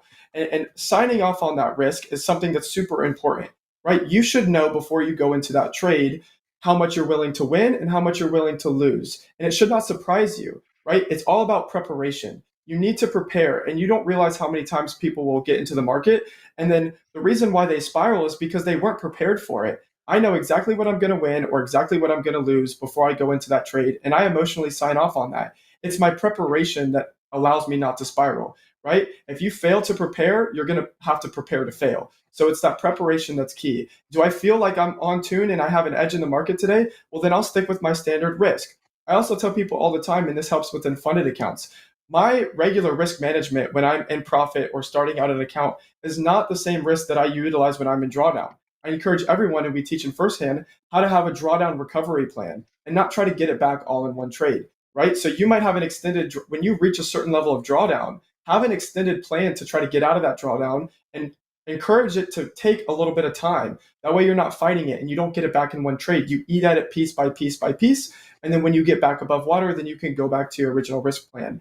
So I would say, when you're utilizing funded accounts, look at whatever percentage you're willing to risk or what you're allowed to risk per day, and then cut that in half, right? Because in reality, you want to sit there and you want to fraction it out. How many trades can I lose before I hit this limit based on what the lot size is or what the contract size is? Right. I'd also say Right. micros are super helpful. Micros are so helpful because it allows for more flexible management, right? You can take more partials, you can scale in and scale out a whole lot easier. People get googly-eyed with the idea of minis and how much money you can make, but the thing is you're not here to be an overnight success, right? People think that throughout this whole industry of trading, you can earn while you learn. That is not the case. The only way is the slow way, and you have to submit to the time process and realize that the journey is in fact the destination. So if you can be slow with people risk too much. Why are you stressful in a trade? Why are you so emotional? Odds are you're risking too much. That's an immediate sign that you're over leveraged in the market because now you're sitting there and you're allowing emotions to bleed in. The reason I don't necessarily stress throughout my trades, and I was in and out of the markets this morning on the live stream for my Discord, is realizing that they were sitting there and they realized that I'm perfectly calm, cool, and collected because I already know what I'm risking. I'm not over leveraging. And so it's risking whatever that number that you can or are willing to lose per day. Chop that down, do 10% of it, 5% of it, and then realize that overall, yes, you can risk 0.5% per trade, 0.25% per trade. But really, if you're doing it based on the account balance, you want to understand that your account balance is not how much money you actually have, right? It's there's a set number of drawdown that you have. So it's really based on the drawdown that you have. So look at your drawdown and use your risk based on your percentage. So instead of risking 10% of your account size, risk 10% of what your drawdown is. And from that moment on, you can sit there and you now can extend the period in which you can pass this, and you're giving yourself room for error because it loops me back around to the point of if there's only one thing that's certain, it's the fact that you will lose. It's just how you manage those losses. Right. And the thing is, too, a lot of us come into the trade day with the question, how much money can I make today? And that's a great question. I'm not going to condemn that question, but the first question you need to ask yourself is, how much money can I afford to lose today? And I think that's what you just explained. You want to be trading for tomorrow. And if you can answer that question correctly and follow through it throughout your day, if you are having a bad day, you'll be able to come back tomorrow and to fill that hole that you dug the prior day. It's not going to be as deep as some people.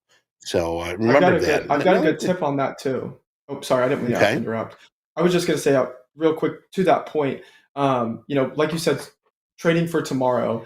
One of the best things you can do as a trader is trade for your future self and understand that the trade that you make right now is not for you right then and there. It's for who has to deal with whatever that consequence is or outcome at 5 o'clock at market close. So just keep that in the back of your mind. When you're trading, don't trade for how you feel right now. Trade for how you're going to feel potentially at the end of market close at the end of the day.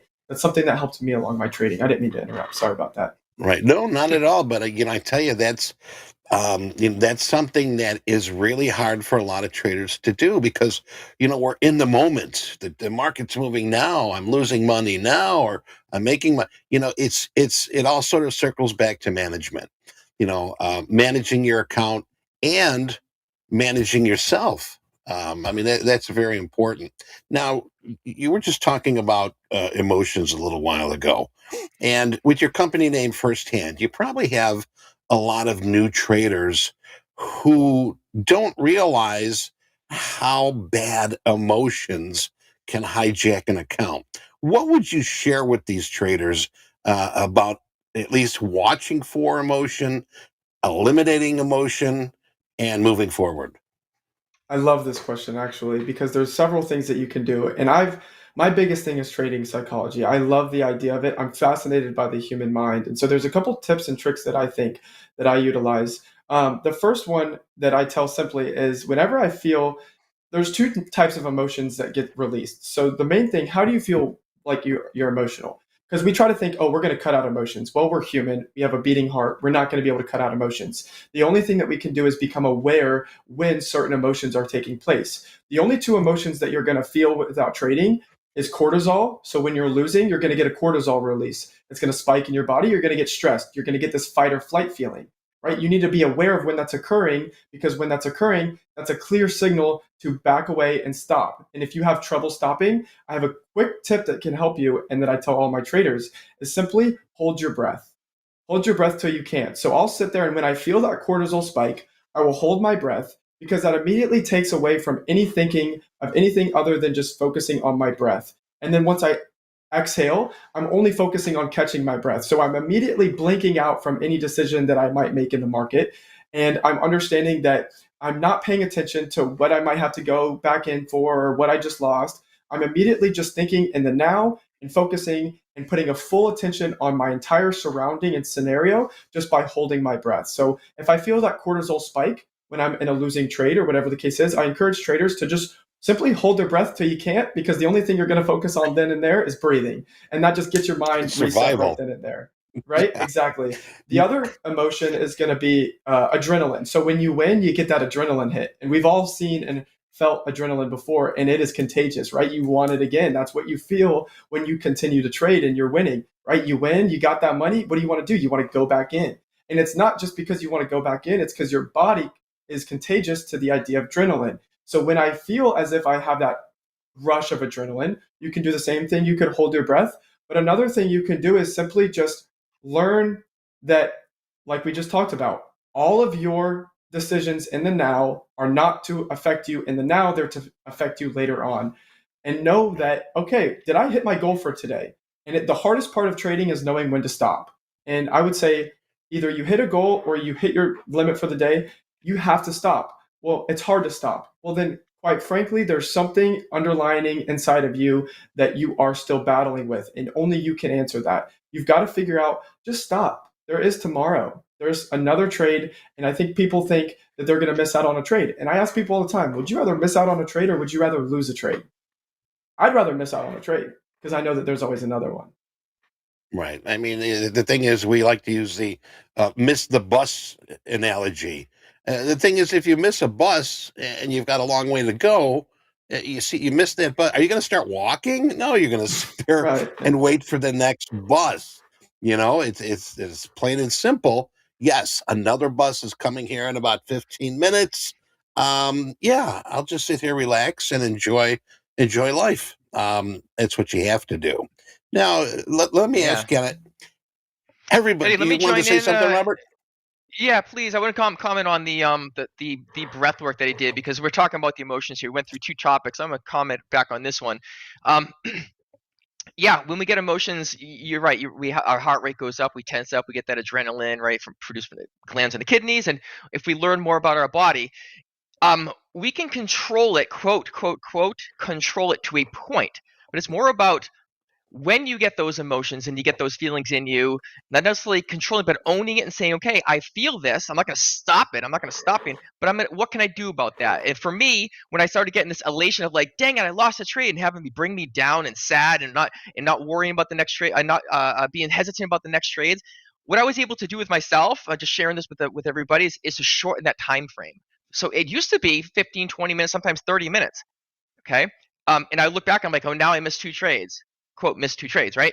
And now it just drives it along. So next thing you know, it's been 2 hours. And now you look and your half day is gone. And then you're mad at yourself because the whole day is gone off of a one little 15-minute stint there, right? So what I've done to learn myself to say, hey, I'm emotional. I lost it. It was horrible. It was bad. I made a stupid mistake, but I've shortened that time frame to about a minute. Actually, less than a minute. Just being like, yep, I got it. It happened.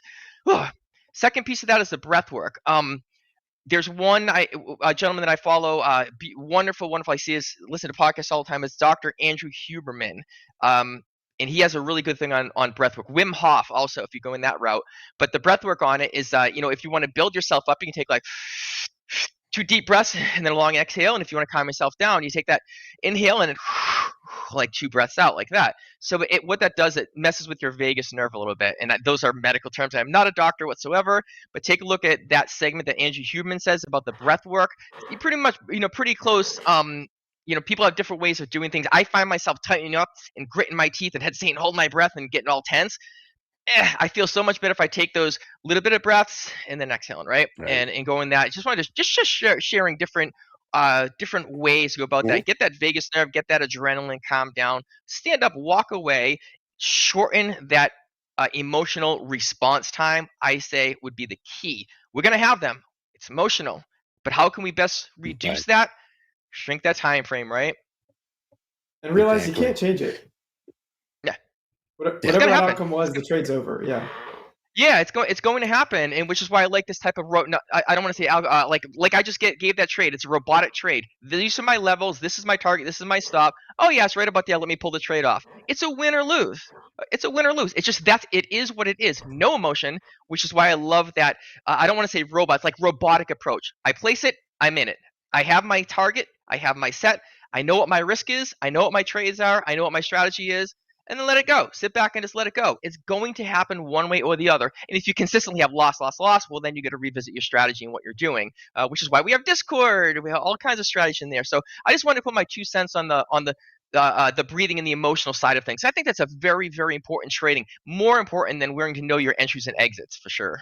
Right. And it was more than 2 cents there, Robert. I would say that was a good quarter worth of great information. And remember, Robert's not a doctor, but he did stay last night at a Motel 6. Right. Okay. Let me ask you one more question here. We've got about 5 more minutes. Let me ask you, what are some good qualities that make a decent trader? What would you say, even on my checklist, this might be something that I might put on my checklist. What do you think are the qualities that make a good trader? Discipline, appreciation. So I would say having discipline is key. You can't run away. Appreciation is one that's undervalued. Being appreciative that you even get the opportunity to do something like this. I think people undervalue that and take that for granted. So every day I think, I have an utmost appreciation for just the situation that I'm in and the ability that I even get a chance to trade something online and do these charts and markets and trading and stuff like that. I would say you need to be very confident, right? Not when I say confident, I don't mean cocky. So you need to be very confident. You need to be very level-headed. And I would say, one of the bigger ones too is just understanding that you kind of need to have short memory, right? We journal everything as traders, and we need to you kind of need to be forgetful, right? Because you're going to have trades that win and you're going to have trades that lose. And sometimes the trades that lose tend to linger a lot longer than the trades that win. Either way, you need to be very forgetful, right? It's the next at bat. It's the next pass. It's the next shot. And so I'm very forgetful, even though I document things and I track things and all that stuff. I'm very on the side of emotions. I'm very forgetful of things. I'm very forgiving of certain areas. And I would say and my biggest trait that is a flaw is being a perfectionist, right? This is not an area where you can be perfect. You will not be able to tame the markets. It's an untamed beast. So stop trying to tame the markets and learn how to tame yourself instead. And I battled that trying to be a perfectionist. I have OCD and all that stuff, and that was really hard for me to try to battle. I would also say, if you're very extroverted, that's going to affect you in trading. You need to try to be a lot more introverted. You need to be very self-aware. And, that's really where I wanted to get to, is that the person on the other side of this call right now and that's on the other side of the screen, if there's one thing that I can preach to you this year to help your trading, is know that the reason why you are failing is not necessarily because of the strategy or because of this or that. It's really you, and it's how self-aware you are with you as a person. There's thousands of different strategies, and some people will say this one's the best and this one's the best, but really there's successful people in all sets of them. And the reason why they're successful is not necessarily their strategy, it's because of who they are as a person. And maybe it starts with even stuff outside of the markets. Maybe it starts with your health. Maybe it starts with relationships that are around you. You need to make sure that your outside trading bleeds into your inside trading no matter what. And it's whether you need to be held accountable or whatever the case is, you need to become more self-aware of who you are as a person. And the person you are now is not going to be the person you are later on the road. I tell people all the time, I don't want to make $1 million because of the money. I want to make $1 million because of the person it takes to build that $1 million. Because the person I build throughout the journey to get to that $1 million stays with me forever. The money comes and goes. So there's character flaws inside of us. and it's not your strategy. Did Yeah. you follow it for three trades, 3 months, 3 years? You need to figure out who you are as a person. So I think the biggest thing that I can get across to you is have a big upfound appreciation for it. Make sure that you understand that without discipline, there's nothing. Do the same thing over and over again. That's the way it's supposed to be. Don't let excuses kick in. In reality, just be super self-aware of yourself and be honest with yourself. Sometimes we find ourselves lying to each other. I don't really feel like the 100% Carson today, but I'm still going to go see if there's a trade. No, that's the way it should be, right? Sure You thing. need to Why be not? self-aware. Market's open. Right. Exactly. You need to All be right. Well, honest. Carson, thank you very much for being with us and sharing those gems of knowledge. Great having you here. We appreciate you, and maybe we'll see you back here again down the road. Coach Robert, thank you very much for being with us here also. And coming up here next, we do have Top Quiz with Jack and Vanessa. And once again, Carson, all the best. First hand, folks. First hand. Thank you. See you First Hand soon, Trading bud. Cube. Right. Code TopStep. Thank Take you. care. Thank you.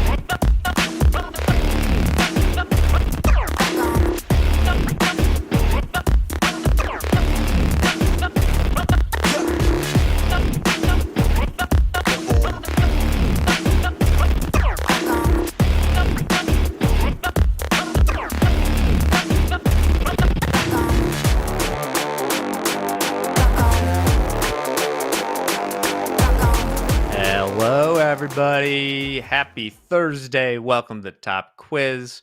I'm Jack, joined by Vanessa. What was that name you saw on there, Vanessa? Hurry, gotta poo. Well, We'll try to go as quick as we can. We shan't waste their time. Click the link to join. It's pinned to the top of the chat. There'll be 4 multiple choice questions. If you get 3 or 4 right, you are in the raffle for a free reset. If you have won and have not gotten it yet, the most likely culprit is that you, for whatever reason, aren't getting emails from us. So you'll have to talk to support about that because we do send them out. Reminder, you can only win once per calendar week. That is it. Answer the questions on your device. You all know the rules. Many of you are in there already. Vanessa, how are you feeling about today? I do want to address that Anne-Marie thinks that maybe we can put on glasses and have that contribute to how we answer these in a better way. I want to let you know, Anne-Marie, no. I've been trying for weeks. These glasses are not working. Maybe I need to switch it up, but no. But we're going to keep trying. We're going to keep trying. Right on. Open suggestion. Someone says get rid of the raffle. I'm open to changing how many are the top versus the raffle, but the reason we need the raffle sum is because in the old days, the same people were winning over and over again. So we'll see. All right. Let's get on to this. Sorry, I was just noticing I got my Jimmy Neutron hair starting. I got to book a haircut. Okay. Are you ready to do this, Vanessa? Ready as usual. All right. Let's start it now.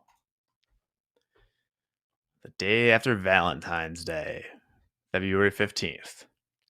Here we go with question number 1. This company's stock surged 60% after a press release claimed margin expansion of 500 bips. They meant 50 bips. Oops. Was that NVIDIA? Said it right. Lyft, Chipotle, or Peloton? Peloton? We're going to go with the square? I think that was a good option I put because it certainly sounds like something Peloton would do, but it was Lyft. Lyft is the one that screwed the pooch there. Typical. Coke I Zero? don't know. I don't know. If you want to sponsor this, it's open. All right. Let's see who got it. We mentioned that earlier on the show. Okay, go. Roy, more Bonnie, Renator, and H. More Bonnie, yay! We love her too. Hey, there's a Vanessa club too. Don't worry about it. All right. It's fine. I'm in the Bonnie club. I'm in the fan club of Bonnie. She's amazing. All right. Let's go on to question number 2. Which of these is not a current or former unit of volume? Hogshead, liter, barrel, or furlong?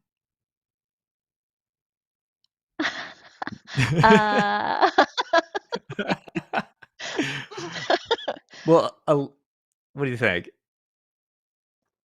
Furlong. I have no idea. We're gonna go. Yeah.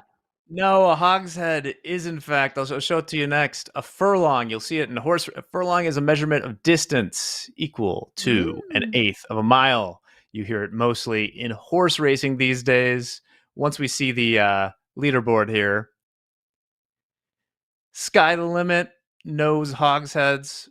First place, Governor FOMO. We grab a beer with Jack anytime you want. If you are in Chicago and it's a Friday during the summer and you're near the Board of Trade. Okay.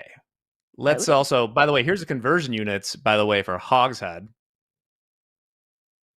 One second. Hogshead was equal to about 63 gallons, it looks like here, of wine in the English cask unit.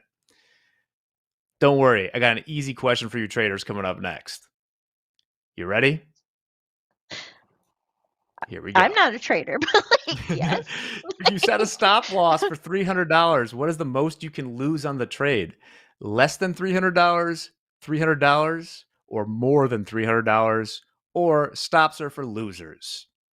What do you think here, Vanessa? What if there's a glitch and your stop loss doesn't work? I feel like that's a that's a thing So in you're our saying support more box than? a lot. I'm gonna You say are $300. more. You had it, Vanessa. You were saying the correct answer.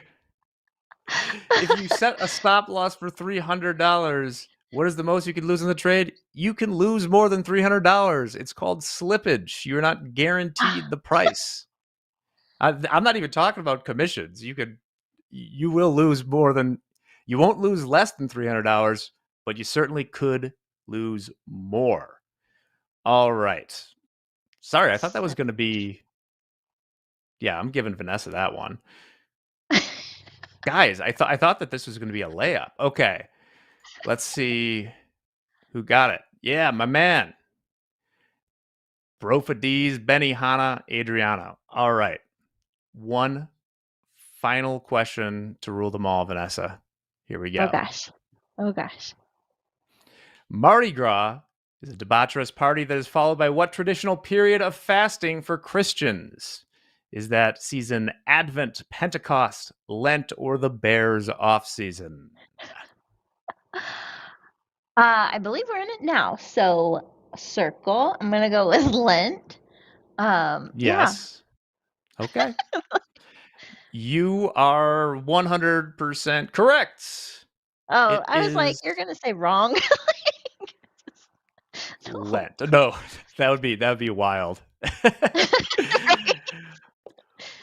Well, we're running short on time here, so let's see the podium, and then we'll have group coaching with Hoag. Inside Trader, seen them a few times up there. Mm-hmm. In second, Brofa D's. And in first, Grab a Beer with Jack. Hey! Love it. Well, you can expect an email at least to start off on that. All right. Well, thanks for playing, everyone. We'll show the winners later, giving out 40 resets today. And Congrats, stick guys. around because we got lots more good stuff, including group coaching with Hoag. We got Andre Hoags and Rips coming in here. And then Andre, Dolby, and Rips are sticking around for Power Hour. Won't want to miss it. Have a great season of Lent if you celebrate's the wrong word, if you observe. And if you don't, also have a great day. We'll see you soon. Bye, guys.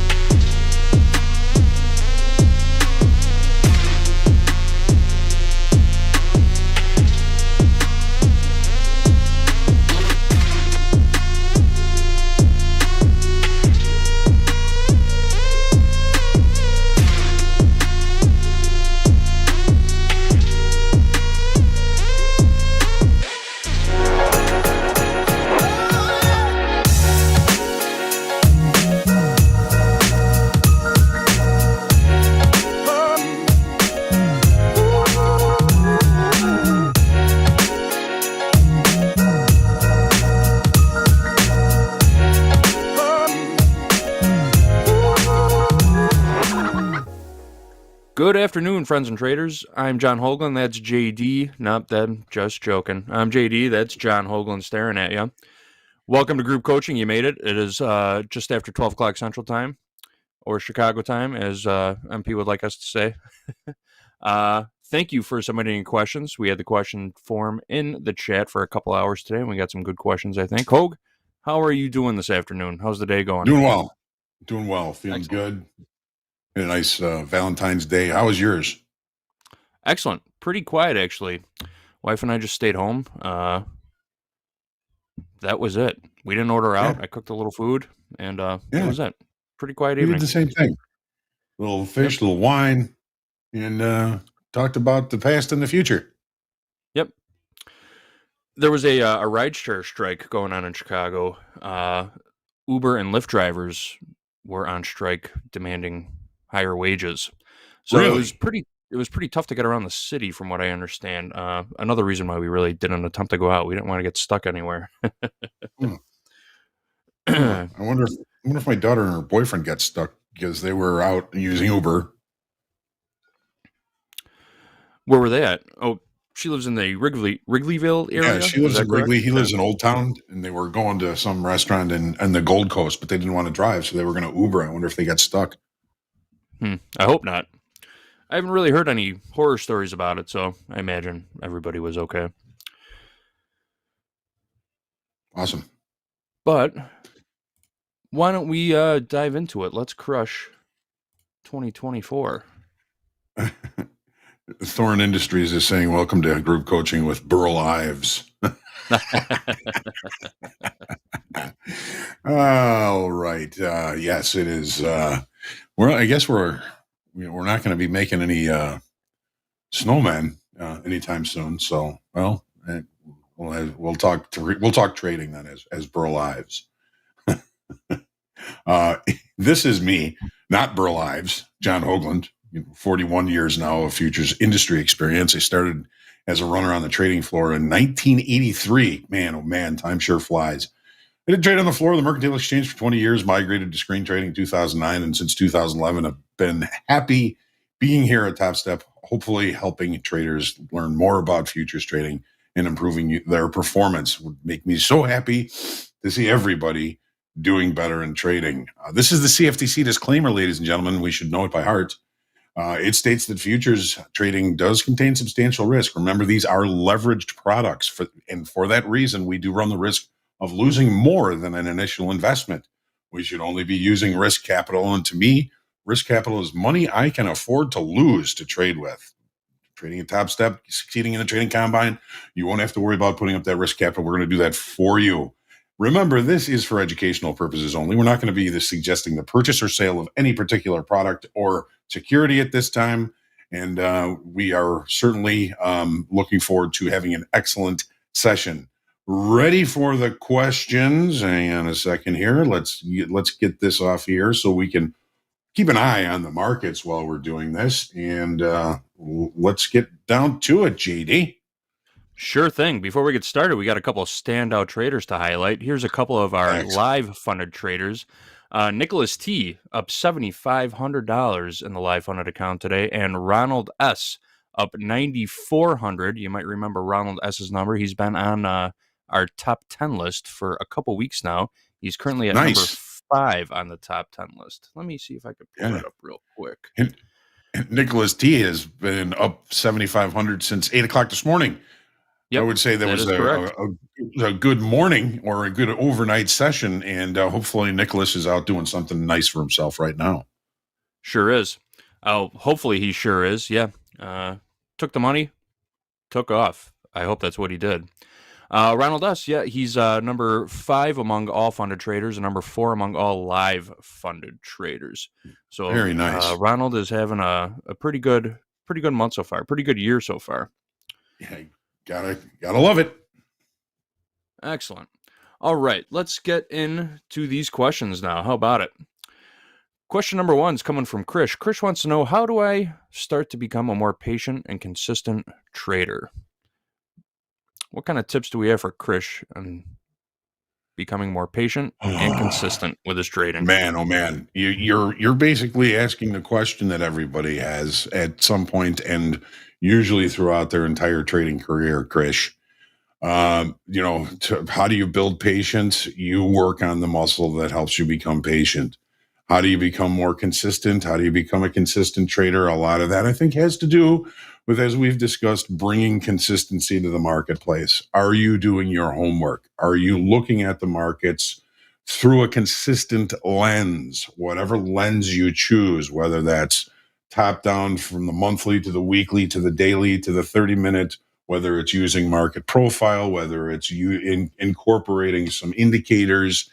To be consistent, you've got to try and bring consistency to the marketplace. And as far as the patience thing, it's always something you're going to work on, Krish. It's always something every trader works on.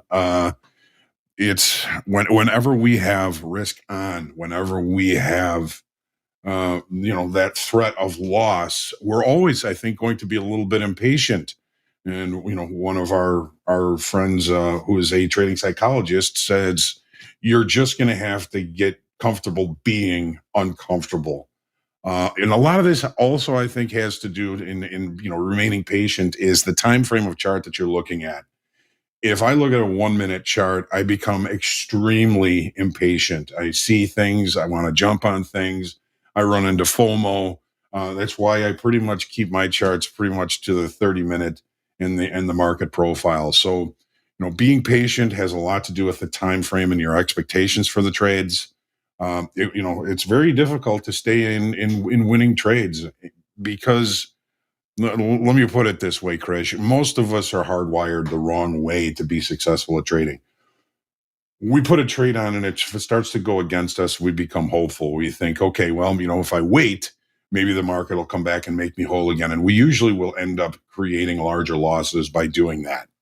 Not all the time, of course. There's nothing finite and nothing works or doesn't work the same way ever twice. But then on the other side of that coin, Krish, is when we start to see money in the trade, we become fearful that some of that high watermark or some of that unrealized profit is going to get taken away from the market. So we kind of do things upside down.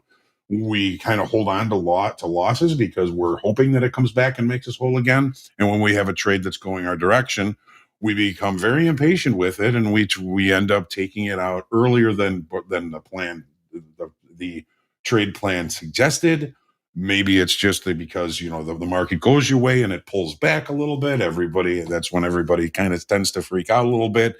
So Krish, it's an exercise, it's a practice, and I wish that there was one thing or two things that I could say to you that would help you in a fast way, but this is something you're always going to be dealing with, Krish. And if patience to me is a muscle. The more I exercise that muscle, the more patient I become. Spoken like a true Zen master. We got some questions in the chat asking where people can see our where they can view our leaderboard. We don't share that. We don't share access to our leaderboard publicly. But what we do is during the fast market segment, we post our top 10 traders, best P&L leaders from the previous day, and a couple other things. So if you're paying attention during fast markets and you're watching, you'll see our daily top 10 list and a few other great trader stats. Mm-hmm. All and right. We have some great traders. We sure do. Coach Dakota, our guy, moved up to number 1 on the list today. Excellent trading. Yeah, among thousands really and thousands of traders. He really, the cream really does rise to the top, Yeah, sure does. All right. Next question comes from Jayhawk. Jayhawk's curious how you determine your daily bias. When you sit down and start gathering your data, what's your process for choosing an early bias in the markets? Well, most people are going to tell you having a bias is usually a bad thing. You have to be able to kind of respond to what the market is telling you. And certain days, I can look at the markets, I can look at the profiles and go, I have no idea what's going on. Today wasn't really one of those days because of certain features of the profiles and the the way the market's set up compared to yesterday's session, I was looking for this market to rotate higher today, and the S&P's just put in a new high for the session. NASDAQ seems to be working on it. Is that a bias, or is that a hypothesis? Bias hypothesis. My main hypothesis was because we did have a late spike yesterday. The S&P's opened in the late spike, did not go below the base of the late spike.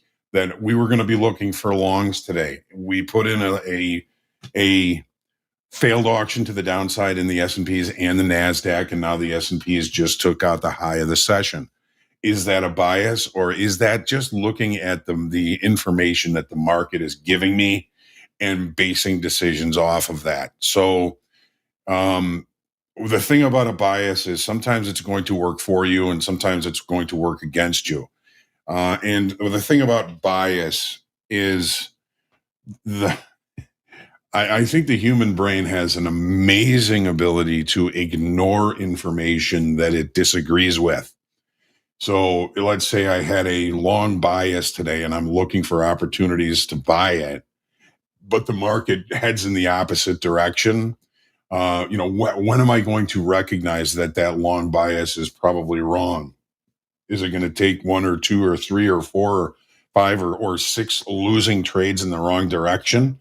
I would hope not. So, determining daily bias, is the market in a market state that has a bias? If the market is range bound, there's really no bias to have. If the market is in an uptrend, then your bias should be, well, if we're in an uptrend, I'm going to look for opportunities to buy this market on weakness. If it's in a downtrend, your bias should be, I'm going to be looking for opportunities to sell this market when it shows strength up against, technical levels or supply and demand levels, anything that you can use to limit your risk. So there's 2 schools of thought when it comes to bias. Sometimes bias is going to work for you. Sometimes it is going to work against you. Just a matter of recognizing when that bias, which I prefer to call a hypothesis, is not ringing true, understanding that, and then moving to the next hypothesis, changing your bias can be very difficult to do. And like I said, I think the human brain has a wonderful way of ignoring contrary information that you already think. Very difficult to change somebody's mind in that regard, and that can be very costly. So be careful of bias. But if you're again consistently looking at the market through a consistent lens, you can look at a daily chart in the equities and you can see, well, the trend is higher. There's your bias. We're going to be looking for opportunities to buy it when it exhibits weakness. When it exhibited weakness today, it turned out to be yet another buying opportunity. And, that was, largely my bias because of previous information, knowledge of the market profile, and those types of things. Bias, again, can help, but it can hurt. Excellent again. Thanks, Hoag. We did have another question coming in the chat asking about those leaderboards that we showed. Jay Getty wants to know, what time frame are those lists on, i.e. Coach Dakota? So for the top 10 list that we share, there is no specific timeline. It's solely based on account balance plus profits. So you could say the timeline is on, you must be eligible to take a payout to make this list. But basically the top 10 list is all based on account balance. For example, we shared that Coach Dakota has a total account balance of $86,385 earlier today. 0 payments, giving him a total take of $86,385. Our second place, Anonymous, on the leaderboard has a total account balance of $52,291. Total payouts of $14,850, giving a total take of $67,141. That's how we come up with our top 10 list. Now, our hot streaks list, on the other hand, is just based on consecutive days in the funded account without a daily loss, without a loss for the day. That's it. And our current leader is at 23 days. And the profits that we share for those traders is only the profits that they've made during the duration of their win streak. That's it. And then our yesterday's best P&L is simply that.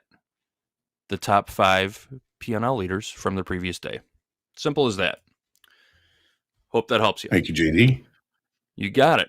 All right. Next question comes from Richard. Richard K wants to know, what platform do you use to show the market profile, and is it free with that platform? The profiles that I show are ones that I've been looking at for years. It is not free or available with that platform here at Topstep. However, we are, I'm sure, working on incorporating the profiles into the Topstep X. I don't have any specific time frame for that, but you can also, I mean, there's lots of other platforms. Tradeovate has free TPO market profile platforms or charts here. This is the Tradeovate TPO chart. And again, I believe we are working on and getting it incorporated into Topstep X. And again, I don't have any kind of time frame, but I know that there's lots of other charts or other platforms that have it. I think TradingView, I think, has it if you have the right subscription to it. I think Sierra Charts has it. This is Tradeovate. They have it. It is free on the platform. Lots of different ways to look at it, but unfortunately, the one that I use and the one that I'm showing is not readily available for anybody in the trading platform, in the trading combine right now. Okay, sorry about that, but there are other alternatives, and you can do what we used to do in the pit. We used to just write out the letters on a piece of paper and try and keep it neat, and you can draw your own market profile by hand if you have a steady hand, and you can just kind of do it like that. I know it's not the ideal thing, but when we did it that way, I felt like it kept us a lot closer to the price action and a lot closer to understanding the profile and how the profile works. So that's best I can do for you there, Richard. There are other platforms that do have the market profile. The one that I'm specifically using is not available. And that's, it's unfortunate, but it's all the same information. The market profile is the profile. There's only one way to do a 30-minute market profile, and any of the other platforms that have it would be good for you. Awesome. Thanks, Hoag. Checking in on the markets real quick. You got the S&P ripping higher, making new highs. Yes, we do. NASDAQ is approaching the overnight high, which is at 17,933 half. You got any positions on right now? You don't typically hold a position into group coaching, do you? You like to be flat for this? No, if I'm on screen, if it's not fast markets, I'm probably not going to have any position on to share. So, but maybe later, we'll see. Yeah, for sure.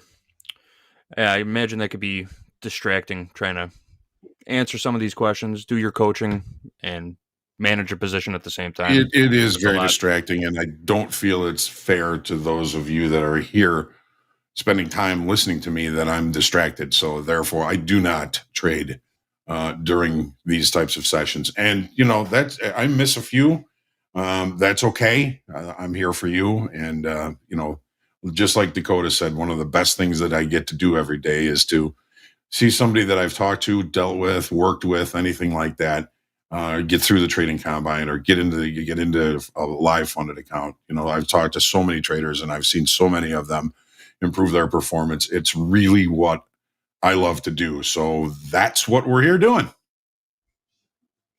Excellent. Sound policy. Don't disagree with that at all.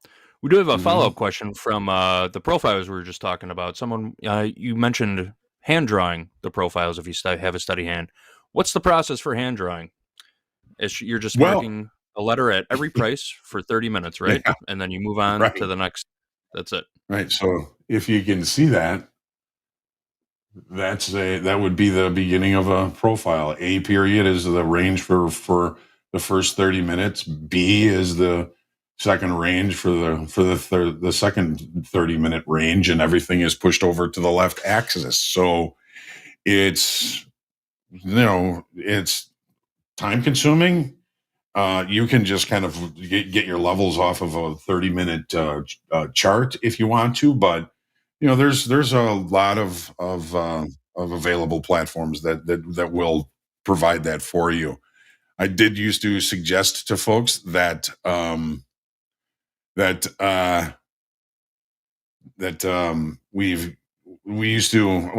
suggested to folks in the past that they try and do it by hand once you understand the construction of the market profile and how to calculate the value areas, and where the point of control is.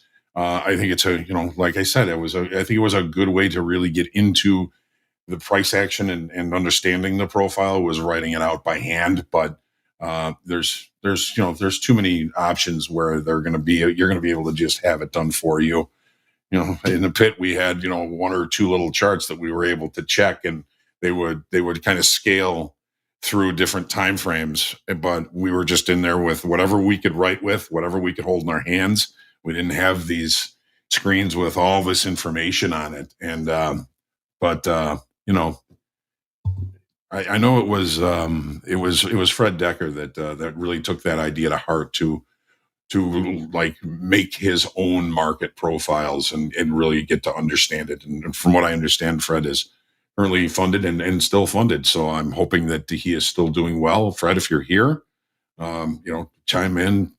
You can tell them if it was worthwhile writing out the profiles by hand.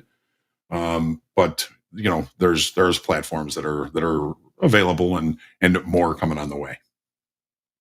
Thanks, JD. Awesome. Thanks, Hoag. And just for clarification, Hoag will only track TPOs during regular trading hours, which would be the old pit trading hours. So if you're trading equities, it would be 8:30 to 3 o'clock Central Time. That's when you're plotting those dots for the TPOs. And the initial balance is the first hour of trading. So your A and B profiles, A and B TPOs will be the initial balance. You could color code those any way you want, just to make them stand out a little bit. Yep. And most platforms that do have the profile, they're going to present the initial balance, the value high, value low, and the points of control. And usually they're going to also add with that the volume profile, the volume value, points of control. All of that stuff is on most platforms that have the market profile. So thanks, JD. Awesome. Thank you, Hoag. All right, moving on. Riggs wants to know, in our short time with it, what do you find more reliable, trading with the tilt or against it? Has anybody been recording data on their trades going with or against the tilt? I don't know if anybody has yet. I don't think so. Not that I'm aware of. But I don't think of it as something reliable. I think of it as more of just another data point.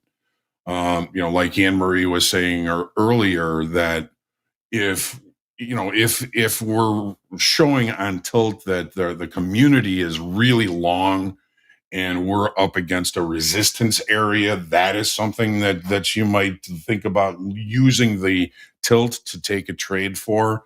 But again, it's not an indicator. It's nothing that we're suggesting to use or not to use. It is, like we say, it's just another data point and another opportunity to kind of get a view of the time frame of traders that trade here at Topstep, and there's a lot of them that are involved in that tilt, and to where their positions, if they're exceedingly long or if they're exceedingly short. My dad used to always say, the market always looks the best at the top and the worst at the bottom. And retail traders tend to be momentum traders. They're FOMO traders. They're usually, sometimes and quite often going to be the laggards in a move. They're going to be the ones that pay the high price before the market turns, or they're going to be the ones that sell the market in the whole. And sometimes the tilt is going to give you a hint or an inclination, or at least a data point to think about, what you're doing. But I wouldn't say, is there a reliable way? I wouldn't say there's an unreliable way. I would just say it is just yet another data point for you to think about and look at, especially when you're thinking about getting in a trade or in a trade. I think using it against levels that you're looking for opportunities might be one way to do it. But again, there's like everything in trading, there's no guarantees of ever being right or ever being wrong. Nothing happens the same way exactly twice. And when you do get the right answer, the market's going to change the questions. So there's where we are. There's where we are. It is just another data point and another thing that you might be able to use to your advantage from time to time. Awesome. Thanks, Hoag. And Anne-Marie, I do see in the chat, she has been tracking her trades using the tilt. Anne-Marie's going to be back for another Strategy Lab segment with Robert tomorrow. Maybe we can get her to talk a little bit about how she uses the tilt and how she's been trading using it. Wit says MP fades 80 or higher. I wouldn't call it a fade. He likes to take the more difficult position. That's how he would describe it, if I'm not mistaken. Yeah, he goes just gonna go over ones again. My dad was a grain trader on the floor of the Board of Trade for 40 years, and back on the old grain floor, they used to have a survey once a week, and they would ask anybody involved in the grain industry or on the trading floor or anything like that, are you bullish grains? And when 80% of the answers were yes, I'm bullish grains, typically we were getting pretty close to a high. When 20% were bullish, typically we were getting pretty close to a low, because when everybody's already in, there's nobody left to buy it. Or when everybody's already short, there's nobody left to sell it. And, people argue with me, well, if there's a long for every short, how can you say that the market is too long or too short? It's all based on the time frames of the traders involved. Speculators usually are going to have a much shorter time frame than hedgers in the grains or banks that are using the S&Ps or the NASDAQ to hedge baskets of stocks. Those are the long time frame traders. They're nowhere near as price sensitive. So when we get the short time speculator community too long or too short, that's when you're looking at a potential change in direction. Well said. Appreciate it, Hoag. All right. Thank you. MJ wants to know if you can get access to Topstep X. Sit tight if you don't have access already. We're going to be rolling out more. We're going to have plenty more opportunities coming up to get in on Topstep X. So keep tuning in. Keep checking your email. There's a lot more coming out. Very excited next about question. that. Everybody's excited about it. What a great product. I've been using it myself for a couple months now. I love it. All right. Next question comes from Tal. Tal wants to know, he's got a question about the auction theory process from crude oil this morning. Can you please walk through the auction theory process for crude oil on today's session? I'm wondering at which point would I understand that the auction upwards was succeeding and not completed, and higher prices are likely? Okay. This is a great question. I think we should write this one down and have Dee go through this with us. But so here is the 30-minute chart in crude oil. Here is the daily chart in crude oil. So when we look at this daily, we see that the market has been shrinking, right? We've got higher lows, we've got lower highs, we've got a symmetrical triangle. Some would call it a pennant formation. We've also got weekly kickoff high in the neighborhood. We trapped a whole bunch of weaker hands longs at the highs yesterday, and we came off. Okay. We also know, ladies and gentlemen, that we are in rollover. This is now the April contract. You should be trading the April contract. It has the greater amount of volume than the March contract. We switched this morning. Yesterday, the March had more volume in the morning. I stuck with that. I'm going to stick with the April. And crude is one of those markets that rolls every month. So it's a bit of a pain in the but so as far as the auction theory process for CL on today's session. All right. Well, let's look at the profile. I'm going to use the Tradeovate platform to look at the profile because this is the one that is available. So here we go. Let me find CL. I haven't even moved it to the right contract yet here. We're going to roll forward. Okay. So now we've got the April contract. All right. Well, maybe I should use the other platform, but because the opening range was the dead low today. Yesterday, we had a triple distribution trend day to the downside. Triple distribution. In other words, the market spent time and built volume here. It left that. The market spent time and built volume here. It left that, and it spent time and built volume in the third distribution, triple distribution day to the downside yesterday. I'm going to put the other platform up here now because this shows a little bit more detail in what happened. So the market opened, it looked above that trend line, looked above weekly kickoff high, rejected a very stiff rejection, brought the move to the downside. All right. So the auction theory, we had the late spike to the upside in the S&Ps and the NASDAQ today. They opened in or above it. Look where they are now. They are now continuing to push to the upside. Really nice move here in the S&Ps. NASDAQ has taken out its high. It's traded above or at least close to the overnight high. So what tells us that? Why did I think that was going to happen? Well, we had a late spike in the crude oil. So we opened in the late spike and rejected that late spike first thing this morning. This was the opening tick. The opening tick at 8 o'clock is the dead ass low for the session today. Also, the opening range is the dead ass low for the session today. So when the market opens, looks above the opening range, comes back inside the opening range, this gives us our risk limiter, because this would be pretty much a lot of risk to take this opening range. What are we looking at here? We're looking at 68 down to 40. So we're looking at 30 some odd ticks of risk. Deanna would be fine with that kind of risk. Now, we've got the B session, the second 30-minute period was unable to take out the low. That leaves the opening range at the low of the session. All right. Well, now we start one time framing higher. A, B. Here, I'm gonna split this so we can see this a little bit more clearly. A, B trades above A. C doesn't trade below B. Continues to move higher above B. Period. Now we've taken out the initial balance. We've now left single TPOs here. That is one of the signs that the auction is doing well to the upside. If we open above and we can't close out those single TPOs, there's support here. The market leaves more single TPOs, continues to push to the upside, and basically repairs yesterday's profile. What does repair mean?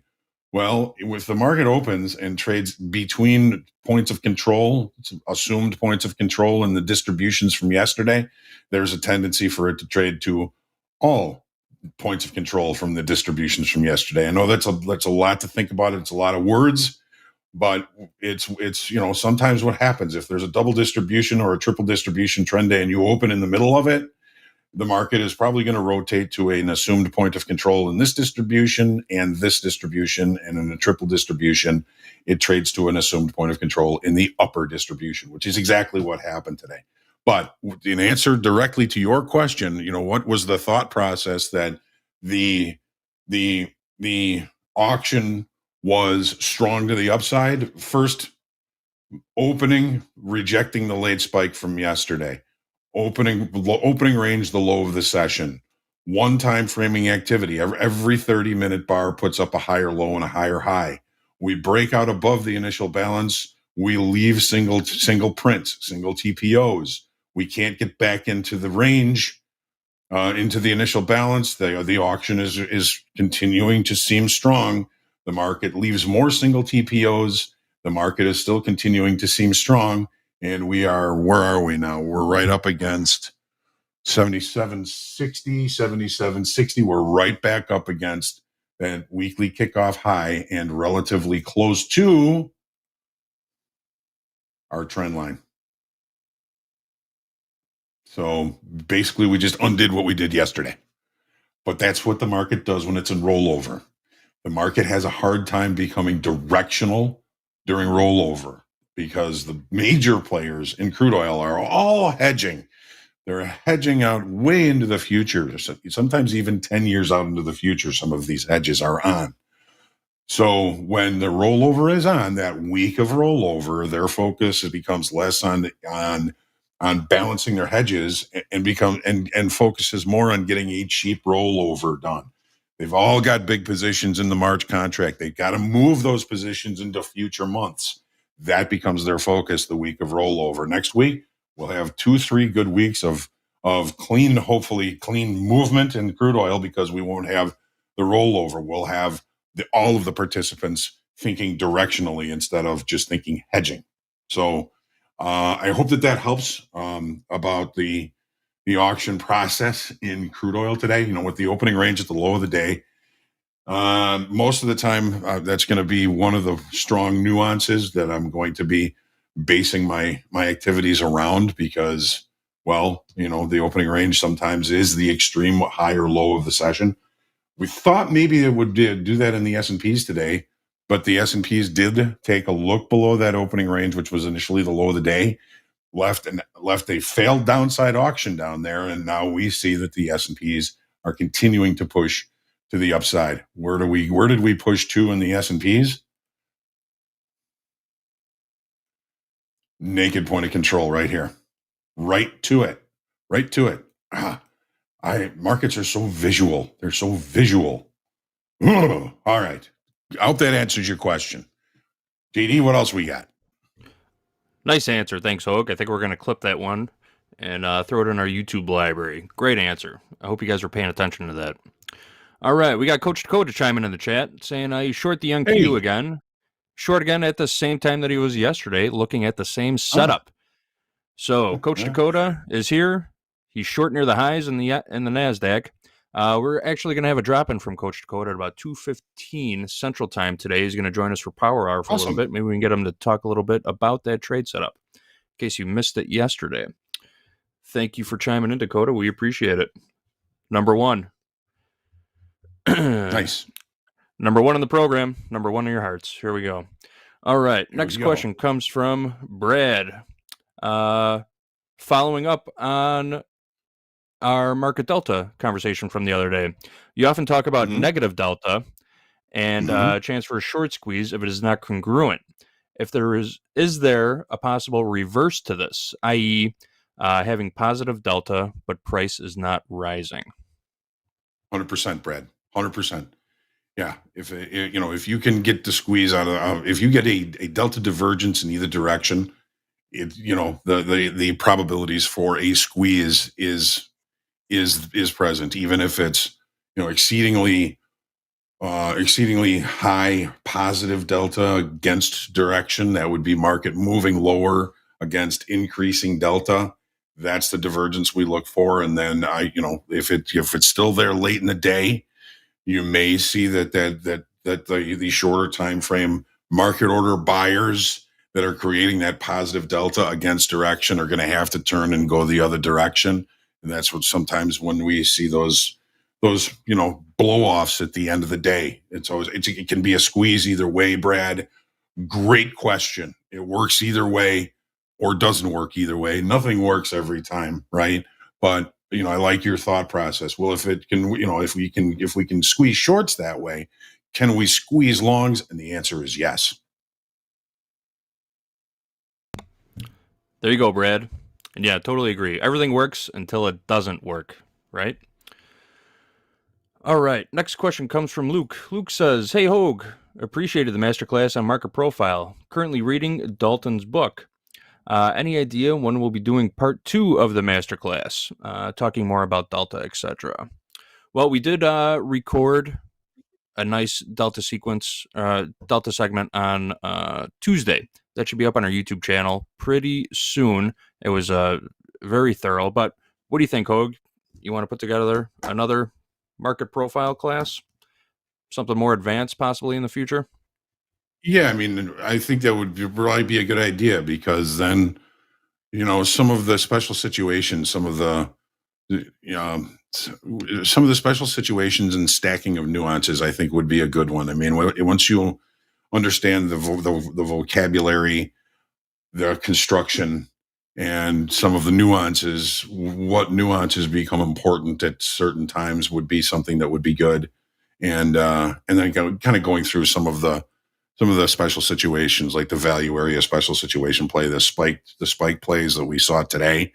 I love those days. Those days give me great context and wonderful nuances with which to look for opportunities.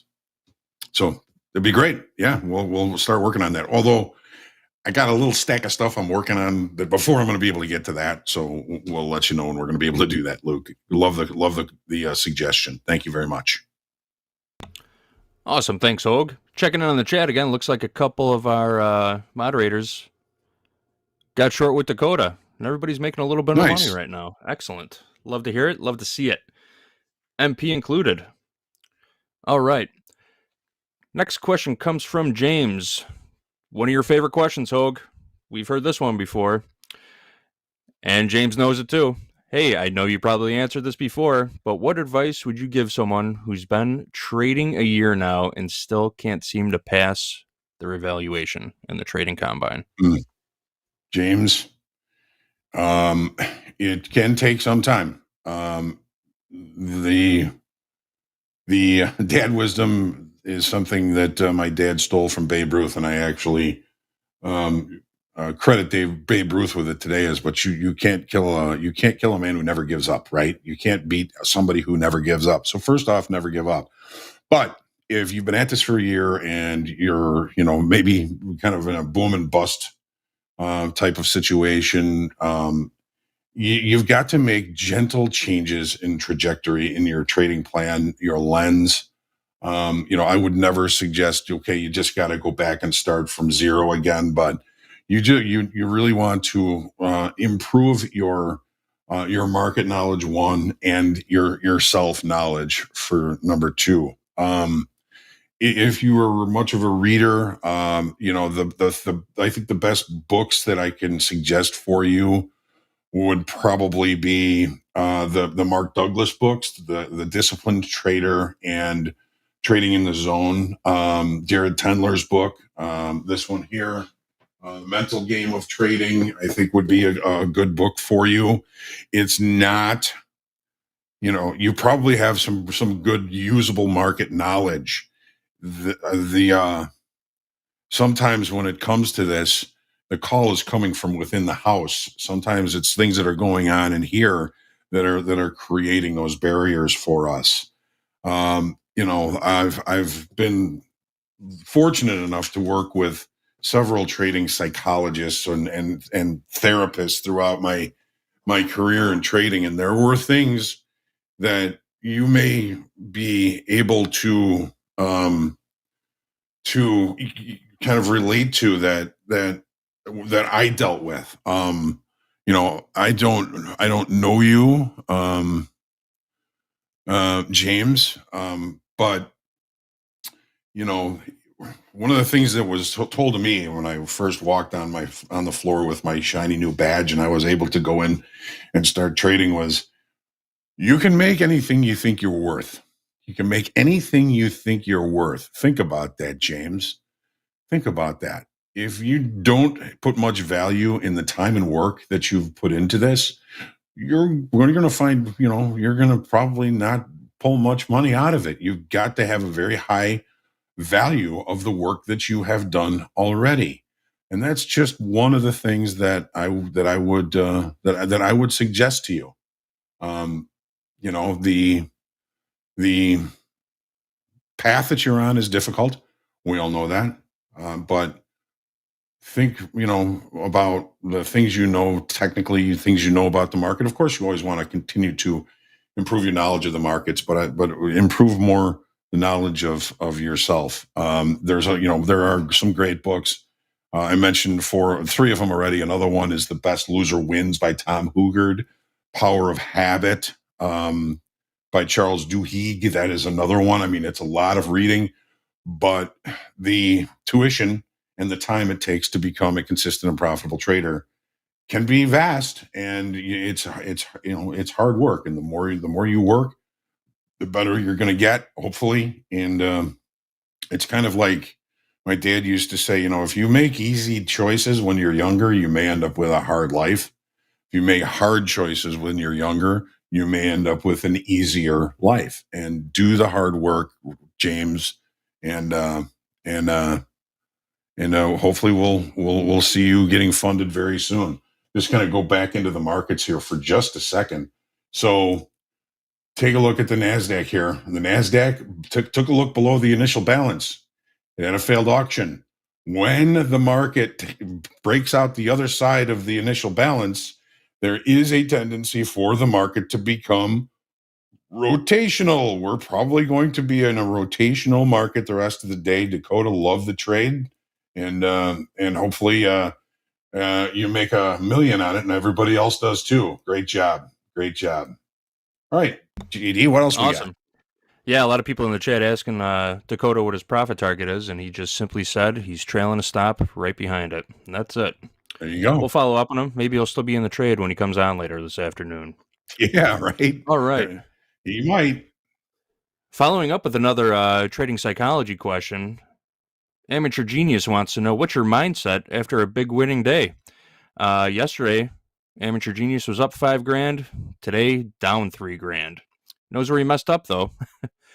But yeah, that's another story all this time. They say your worst losing day usually comes after your best winning day, right? Isn't that the old legend? Yeah. Yeah, and it's true. I mean, look at this. Amateur Genius, I don't know what you would consider a big winning day, but $5,000 is a big winning day to just about everybody, right? But the fact that you had $5,000, you made $5,000 yesterday, puts you at greater risk of what happened today, because you've got that money and you maybe thinking, well, I've really got this figured out. I can do this. And you get humbled today. I don't know how many times that's happened to me. You have a big winning day. You think you're God's gift to trading. And, usually at some point in the near future, the market is going to humble you. Your mindset after a winning day should be, okay, good day. Tomorrow's another day. It's not that money that you made today is not yours to risk. It's yours to protect. Keep trading the strategies that made you the $5,000. It's not going to work on every day, but watch the downside. Watch the downside. As you continue in your path here, Amateur Genius, as a trader, there's going to be periods of time when you're going to make $5,000 for 5 days in a row. And, imagine your mindset if that happens. You're going to think, I am a genius. I am the markets. I am the best. I am. And it's not true. It's the trades that you're taking. You're making good trading decisions, and that's it. It doesn't make you a genius. I kind of feel like, if you're in some trading room with some guru and the guru takes a trade and you take the trade, does that, and it's a winning trade, I think a lot of folks feel like, oh man, I am a genius. That I took that trade. That was all me. But if the trade is a loss, then they blame the guru, right? You gotta own everything that you do. So, and if you watch the market prep, or the opening call, one of the last things I say is, stay humble, grateful, creative, and centered. You can get centered. You can get off center angry about losses. You can also get off center, losing that humility. Losing humility, thinking you're God's gift to the markets, is one of the best ways to be humbled by the markets. Just a couple of thoughts there for you, Amateur Genius. I hope that helps.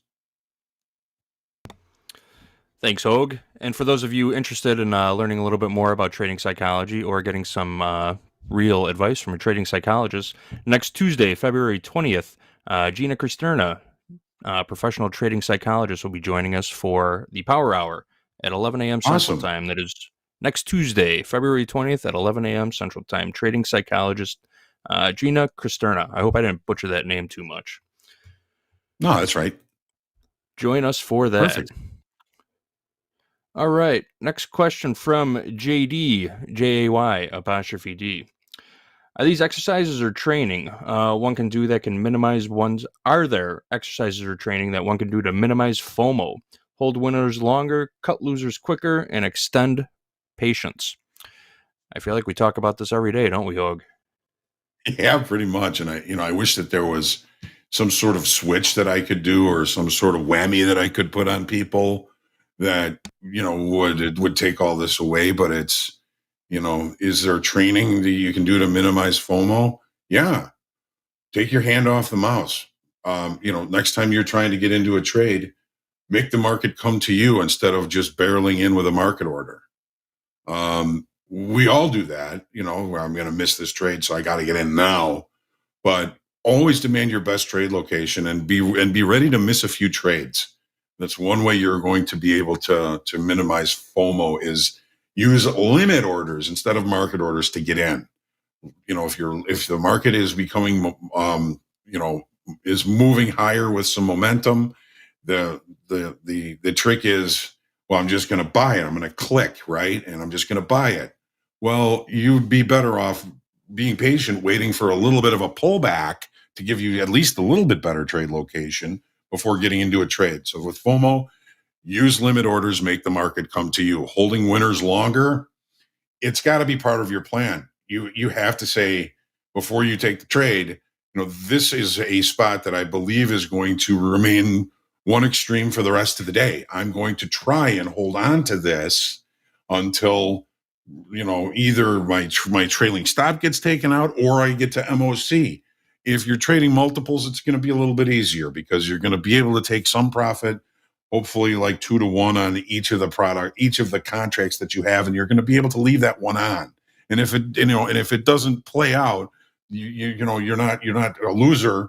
We're never losers, but it's not a losing trade because you did take some profit on it. Holding winners longer is a muscle, just like stopping FOMO, just like being patient. Cutting losers quicker. You got to know before you put the trade on where the market is saying that this trade is probably wrong, and then demand to get as close as possible to that. I call them points of invalidation. Where your stop is going to be has to be where price is basically invalidating the trade. That's where you're going to put your stop or just beyond. Try and get into the trade as close to that level as possible. It's going to help you limit risk. It's going to help you expand profit targets. And again, you might have to miss a trade once in a while. But, how many times have you FOMO'd into a trade, stopped yourself out where you really wanted to get in, and watched the trade play perfectly without you? How many times has that happened to you? I know it's happened to me. So, extend patience. It's all part of the muscle. So resist FOMO by putting in limit orders on pullbacks. Hold on to winners longer. It's got to be part of your plan. If you can trade 2 contracts, take a good profit on the first one and let the other one go. That's probably going to extend your patience at the same time because you're going to have risk on and you're going to have to get comfortable being uncomfortable. And cutting losers quicker, don't move your stops. Don't move your stops. Try and get as close to those points of invalidations for your entries, and then let's see what happens. Don't move your stops. Don't move your stops. Don't move your stops. Right? You heard it from the GOAT himself. Thanks, Hoag, and thanks everybody for submitting your questions. We are now out of time. Stick around. Coming up next, we have recapping with RIPS. Andre, Hoag, and RIPS will be talking markets. Then at 2 o'clock, the Power Hour, Andre Dolby and RIPS. And we're going to have a surprise guest from the Big Swing and Tick himself, Coach Dakota, who is short the market right now. And I think a few of our other chat mods are short the market also. So stick around. We got a lot more tradertainment set up for you. Hoag, how about a little dad wisdom to take us home? Here is the dad wisdom. Here's the old man himself. Hard to beat a person who never gives up. Now, he always used to tell me that. He didn't tell me it was Babe Ruth. I found that out later, but he's got, this is 1969. That badge he's wearing is the same badge that's on his flag right up here. I don't know if you guys can see it right now, but he was part of his job on the trading floor was he was the hedge manager for Ralston Purina, a huge manufacturer of animal feeds as well as Czech cereals at the time were a Purina product. They invited the press onto the trading floor once a year so that the press could see, what happens on the trading floor. A lot of folks thought that, the traders were fixing prices, this, that, the other thing. So they'd have them come on and have this whole presentation. But so Ralston Purina sent a whole bunch of checks mates, and Dad was handing them out to people. The other person in that picture at this time was the president of the Chicago Board of Trade, and they sent him the picture. I found it when he passed, and I've got it. Got this picture up in my office here as a memento of Pops. I'm a huge fan still of Czech cereals. I don't know why. Thanks everybody. Thanks JD. Thank you everybody. Be kind to yourselves. Be kind to each other. And man, pray for peace. We need it. And we'll see you in a little bit.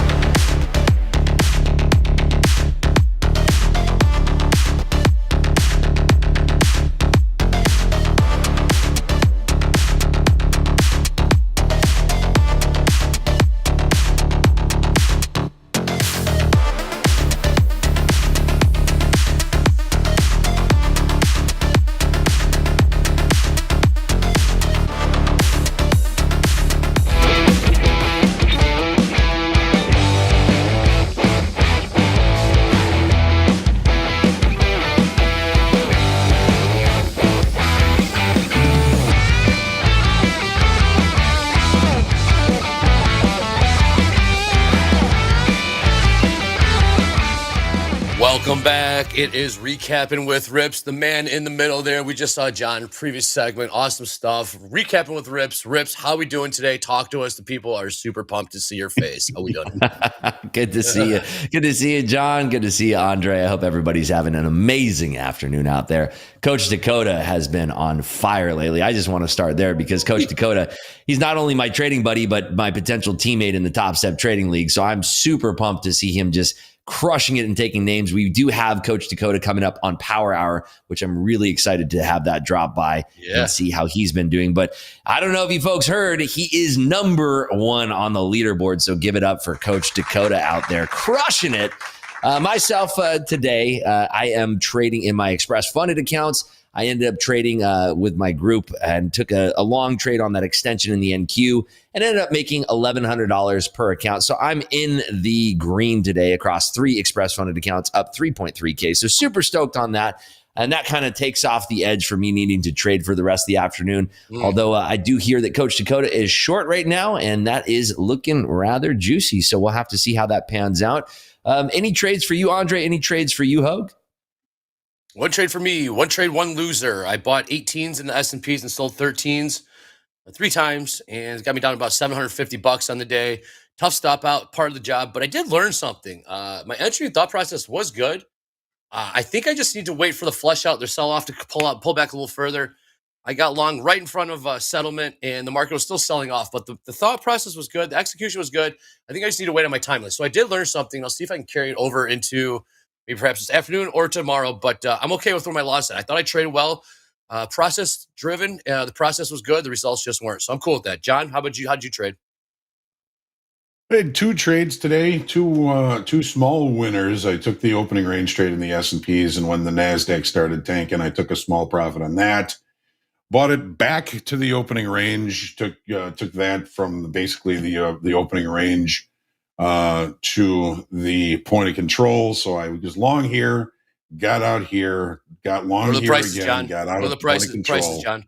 Prices. All right. But you got to have those prices, right? So I was long first at new highs, S&Ps. 5,022 and took, I don't know, maybe 4 points on that. Got long again at 50.2175.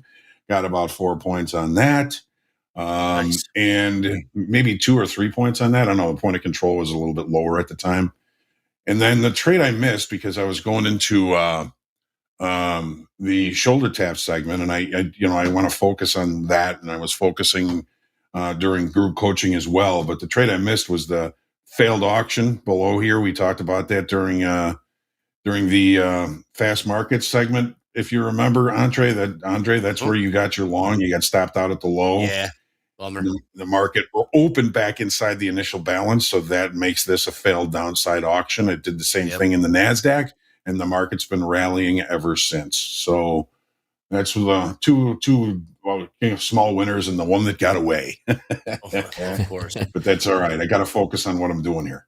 Absolutely. That's what we do at TopstepTV. If you're driving the segment, that is our first priority, is to help drive the show and dish it out to the guests. Like we have John happens to be a guest this segment. Rips is the guest of honor, of course, this segment. We are seeing some liquidity to the upside here in the S&Ps. We got about 1,000 sitting between 50.44 3/4 to 50.45 even. We got about 1,000 less sitting on the offer there. As we know, the S&Ps do like to attract towards liquidity.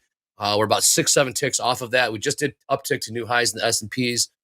NASDAQ lagging a little bit, I would say, but looks like the bulls are in control, Rips. Yeah, what's really interesting about the S&Ps is that we had resting liquidity up at 5,039 for a good majority of the day. And then it's either a multitude of players or one single player. I'm leaning towards it's one single player because we had that order move from 50.39 evens all the way up now to 50.44 3/4. And it's the same size. It's somebody sitting there with about 500 or 600 contracts that they're at least showing. Obviously, there's going to be hidden orders in there, but that player has since moved. And it, like you said, that liquidity is like a magnet. It of tracks things in liquidity here. I'm going to go over to the book map chart here so that we can see what I'm talking about. But here on the book map, you can see this is the resting liquidity that we had sitting here, about 600 contracts. And then that resting liquidity moved all the way up to 5044 and 3/4. So we are trying to see whether or not it's going to entertain that liquidity. You can see that there are some folks that are front running it here. And what happens with front runners is this plays with the algorithm's emotions, so to speak. When we run up towards that liquidity at 5044 and 3/4, there are people that are front running that. And what does that mean? It means that folks are coming in and they're putting orders there on the offer to anticipate that order is going to get struck at 5044 and 3/4. Now they want to get filled before that large player because all we can see there on the offer is about 650 contracts. But if they want to get filled before that, they don't want to jump in the queue behind that player. So they do what's called front running. They get in front of those orders to try to intercept that oncoming liquidity because that liquidity attracts like a magnet. And what we see is that there's too much liquidity on the offer as we approach that level, and boom, those algorithms start to reject it. So that's what we're seeing here, a little pump, and rejection. So it will be entertaining to see within the next 2 hours, perhaps, whether or not we entertain that liquidity at 5044 and 3/4. Yes, we are. Hey, John, we're talking about Rips was talking about orders flashing in. How do you deal with like spoofed orders in the market? Whether the market, we see an order flash in there, say 600 lot flashes it on offer. We see it come and we see it go. How should we deal with spoofed orders? Should we even give paid any mind, trade around it? Like, what's your take on that? How do you trade with it? Seeing those order entries flash and come in and come out? Well, I mean, there's really nothing you can do if it's true spoofing and if it's off the market. But what I want to see is if we get up to that 50, 44, 75, if it actually trades out. You can see that in time and sales. Right? So if it's a real person, if it's a real entity there, if you will, that will trade out. If it gets canceled beforehand, I guess that tells you something. What's really difficult to see, and I think Bookmap does a pretty good job of pointing these out, is ICE orders. Oh, really? Iceberg orders. Yes. And that's what creates delta divergence as well, Andre. So let's say price keeps ratcheting higher and delta keeps getting more and more negative. You don't see all those bids that are being placed that all these traders are hitting using market orders.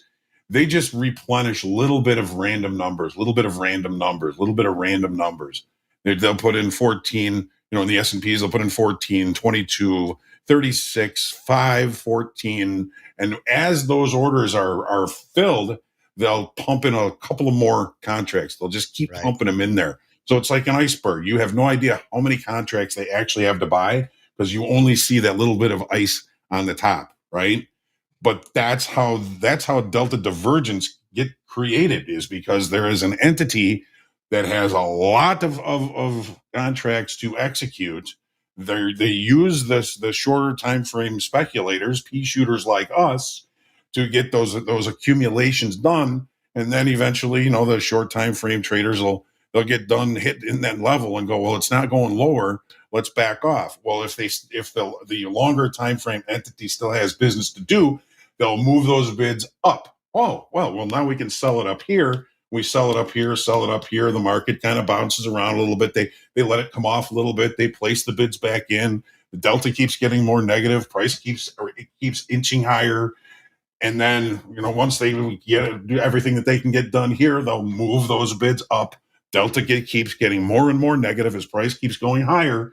Those are ICE orders. And there's also another type of order that is much more diabolical. Check this out, Andre. RIPS. They call them growler orders. Okay. So a growler order will be an entity that has a large number of contracts to execute. They'll put 10 on the bid. Once those 10 are executed, they'll sell 10 at the market. Once the bid is executed, so they buy 10, they'll buy 10 at the market. So they keep delta neutral. They keep delta neutral. They get 10 bought, they buy 10 at the market. They get 10 bought, they buy 10 at the market. They get 10 bought on the bid, they buy 10 at the market. They get 10 bought on the bid, they buy 10 at the market. You can't see it. It happens too fast, and it's diabolical. I can't stand those orders because I would much rather be able to see that there's ice orders and that we're getting negative delta and you know that our time frame community is getting stuck short or stuck long, you know, but with growler orders you're not going to see it. Diabolical. Yeah, and it's one thing too. You're hearing Hoag talk about these concepts as well as myself. One thing that you can do, you can either, you can get Bookmap. It's a great tool. I use it all the time. You can use a regular dome where you're seeing the entire depth of market. You can use classic time of sales. You can look at a price ladder. There's a lot of different ways to dissect this stuff. But what I would recommend for folks who are questioning on how they can learn this type of thing, the best time to learn this type of stuff and how to read these markets is during Globex because it's extremely slow. And you can see algorithms during slow periods in the market where you have to understand if nothing is happening in the market, these algorithms kind of have to get this liquidity moving and they have to start testing areas of liquidity. Now, that means that if the market's just moving sideways, they have to start to hit these offers and see, okay, who's there? Knock, knock. Who's there? Let's start to send orders 2, 3, 4, 5, 6 lots into the offer and see who's there. And then they'll start to reveal who's hidden on the offer there. They'll start to see that if it's not moving, for instance, let's just say in the NASDAQ in slow periods of Globex, you'll see like 8 on the offer. They can fire 8 into that and they're still showing 8 on the offer. Well, that means like what John was saying, that's an ice order. It's an iceberg. If they're still showing 8 on the offer after I already swiped 8 at the offer, guess what? There's more than 8 there. And then you'll see them hit that with rapid succession. 1, 1, 1, 1, 1, or a 2 or a 3. Very small size, but they want to see what's it going to see to see that 8 breaking down. I'm just using arbitrary numbers, but this is the general idea. During Globex, when we have very low liquidity, this is exactly what you can see, what you can be looking for. Record your screen. Record whatever tool you're using, whether it's Bookmap, a classic dome, or a price ladder. Record it and see what it's looking like with the time and sales so you can understand what this stuff looks like so that when we get into the regular New York session,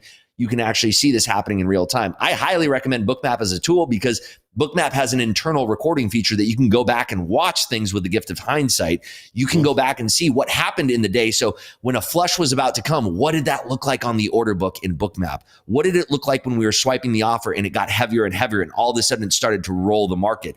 And that roll that just happened right there, in the S&Ps, you can see it quite clearly. It was because of the fact that people were front running all of that liquidity up at 5.044 3/4. Now, if you're watching this stuff without the stress of actually trading it, and you can watch it at 2.5 speed or 0.25 speed or half speed, you can learn a lot and absorb these patterns and absorb it into your implicit memory and try to improve yourself as a trader. So the stuff that Johnny's talking about over here, the stuff that I'm talking about, if it's going over your head, go to a lull period in the market, namely Globex during the global exchange session, which is basically, 6 p.m. until 7 a.m. the next day, Eastern time. Go through that. Do yourself a favor, record your screen and look at this stuff. And that's how you start to pick up on this stuff. Absolutely. How are you still recording every single one of your trading sessions, Rips, or is that something you used to learn and now inherently you've taken all that experience and you're able to apply it in real time? Or how often are you still using that self-review recording? Every single day, I have my Bookmap set to record the entire session. So I'm recording the session, and I still go back when I have weekends where I actually have some time to go back and review. I will pick out the best sessions from the week and watch it at 2.5 speed, and then wait for that period in the market that I want to focus on and watch that at 0.25x speed because there's a lot of information to glean from that. And you can see these algorithms on the tape. You can see them during slow periods of the market, fast periods of the market. And like what John was talking about with the growler orders, I have never heard them referred to by that name, but you can see when there's periods in the market where they'll hit the bid and they'll actually be the ones absorbing this bid only to flip it up, 3-4 handles higher and kind of ping pong this where they're trying to support liquidity to the downside. And they'll do tricks where it's fake absorption and then flip it back up on the offer and be very, very heavy on the offer, if only to induce liquidity to the upside because they know that they can bring it down lower because they were the ones supporting the bid. Damn, very cool. Okay, so what have you gathered? Just a couple bullet points. What have you picked up on? You see how the algos are working in tandem and stuff like that when you do when you review? Yeah, and it's also committing these things to your pattern recognition because if you're watching this stuff in real time, you want to feel those tingles and jingles, that spidey sense of, I've seen this pattern before. I watched the last time this happened. This looks like exhaustion on the tape up here. And those are the things you're looking for as a trader. The more that you can recognize these patterns, the more likely it is that when it's happening in real time, it's not an end all be all thing, but at least having that context of saying, this reminded me of the last time where I was watching this in my game film and reviewing this. This looked like the market was going to roll here. So maybe if this is confluence with the levels that I was watching, maybe I can start to look at taking a short here. Awesome, man. That's good stuff. Yeah, self-review.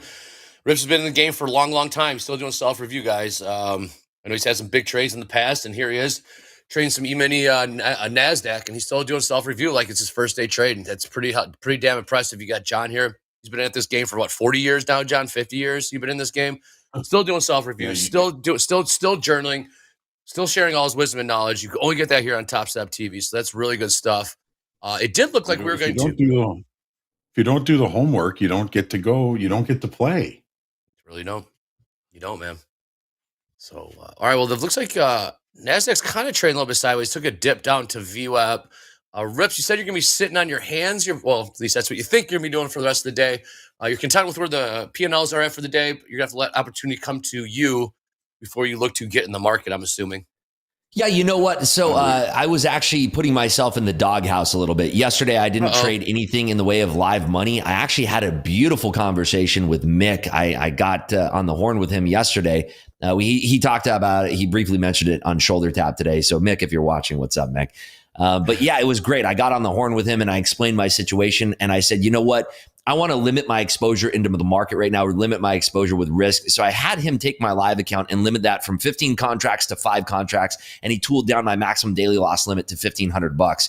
My focus right now is to get grounded trading XFAs again and get some price action in the XFAs. And then when I'm feeling up to it, trading my live. Because I feel like, I had 2 back-to-back max loss days in my live account. That for me was enough to say, you know what, I'm not trading in the pocket right now, and I want to bring it back to my trading either live limited or trading in my XFAs, and that's where I'm at right now. So yeah, that's where I'm at. Meaning, so with my P&L at $3,300 on the day, it's not so much my P&L, it's more so I want to end the day in the green. I want to start to build back my confidence in my live funded accounts. You're getting centered. Yeah, exactly right. And you talk about this all the time, John. You're amazing with trading psychology. You know that, you've been in the game for long enough. Psychology is such a big part of trading. And if you're out of the pocket, if something auxiliary is kind of interfering with your trading, in the case of me, it was my emotions. You want to take a step back, and whatever you can do to limit your exposure into the market when you're feeling like that, the better off you're going to be. Mm-hmm. Mm-hmm. Yeah, absolutely. And it doesn't even have to be about trading. It can be about anything. Yeah, it's you can have auxiliary stressors on any part of your life, and that will weigh into your emotional aspects of trading where, you know that you shouldn't be trading. You know that there's some kind of rule that you're breaking. With me personally, I knew that back-to-back days I was losing because I was breaking rules. In fact, I actually took a trade on my account on Tuesday during the fast market segment, and I was up $4,200 in my live account. Foolishly, I had 2 back-to-back losing trades after that where I was trading under the gun. I was trading for auxiliary reasons. I wasn't trading because I saw a perfect setup, and that cost me. I went from being up $4,200 on the day to down $3,300 on the day, and that's foolish. That's a $7,000 swing, and if I'm doing some knuckleheaded behavior like that, it's time for me to pump the brakes. It's time to limit my exposure in the market. Yes, and the proper term is keeping your hands on your butt. We call it SMOH or SOMH, sitting on my hands. Hey, Rips, may I ask you something in full transparency? Did you think you're trying to keep pushing and pushing in your live fund account because you kind of wanted to see your name go up the leaderboard a little bit more? Because you were doing, absolutely. Is that what it was? Okay. That's definitely a huge part of it for sure. And I'm paying the price. I was probably close to 11th on the leaderboard, but I'm probably knocked back down. I think the last update I got was I'm 52nd on the leaderboard, which is still great, right? I'm still proud 100%. Of myself for achieving that, but I'm a very competitive person. I love to win. And I was really pushing the issue, and I was doing it because of emotions getting the best of me. And that's no way to be trading. I used to have my emotions dictating a lot of my trading early on in my career. And I spent a good 2 years on tilt because of it. And there's no way to come out of that other than trying to flush the emotions out and get back to basics, which is taking really solid trades. Dude, that's mad respect for being open and honest about that. Yes, I can tell how driven you are and how competitive you are, and it does get the best of you. You keep pushing, keep touching the stove until it gets too damn hot. You got a little hot, you got your hand caught in the cookie jar, all good. 50th on the leaderboard, doing just fine. But look at you, retooling, getting back on that bucking Bronco. Self-awareness. The self-awareness is amazing, and that's what keeps you in the game for a long time. This is about longevity. It's not about making a couple bucks, 10 grand, 30 grand here in a couple days. It's about doing this for months and years and years and years. So respect to you on being open and honest with us. Yeah, love the transparency. Trader Page says 100%. Rips is a real one. You know, honestly, if you can't be honest with yourself, you're never going to be a great ally to yourself. And I always tell, you know, anybody who watches my morning stream on YouTube or anybody who's in my group, one of my key things that I tell people is that you need to stop lying to yourself. And lying to yourself can come in many different forms, whether it's you're lying to yourself about whether or not you're on tilt, you're lying to yourself about whether or not you're in the pocket, whether or not you're taking your setups as a trader. Trading has so much to do with psychology, and I was consistently lying to myself this week over a couple of different trades that I took, and getting out of that and taking a break and taking a step back and getting on the phone with Mick. That's all I really needed to kind of mentally reset myself. And limiting my exposure in my live account is me telling myself that I have lost the right to trade 15 lots in that account. I have lost the right to have a $3,000 max daily loss. I'm putting myself in the doghouse. I'm going to put myself in check, because if I don't, then nobody else is going to do it. Trading is one of those things where if you're not watching your own back, nobody else is coming for you. Maybe save for your trading buddy. We have amazing trading buddies here on TopstepTV. Hoag, I consider you a trading buddy. I'm one-on-one with Coach Dakota. I have a constant dialogue with him. Andre, I always expect you to keep me in check. So, you know, having that helps, but you really have to have your own back with trading, because if you don't have it, nobody else is going to have it. 100%, man. 100%. John, I mean, we see that. I know you've coached, I don't know, probably thousands of traders at this point. And I think what Rips was saying right there, holding himself self-accountable, putting himself in the doghouse, putting himself on the proverbial shot clock for a day or two. I mean, I don't know, from your experience, John, how often do you see stuff like that, where you see that, you know, people, you know, they're very stubborn. They think they can trade their way out of it, as opposed to pumping the brakes a little bit, taking a step back. I think that's what leads to longevity in this industry. Well, I mean, there's coaches here at Topstep that I coached when I was doing one-on-one coaching. And, you know, if they were having a tough time, if they were, you know, out of sync with the market, or as Rips calls it, not in the pocket, you know, sometimes the best thing to do is just walk away for a little while, take a little bit of time off. You become so close to the charts and so close to everything that you can't see it because you're so close to it, right? And, you know, I mean, I've taken time off. I've taken, I don't know, I think I was still a clerk and I had to get out of there. I took 3 months off and rode my motorcycle across the country just to get away from it for a little while. And you know, and I've quit a million times, but I always came back. I always, you know, had felt like I was, you know, not in tune, whatever it is, take a little bit of time off. We used to say, when the going gets tough, the tough go out to dinner. Do something nice for yourself, because we work hard at this, right? And we don't always make money at it, but we work really hard at it. And you gotta treat yourself nicely. But for, you know, those that I've coached with or I've talked to, it said, you know, you're getting too off center, you're out of step. You gotta take some time off. Find a way to get rid of all of the venom that's in your veins right now, because that's what it does to you. It just creates venom in your veins. And if you once you get rid of that venom and you can find yourself back to center and feeling happy and you know, feeling not even necessarily confident, but able to become confident at it again, then you come back into the environment, because we are in the market's environment.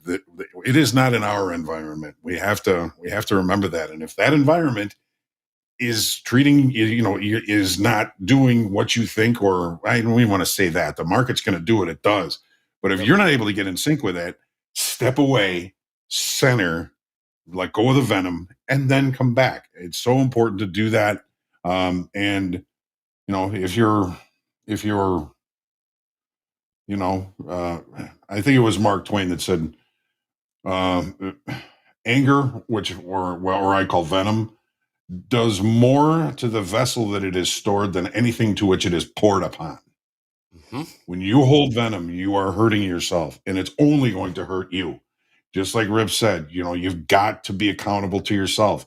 If I'm Rip's trading buddy, and by the way, I'm very honored by that, I can't reach through the camera here and take his hand off the mouse. Nope. He has to do that. And sometimes it takes somebody to say, hey, you know what? You're out of step. Let's back off a little bit, let go of that venom, and then get back into it, and get back into it a little bit at a time. Like Rip said, you know, he's cut his clip size down. He's cut his wrist down. He wants to get back to center, get back to confidence, and then he can open the whole world up again. It's just the way you got to do it. And one thing I will add to that, John, is that if you are a rule breaker, one of the things that I struggled with that really took my trading down a peg and actually kept me unprofitable for a much longer than I should have been was that I would break my rules and I would have profitable days when breaking my rules. That dangerous. took me extra time to unlearn that I wish I never did. I had a one-on-one with one of my people today, and it was one of the things I touched on, that when you go on tilt and you have a really, really good trade, all that does is it rewires your brain to say, you know, next time I'm on tilt here, I remember the last time I did this and I had a profitable day. In fact, I dug myself out of that hole. And that is one of the most detrimental things that you can do to yourself, because you're going to have to now unlearn that bad habit, because sooner or later, it may work for a temporary fix, but you're going to have so many back-to-back terrible days where you go from being, oh, I'm only down $500 today, I should be shutting it down. No, let's trade. Let's be on tilt.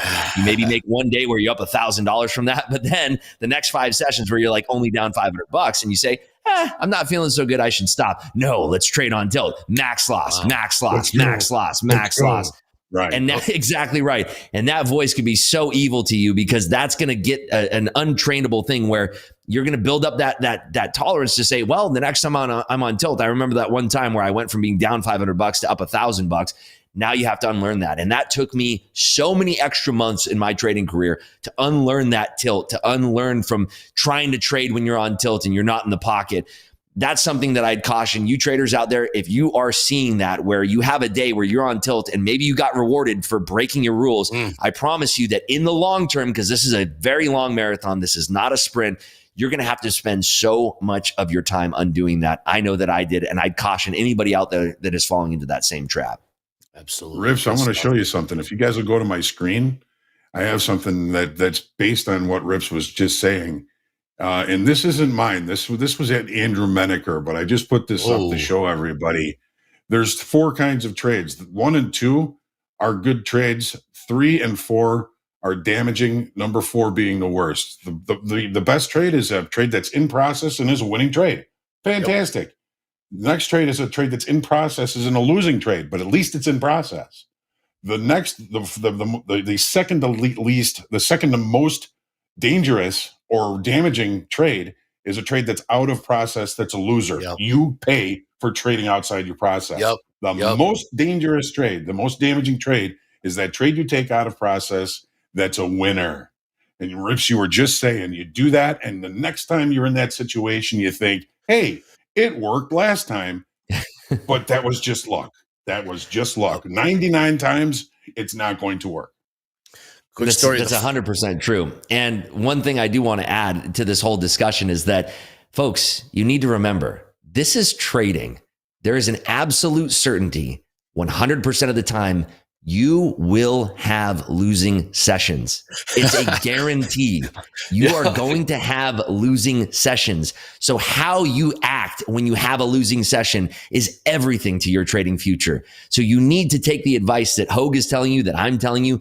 You're going to have losing sessions. Work on how you manage your emotions when you have losing sessions. Do you immediately go on tilt and try to get it back? Do you immediately get upset and start doing things that you normally wouldn't do? If that's the case, you need to find ways to stop, get yourself away from your trading terminal, and be done for the day, because a guaranteed certainty in trading is that you will have losing sessions. Amen, dude. This is a gold, you guys. This is gold. I hope you guys are appreciating this. If you guys are appreciating this, please hit the like button. Please subscribe. Please keep the chat coming. It's been 99%. It's really super positive in there. Traders watching out for Traders Back. Quick shout out.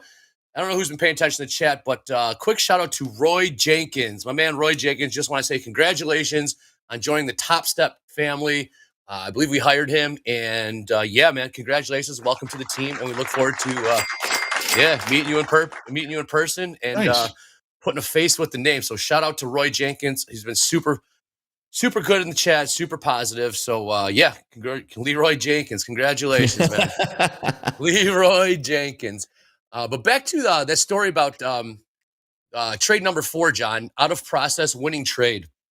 When I was with a previous trading firm before Topstep, they actually fired a clerk. He put on a position. He never took the loser, never had a stop in, so to speak. I ended up making $5,000 on the trade. The second that our risk team found out how he made the $5,000, he was instantly fired. fired on the spot for making $5,000 because he never had a stop in, and never took the loss. He took a lot of heat on the trade. Obviously, it came back his way and made $5,000. And he was peacocking around the office, and it didn't pass the smell test. So they recreated the trade, overlaid it on the chart, so on. And on the spot, he was fired, gone, showing the door for making $5,000, but did it in the wrong way. And they knew that wasn't going to lead to sustained success. So that was an eye opener. Watching someone get fired for making 5Gs really opens up your eyes. And well, they knew that the next one was going to be a 50 grand loser. Exactly. Yeah, I actually know that there's a rule with almost every prop firm, and I've never heard otherwise, that if you are trading without a stop, if you find a way, because most of the risk management desk will have the account in a way that they won't even open the trade unless you have a stop in place. And if you're not using an ATM strategy, that if you don't open a stop order within the first 10 seconds of the trade, it'll cancel your trade out. I know that that's true for almost every single prop firm out there. So folks, if you're trading without a stop, for some reason you think you're Superman or Superwoman out there, stop it right now. Like, I'm serious. You need to stop doing that right now. Trading without a stop or moving your stop where it shouldn't be, you know that you're doing knuckleheaded behavior. Stop doing it right now. The best time to stop was yesterday. The second best time is today. So please make that change in your trading immediately if you're trading without a stop. Hold on. The best time to stop was what is it? The best time to stop was yesterday. Second best is today. I like that. Exactly Rips, my man. All right, guys. We are still seeing that liquidity. The Nasdaq's been trading sideways here on the 5 minute for the last hour, 15 minutes or so. S&P's trying to catch a little bit of a big. I took a peek at the crude chart. Crude was dead. Gold trading sideways. Markets are kind of quiet right now, so that's why you come join us here at TopstepTV. Hang out, help us help you sit on your hands. We are seeing a bit of a bid in the S&Ps with that liquidity still showing at 44, 3/4 and 45. We will see if the market does want to uptick that or trade into it. Rips, this is what you're talking about, front running it. So if I were to front run this trade right now, I would work one at 44.50, correct? Yeah, I mean, you would probably layer all the way up from 43 halves all the way up to 44.50. Yeah, I would be layering that. Let's just say that you're trying to get rid of about 100 contracts. You can layer it and stagger it just probably like 10, 20, 30, and then what would that be? That'd be 60, then a 40. So 10, 20, 30, 40. You could layer that up and just try to get swiped towards that. And then just, you can, there's algorithms that run this for you, in big trade desks where you don't have to worry about that. But if you're doing this manually, you're just clicking on the price ladder. Go ahead, John. I was just going to say, let's put it on the book map. We've got it on your book map now. I want to watch this. Call. Yeah, here we go. Yeah. So if you're trying to layer, you're trying to get out, you'd probably put 10 at 43 halves, 20 at 43 3/4, 30 at 44, and then your final 40 at 44 1/4 there. So, yeah. Yeah, we used to do that in the pit, Rips. I mean, if there was a broker that had an offer of 200 contracts at 5 even, we'd stand in front of them and sell 10 at 90 right in front of them, because we knew that we knew where we were going to go if it went against us. We were going to lose a tick as long as the broker traded with us, right? So, if I'm short 20 at 90 and there's 200 behind me, and they start to go, I can go buy 20 and I can lose 20 ticks. But if it holds and we get a little bit of a break off of it, I can make some decent money off of it. And we had Michael do this on a 1,500 lot offer, and he got in one tick before it, took 8 handles on a win, but eventually that liquidity got taken out. Yep. I think he tried doing the trade once or twice in the second trade. He only took literally a tick loser on it. So it was a great trade. Net, big time winner. Risk one tick to make 8 handles. I think you take that all day. And that played out nicely. Or sorry, Rips, you were going to say? No, I was just saying, you also have to look at this stuff. There's another level of psychology that you can be looking at an order book like this for, that you have to understand that there's so many different sides of this trade, right? There's some folks right now that are probably short maybe 500 contracts in the S&Ps here, and they're looking up at this player or multitude of players between 44 3/4 all the way up to 45 quarters there, and there's roughly about 1,800 contracts there. So if you're sitting on 500 short, you're looking at as a backstop where you can say, well, I can smack this offer with my 500 and get out lickety split. But you have to understand that if there's a lot of people converging at that exit door at the same time, that's what can kind of create a short squeeze in this, because you don't know how many players are short. And this is why we look at the delta. You don't know how many players are sitting there short with 500 that they're taking heat on, that they're kind of looking at these players as a backstop. So that's another thing, that if we're looking at players that are front running this liquidity, they're also looking at the speed and the velocity that this liquidity is being snapped up. We just keep meandering up towards that heated liquidity up there. You can see this on the heat map on my screen.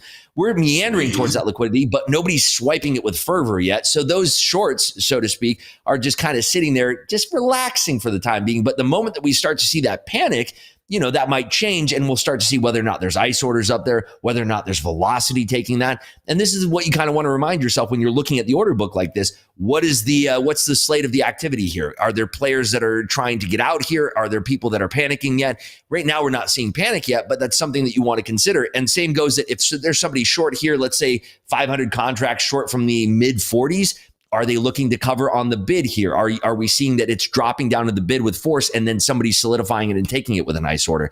You want to be telling yourself these stories as this tape is developing. Agree. I compare it to, it's almost like musical chairs.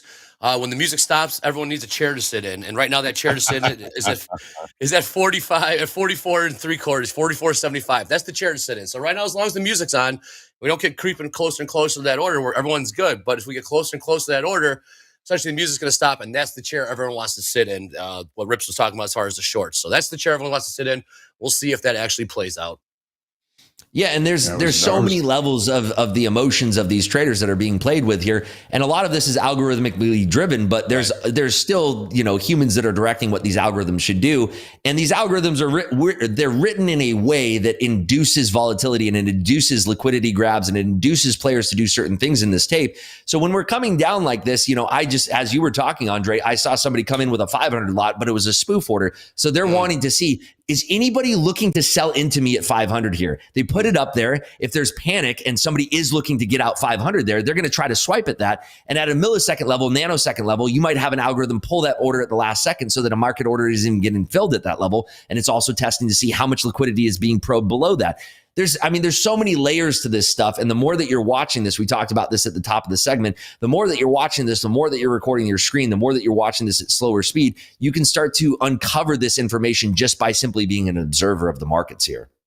Hey, Rips, question from SSS here. Can you ask Rips what time frame he has in his book map on?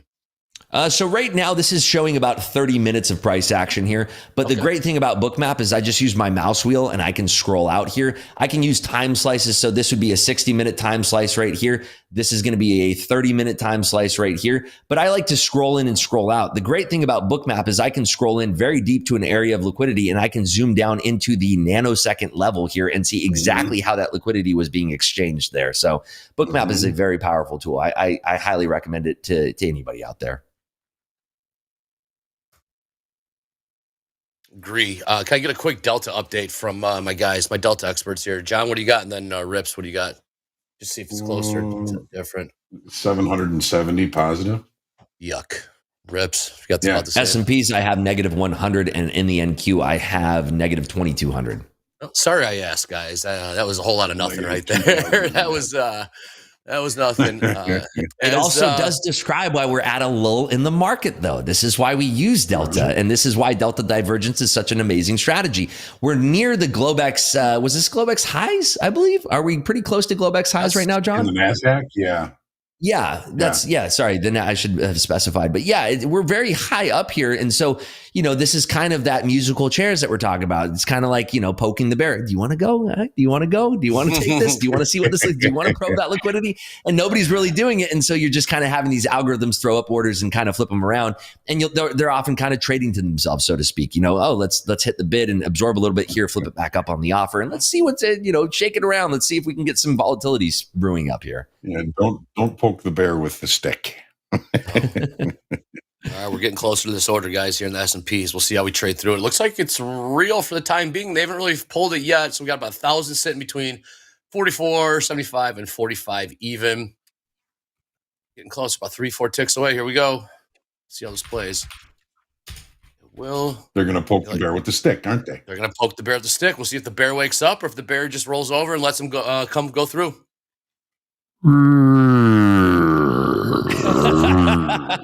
It's a hell of a bear. And then, you poke the bear enough times, it becomes a jungle cat. Yeah. Yes. Wow.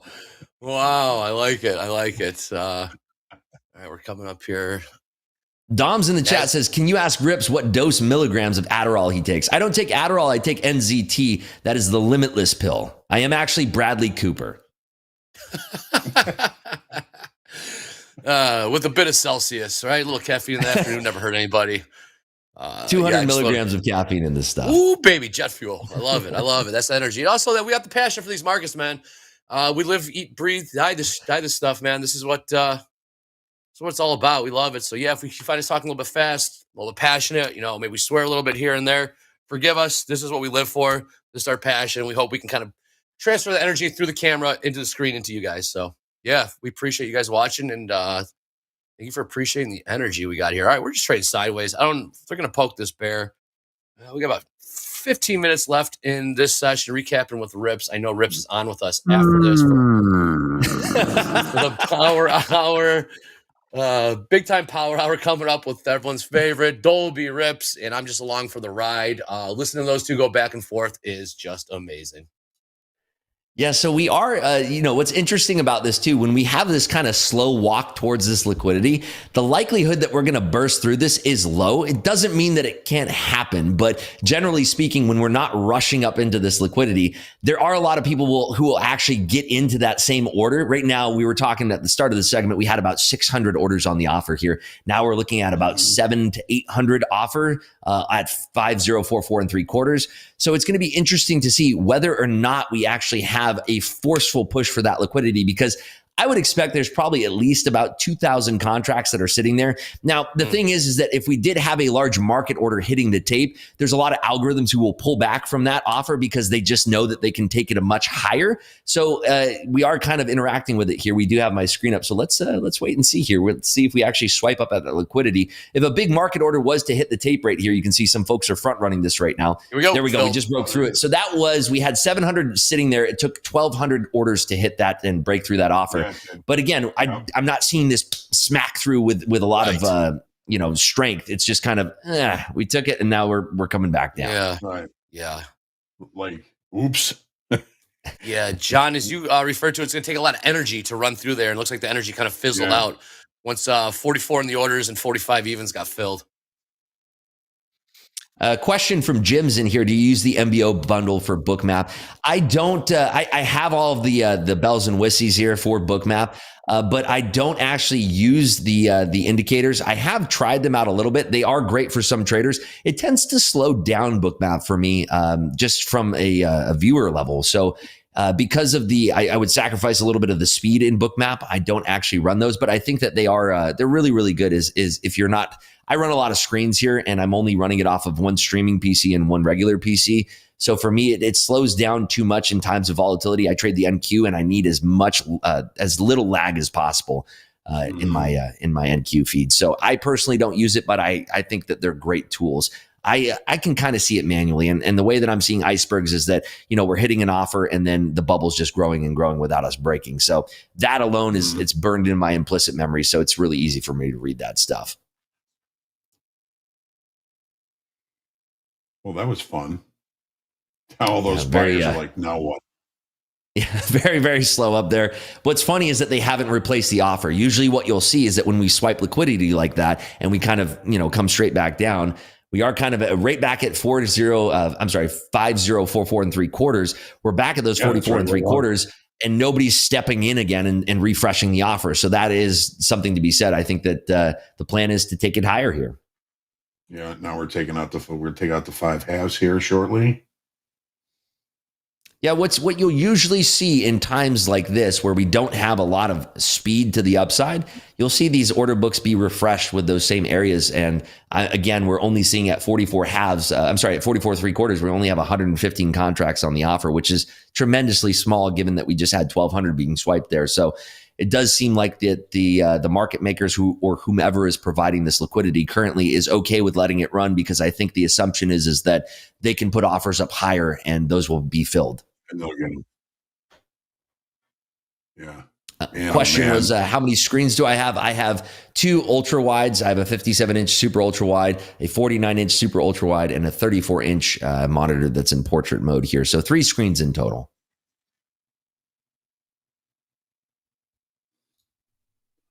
Well, the late spike won today. The late spike won. Yeah, I want to get a look over at NQ as well. NQ is starting to tool up too. Is anybody long out there in NQ or in the S&Ps here for a late day power hour rally, perhaps? I'm not, but I want to be. But I'm not buying here. You know what we call that? We call that FOMO. One thing I wanted to touch on was the 2 C's. There's 2 ways you can take a trade: continuation or confirmation, right? There's obviously multiple ways to take a trade, but one of the things that Andre touched on was FOMO and jumping into a trade when you know that you shouldn't be. If you're having trouble with FOMO and you're looking for a continuation trade, instead ditch that C, ditch the continuation and wait for confirmation. And what that means is that if you're looking for a long here, perchance, through this 44 3/4, if you're looking for a long, why not wait for the breakthrough of liquidity and then a retest? And instead of that being an offer at 44 3/4, wait for that to be bids and bid support at 44 3/4. Otherwise, it's a no trade. Mm-hmm. 2 C's. That's a new one. You never dropped that on us before, Rips. I like that. Have I not? Okay. What is it? Confirmation and what is it? So the first C that you want to avoid is a continuation trade. That's a FOMO trade where you're chasing it. Instead, convince yourself to not take that C. Instead, take the confirmation trade, which would be a break and a retest. Oh, man, good stuff, man. Boy, this has been a good freaking recapping with Rips, man. We learned a lot today.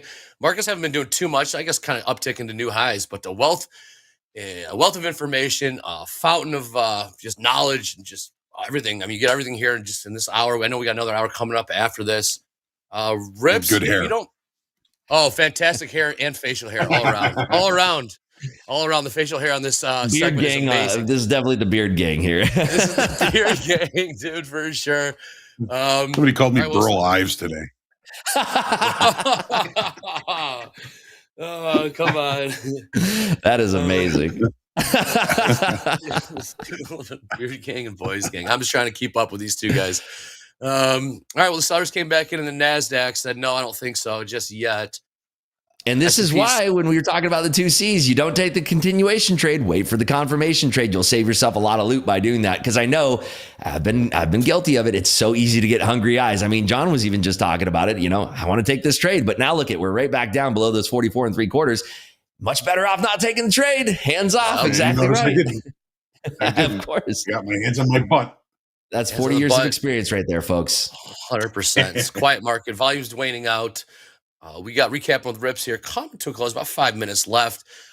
John, what are we thinking for the rest of the day? Are we just going to kind of drift higher as far as in terms of trades? Like, what if you're going to trade power hour? What would you look for? Anything like a delta divergence? Anything? Here it is. Okay. There's our late spike from yesterday. The market left balance, finished the day, no time to accept. The market opens in or above the late spike.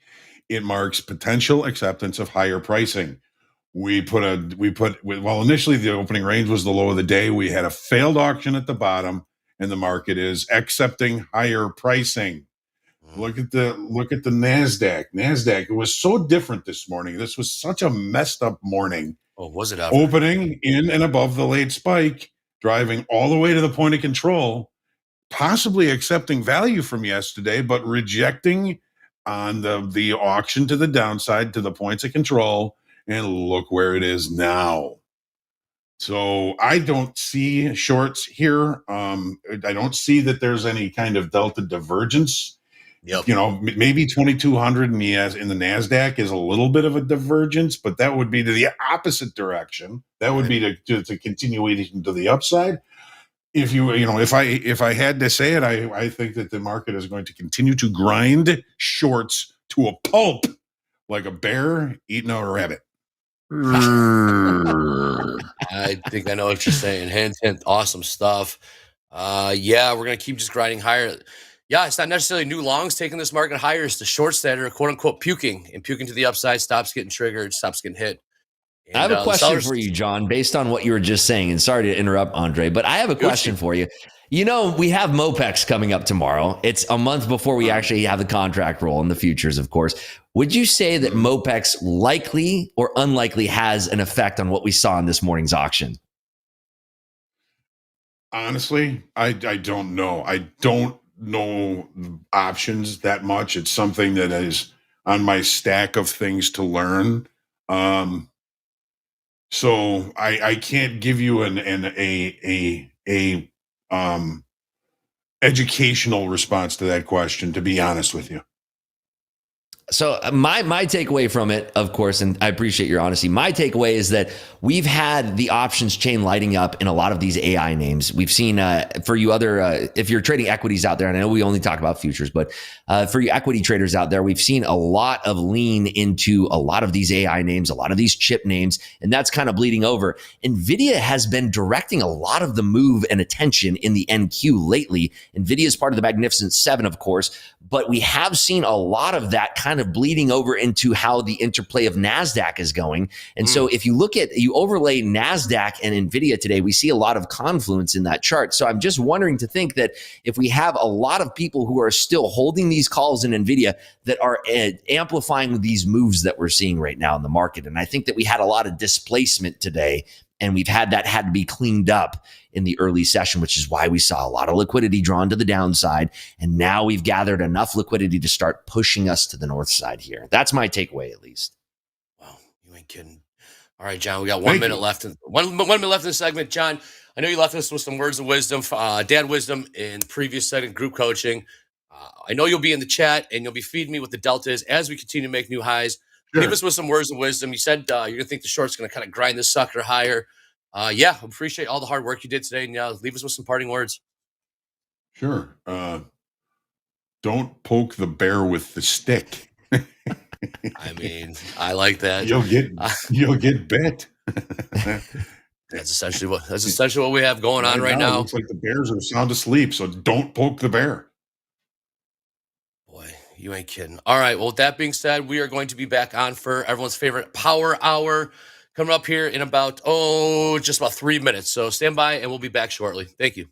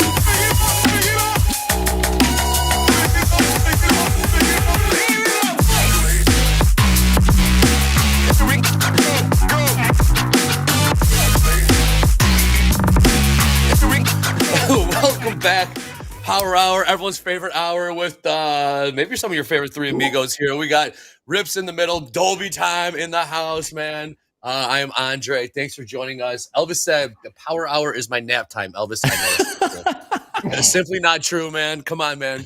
We're gonna wake you up. We are your alarm clock for the afternoon. So we got Power Hour coming up right now.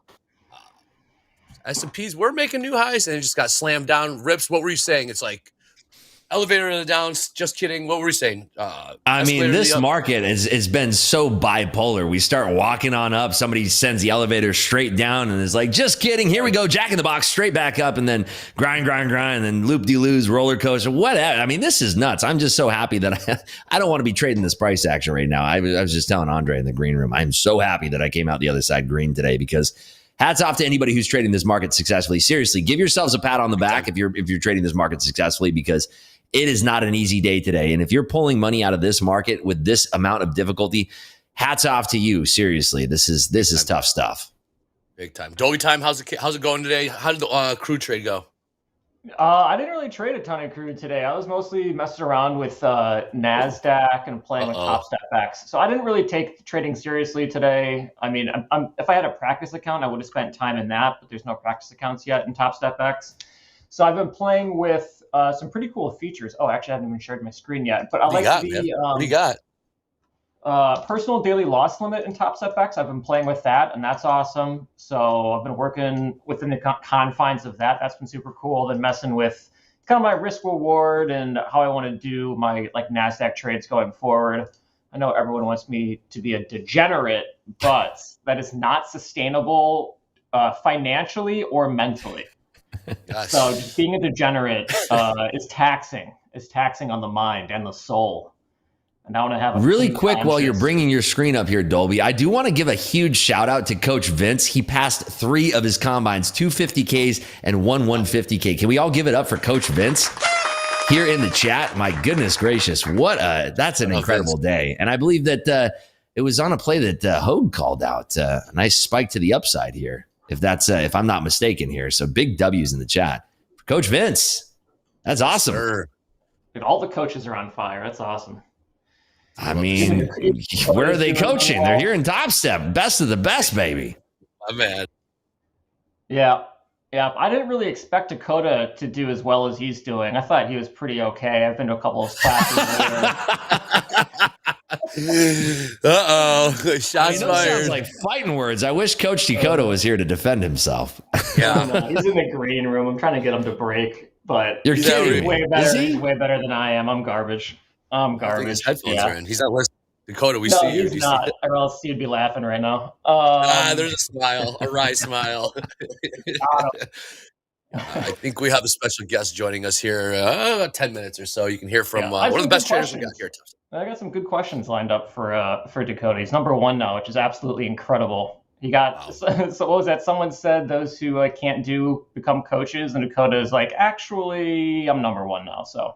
Yeah, he's like, hey, here, hold on a second. Hold my beer. Or actually, he doesn't drink. Hold my Celsius. Hold my Celsius is right. Yeah, how many Celsius do you have a day, actually, Rips? Just 1? I'm actually on my second one today, so that's going to be 400 milligrams of caffeine straight to the dome. You ever try that? Dude, your headache must be ridiculous if you don't have enough caffeine. You know, what's funny is I had COVID, I believe in the beginning of the year, January, and I was completely nil and void of any caffeine. I didn't have any caffeine. I didn't have any withdrawals, believe it or not. It's weird. There's 200 milligrams in the American version of Celsius. And for some reason, I don't know, it just really doesn't faze me all that much. And I don't get withdrawals from it. If I go days and days without drinking it, but then some days I like a little pep in my step, a little pick me up, and Celsius does the trick. Tiger blood. Do we have a Celsius banner that we're going to start scrolling across when you're on? Like a QR code, maybe get a little sponsorship or something. It recently came to Canada, by the way. Celsius came to Canada, and those cans over there to protect the Canadian citizens only has 140 milligrams of caffeine, not the American 200. So that's the same as like a Monster then. Yeah, must be. Can we get chat? What's your average caffeine intake by milligrams? Please, I'm interested. I'm good for like 50 to 140. Outside of What's in that, a cup of coffee? About 80 milligrams in an espresso? That seems right? 80 I milligrams? got about 140. Yeah, I got 2 black teas in the morning, 2 cups of Earl Grey. So I'm about 140. Wow. When I was dating my fiance, I didn't know I was caffeine sensitive, so I went to Starbucks with her and got cold brew nitro. Oh, shoot. I rode the L back, and I legitimately thought I was gonna die. Could you taste colors at that point? Oh, I mean, yeah. We're talking heart palpitations. Smell sounds. Oh, yeah, dude. Oh, I'm smelling this music right now. Give me another one. Smelling the L train. It was not great. Oh, I know that feeling. It's the worst. It's honestly, dude, too much caffeine is a very, very uncomfortable feeling. Not my favorite. But yeah, I guess the only downside is my resting heart rate is at about 160. I'm kidding. Whoa. No. Just It's the drum beat of life. I'm just racing with it. Oh, it's pretty good, Rips. You're on fire today, Rips. Not gonna lie, pretty good, dude. I'm buzzing off of being up in my exit phase. It feels good to be back in the saddle again. I have to say, winning does feel good. It does cure a lot of ailments. Cures everything. Really it's cures amazing. everything. It kind of does, to be honest. It really does, man. It's But the problem is, yes, like Rips was saying, you put a winner on and your process was terrible. You put a winner on, kind of reinforces bad behavior. You might be willing to do it again, maybe widen your stop, not even put a stop in altogether. And eventually it will catch up to you. Like Michael likes to say, market giveth and the market taketh away. There is something to that. As we say that, we are seeing some sellers here in the S&Ps. NASDAQ's trying to get closer to honing in on VWAP here. I actually wonder if Dakota is short right now because I know he's been playing that upper level in NASDAQ. So I wonder if he took the same trade again. We'll have to ask him in a couple of minutes and see. I see him in chat here saying this short is starting to pay. So I'm pretty sure that he was prescient enough to take that short up at the top side. He probably got short about 920s or something. That's where I think he's probably short from. I would think so, yeah. We're all learning how to read Dakota and his entries and stuff. Yes, we are. Maybe we'll be lucky enough to have him here on the show. We can ask him, well, not face to face, but you know what I'm saying. Yeah, maybe we'll hear the doorbell soon enough here. Yeah, we'll see. Is Dakota a doorbell guy or is he just knock on the door kind of guy? Well, I guess we'll find out here shortly. I mean, based on his trading, I feel like he's kind of the Kool-Aid man sending it straight through the frickin' wall. Just kicking it down. He's that guy. I gotta say, he's that guy. I mean, imagine me, how happy I am. The fact that Coach Dakota actually wants to be on my team. Like, what? Can you believe that? Like, that's insane. That's a good investment. You got him when he wasn't even on the board. It's true. I mean, I believed in the guy ever since day one, and I'll never say otherwise. Coach Dakota, I've been #1 fan since freaking day one for this guy. Yeah, that's a good investment right there. I mean, he's very confused. He wants to be on my team, but I'll take it. Oh yeah, there's the Kool-Aid. Where is it? Do they even still have Kool-Aid? I feel like in this day and age, Kool-Aid's probably illegalized because too much sugar. No, they got it. They gotta have it. Oh, holy smokes! It's the doorbell. Speak of the devil. Oh wow! Oh my goodness. We're early. We're 4 minutes early. What's going on? Welcome to Power Hour, Dakota. What's going on, Dakota? Eating a banana. How was your game yesterday? How's LeBron? Disappointing, man. I was a little pissed off, to be honest. I was excited. Showed up. LeBron didn't even play. Yeah. Oh no, really? Yep. Did you go to a back and like all the Chinese people that's frustrating. But oh well. Oh well, you're #1 on the leaderboard. Dakota, tell us about your trades today. Tell us what the trade that you're in right now. Just one trade today. I'm just gonna take it easy. But I only had one trade set up. Everyone seen when I took it. Sounds like MP took it as well. Sounds like that Shy Shitty's strategy is just follow the big tick swingers, right? Where maybe you can't beat them, join them. Is that strategy from Shy City locals? Talking trash already. That's right out the gate. Wow. I see. Welcome to Power Hour. I seen he followed Isaac, right? Isaac made him 11,000. I made him 800. Here we are making Shy City the money. welcome to Power Hour. There's my entry. Coach Dakota brought boxing gloves with him. My goodness. Yeah, he sure did. He woke up and chose violence today. Okay, let's do it. Yeah. We're Came going in for it, firing right? shots. We all need that rivalry. love I'm going to start the rivalry early. It just so happens it's going to be with MP and the team. Wow. Establish dominance and go right after the founder and CEO. Nice strategy.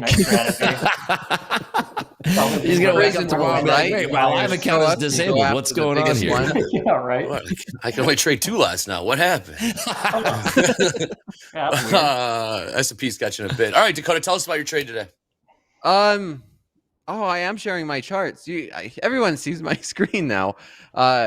All you need, guys, 1 to 3 contracts. That you can see where my stop loss is. You can see where I entered. I entered earlier. I mean, it was way back here. Over on the left-hand side, you can see the 5-minute chart. We had this doji candle, and that's a little bit of resistance. Same exact trade as yesterday, where we have a lot of resistance here from the London session. This is turned into resistance pretty much during pre-market New York session. It was resistance about noon Central Standard Time, and we started to see a little bit of reversal. I got into a trade, put my stop loss here, and then have just been hanging out. I've accepted this loss. If I do lose, I'm only taking 15 points, and we've been chopping around. We do have a big news event tomorrow, right? RIPS. We have PPI. PPI at 8:30 Eastern Time in the morning. It's going to be a big one. Yeah, and so maybe that's also adding to this, where it's like, are we going to really break out and start trending? Maybe, like anything could happen, but if it was me, I'm not going to put my money into the markets until after we get that news. I mean, if I'm a big trader, but I'm not a big trader. I can only assume, and this was a good, cheap trade for me, so I placed it, and here we are. Yeah. So how many lots did you take on that, Dakota? 3 contracts. Wow, very nice. This is a big trade for me, guys. It really is. Usually it's just 1 or 2. 3 contracts is one where I'm like, okay, I'm feeling like this could be a very good risk reward trade. You can see I'm risking 15, and if we do start to sell off, I could make 50. So 15 to 50, the risk rewards there. I will lose this trade about 50%, maybe even more, because we are in a bullish uptrend the past couple days. So technically, this can be considered a counter trend trade. But like I said, we have PPI tomorrow, and anything can happen. So I got a Go ahead. Oh, you got a question, Andre? I have a question for Dakota. He mentioned that over the past couple of days, you've been mentioning that your win-loss rate is around 50%, correct? It depends on what I'm doing. My slow markets class, my overnight trades, my win rate is much lower. It's like 30%. Well, I'm losing 70% of my trades. Okay. Which is something that might be eye-opening to some people out there. Yeah, you are number 1 on the leaderboard. Tell us how you're keeping the math on your side in order to grow your account size with a win rate of 30%. Yeah, we see what your account balance is. Tell us how you keep the math on your side to get to number 1. Just like that, right, Andre? Where we know our risk, we practice risk management. I'm taking good risk reward trades, looking for 3 to 1, 4 to 1, and it's just math. You don't have to be emotional. I mean, the math is going to work out in the long run. Just like when you're flipping a coin. Maybe you hit a couple heads in a row. It doesn't mean that, oh, well, guess what? This is a rigged coin, and most likely we're going to be hitting heads all the time. No, we still know that the statistics on flipping a coin is 50-50. Same with me. I will hit loser and loser and loser. Sometimes it's rough, but I do know the math will play out over the long run because I've been trading for so long, right? I do have that edge in terms of I have that confidence in my trading because I've analyzed my statistics for longer than a lot of traders here at TopStep in the community who's learning for the first time. But that's what it is, having that confidence, putting on those good risk rewards trades, and then going from there. I mean, you guys could see this trade, right? 3 contracts. I'm already at 1 to 1. So I've passed that 1 to 1 risk reward. And if we do start to sell off, We have all seen it before. We could see a really big move to the downside. And I mean, there's times where I get 10-to-1 trades, not because I'm planning for it. It's just because I put myself in a position where I'm managing my risk. And if the market decides to just, for this example, just sell off like it has before, or if I'm in a long, if it just decides just to rally and go 100 points, I'm like, okay, I'll take that 10-to-1 risk reward, because math, right? Yep. Oh, math. That's what we're doing. Good question for you, Dakota, that I did want to ask. When you're in this trade, where would you technically start to move your stop? Because I see your stop is above basically high of day here. When would you start to move your stop? Because I think that will help a lot of traders out here in chat. Yeah. I'm not going to say. That's my secret sauce. I'm going to be on top of the leaderboard. You guys are not going to ever know. Wow. All right. Wow. No, but all seriousness, it's very basic. You know, it really depends on the time of day, the trade. For this one, my trade setup was on the 5-minute chart over here on the left. You know, here's the high. I'm actually considering moving my stop down just maybe right here, you know, just limiting it a little bit more. If we do start to break down below these lows, down into below the 900, which it looks like we're starting to test it. If we do start to break down, then you guys know I trade this 100 tick chart over here on the right. I will start to trail it down. This is one of the, I'm copy trading on this trade specifically. So this is 3 contracts on one account. Technically, it's 9 contracts if we want to go through there. But the risk reward is exactly the same. 3 contracts, 150K account, risking the same percentage. It's just a bigger account, right? It scales. It's based off percentage. Whether I'm trading a $10,000 account or a $10 million account, the percentages will not change. But I'm probably going to practice proper locking in some profits. If we do get a push lower, I will be okay. And everybody knows I'm going to take off 1 or 2 contracts down here and then let 1 contract just run. So if we get a nice push, I will plan to take off 1 or 2. And right now I'm up 1,500.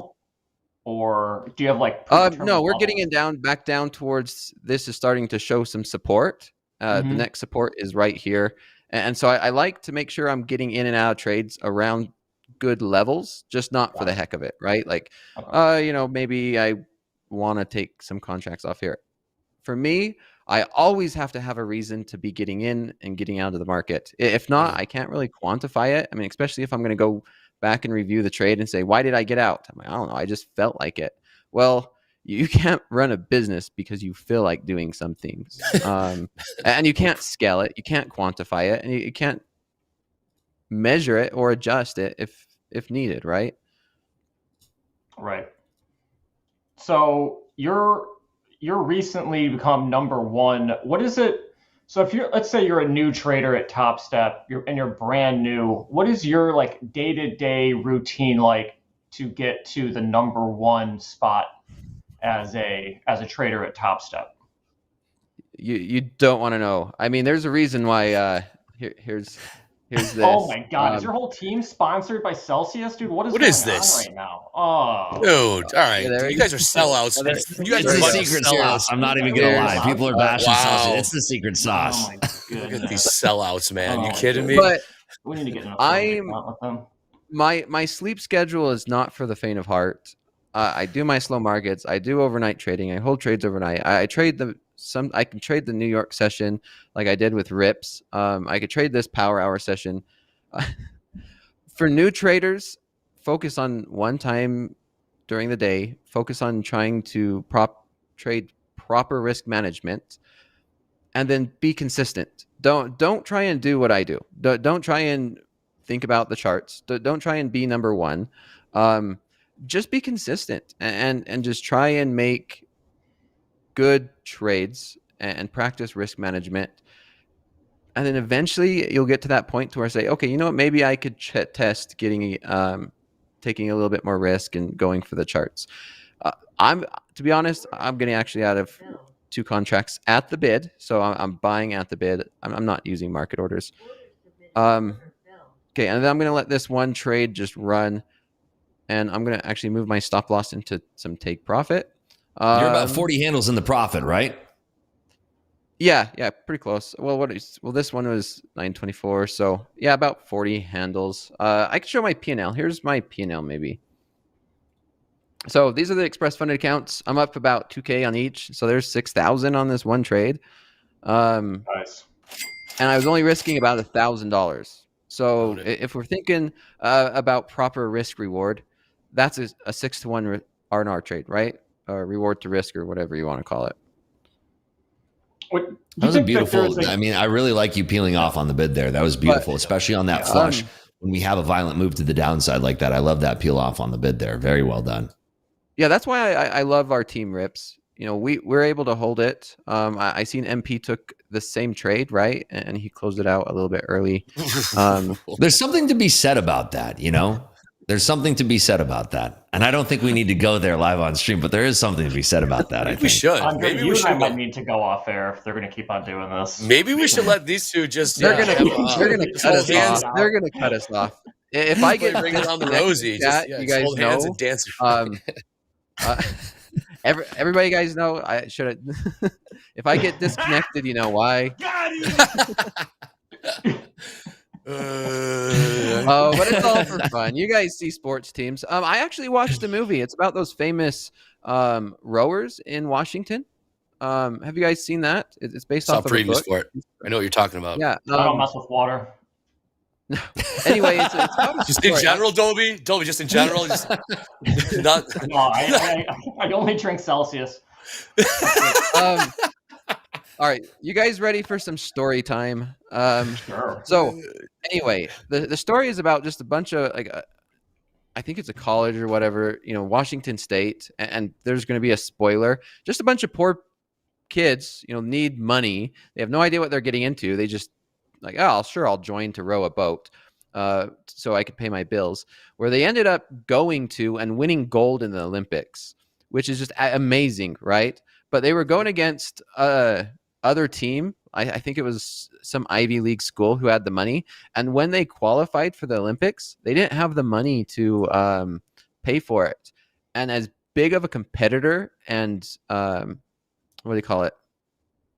Enemy, not enemy. What's the word? Rival, opponent. Yeah, rival. The other school was. They respected their opponents. They actually paid for them to go to the Olympics. And that's what we want here. That's what I would love here is regardless of how big of a rival we get, you know, you hear those fun trading stories where they're fighting each other in the pits and they go and have a beer with them afterwards. Very much the same thing, you know, love the rival, love the smack talk and the locker room talk. But at the end of the day, we are all friends. We all respect each other and we all have the same goal, right? We're all traders. I like stories. Yeah. So on your final lot here, Dakota, I do want to know what would it take for you to actually peel off that final lot? Is there something you look for in the order flow? Is it a specific price level? What would you be looking for? Yeah, let me correct this mistake. I still had my stop at 3 lots. Thank you. Someone called that out. Adam K said I still had 3 cons to my stop. Good call, man. I do that sometimes. Look at TopstepTV. Look at that. Looking out for each other. I love it. Amazing, man. You're so nice. Maybe you saved me. Maybe if we rally 100 points, I would have been mad because I would have caught that rally. You would have liked to have 3 contracts long there, huh? Right. What was that question? I forgot. What would it take? What would be the price level you'd be looking for a final peel off, if any? I'll let this thing stop me out. If it doesn't, though, that's what I'm saying. If it doesn't, would you just run it all the way to the bell? I mean, well, until Topstep closes you out 4:10 p.m. Yeah, I'd run it all the way to the bell. If this was my personal account, I'll run it overnight. Right. And I'll trail it. I'll say, you know, if this thing drops 300-400 points, which it could, right? Sure. I'll just continue to trail it, and if it gives me what it gives me, so be it. I don't want to cap out my profits, but yeah, we're here at Topstep. I'll run it up to the bell, make sure I get closed out, and I'm flat before the end of the New York session. So, Dakota, do you have any like suggestions or exercises for like new traders to kind of learn the benefits of like fixing your like risk reward? Like, do you work with your traders for doing anything like that? Because I know like trading is very much like a long-term gratification game, and some of that stuff doesn't really come to fruition, and probably maybe like a week later of actually like risk management. It's like, what do you teach your traders in your class when it comes to like risk reward and things like that? And what's your thoughts? Yeah, that's a difficult question, right? It depends. Every single question you guys ask me, an answer really can be it depends, right? Because it depends on the individual trader, it depends on the strategy, it depends on the time frame. But overall, TopStep does a really great job at putting our statistics onto our trader dashboard, where you can see your risk rewards, you can see what your average winner, your average loser. Shoulder Tap does a really great job at explaining those and what they look at, but it varies so greatly trader to trader. It's hard to answer that question. But the one thing that all strategies have in common, you guys have heard me say it probably 50 times this week, is that practicing good risk management.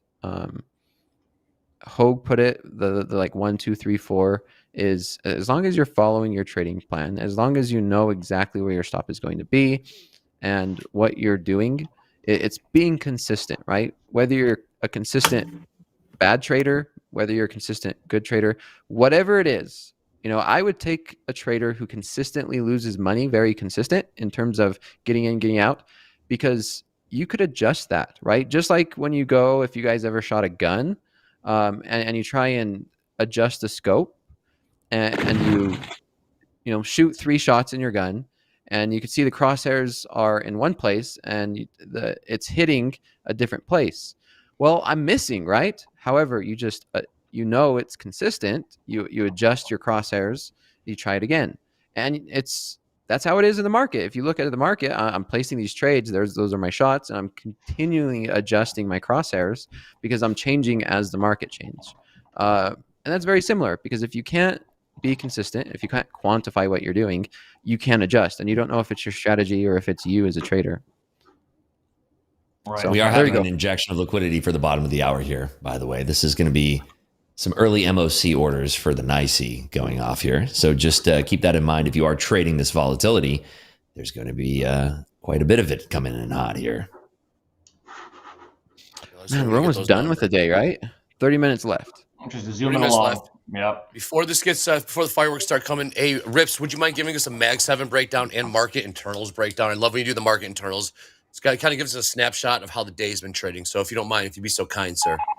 Absolutely, yeah. So on the Magnificent 7 right now, we're looking at Apple has kind of found a floor and has been grinding higher. We are currently above the VWAP. Tesla is probably the star of the show today, although it hasn't been having much of a movement or a weight on the Magnificent 7, meaning that NASDAQ's really been tooling and following the NVIDIA stock right now. NVIDIA had a good dump to start the day, but a little bit of a bounce, and we're back below VWAP. Amazon had a big rollover today alongside Microsoft and Google, but everything has sort of recovered here, right? We're seeing a lot of recovery from these names. Meta has been strong today alongside Tesla, but that's pretty much it. The leader of the show really hasn't been the Magnificent 7 today, but it's been over in the S&P. The S&P has just been grinding and higher ever since yesterday's close. So we've really been focusing on that more so than the Mag 7 today. Apple and Microsoft are the number 1 and number 2 weight of the S&P 500 and the NASDAQ. So with Microsoft sort of weighing things down today, that's what I feel has been holding the S&P back. So market internals, I'll have an update probably in about 15 minutes here. I'll share that with you. I want to kind of wait and see where we are closer to the NASDAQ MOC. You got it, man. Thanks for that. Super strong stuff. Dakota, did you get stopped out, or are you still short one? I'm still short one. We have 30 minutes left, so we'll see where we end up on here. We did make another pivot. You guys could see on my chart on the 100 tick. We did make another pivot. If we do push down, I will move my stop loss lower, or I might just close it out in terms of if we break this. So this is going to be a key area right now, making this pivot if we break up or break down, because we only have 30 minutes. So I don't want to hold into some unknown MO and C or whatever, because the market could push up 20, 30 pips or ticks in any direction. I can always go long for you. That typically works out. Is that generally when the market reverses for us? Is when you go long there, Dolby? Dolby time, my man, dude. Here, I just went long, 95 and a quarter. Is that that's the great way to help Dakota out here, right? Because that's where we reverse. Yeah, I'm trying to help him through my terrible sim trade.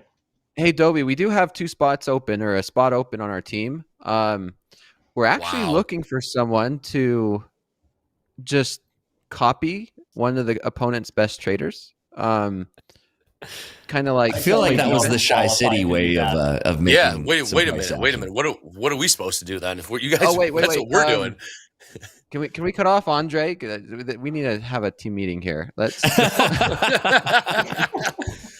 We were just going to copy all your trades and then see what happens from there. I don't know how we're going to do. Yeah, I mean that's defense, right? That's defense where we could just like have one of our worst players just copy one of your best players, and then it neutralizes. And I think we're going to probably copy Deanna or Hoag. Oh, I like that. Deanna's an amazing trader.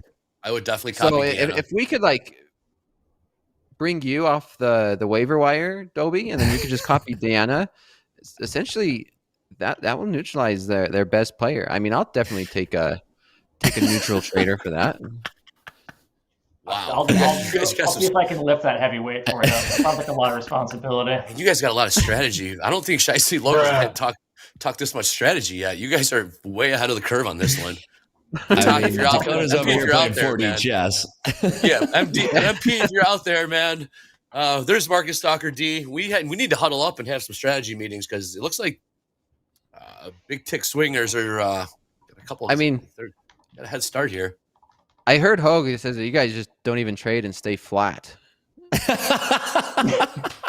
can copy that strategy though. I can copy that.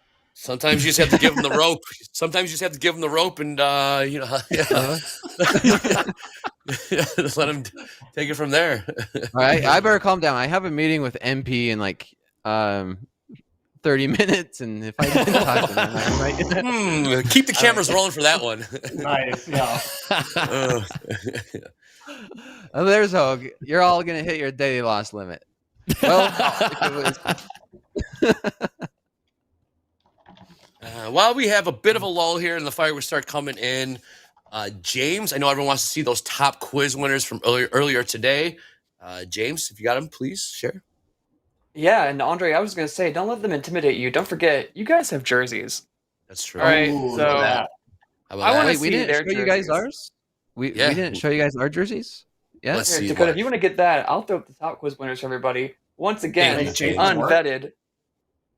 Oh, here we go. Those short. Jack Attack. I like grab a beer with Jack. That's a good one. Yeah. That sounds nice. Slap that ass. We got slap that ass. That's pretty good. That's pretty good. That was pretty good. We have Sog out here. That's a good one. Well done. Oh, jeez. All right. Right up to the line. Not crossing the line, but definitely putting a toe on that line. I like it. Oh my gosh, we have my evil twin here selling dips. Oh my gosh. Good stuff, Congrats man. to all very creative Topstep quiz players.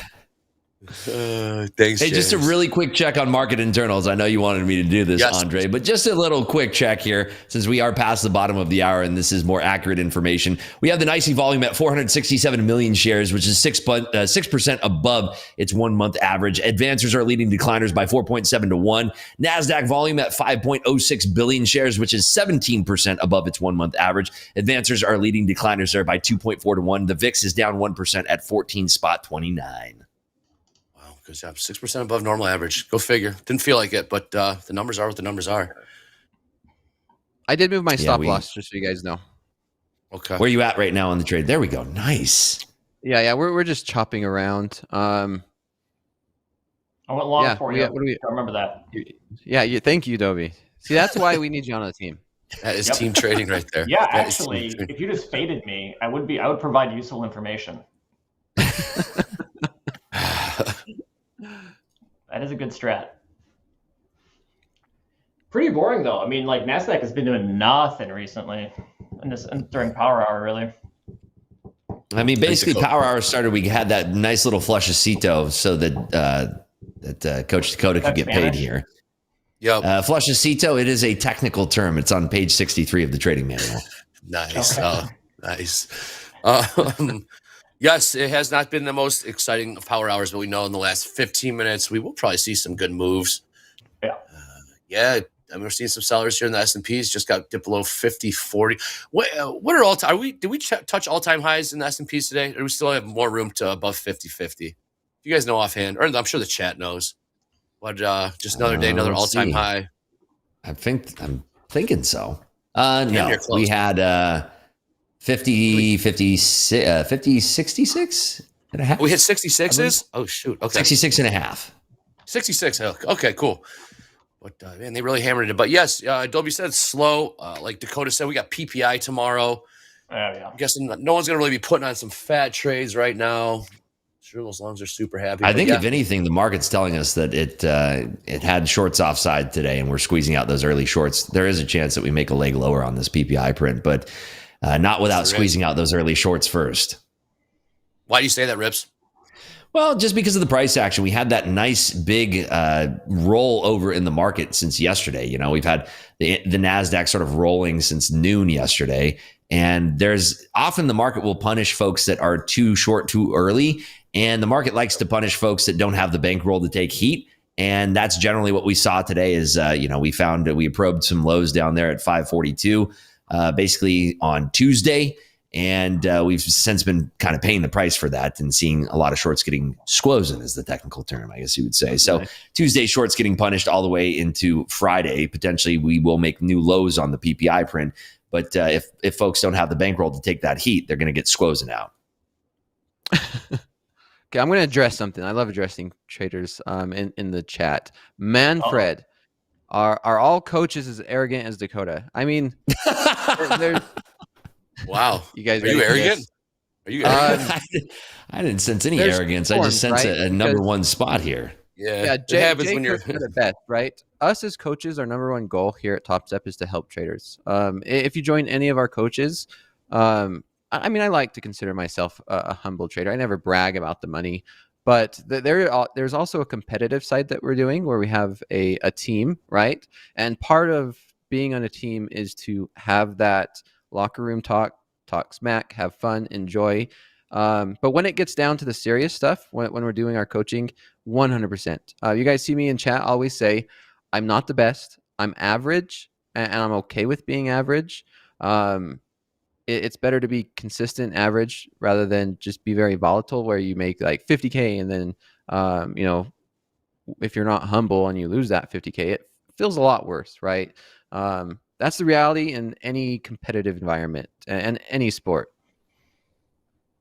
Yeah, I mean, if I was number one, I would be so arrogant. It would be so annoying.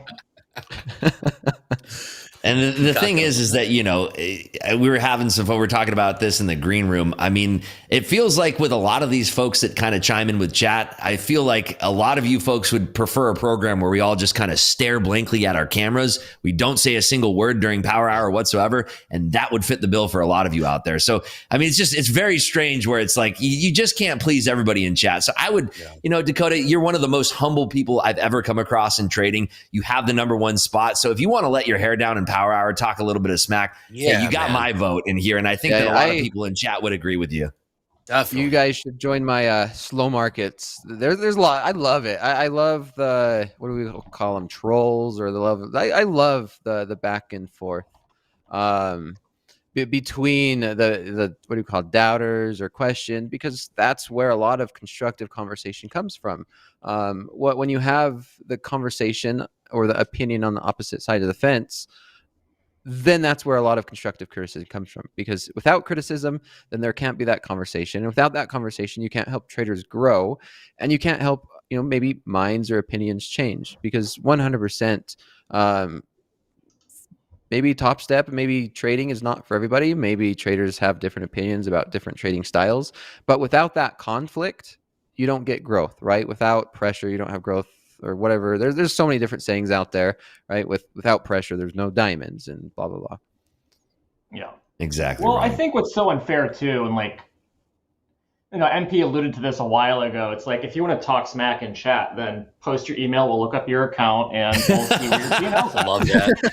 Right? I love that. I don't know if we even can do that, but it's so easy in chat to judge people that you have insight into their P&L and their strategy, while we have no insight whatsoever into what you're doing or how many resets you've stacked up today. So, I mean, it's not necessarily fair.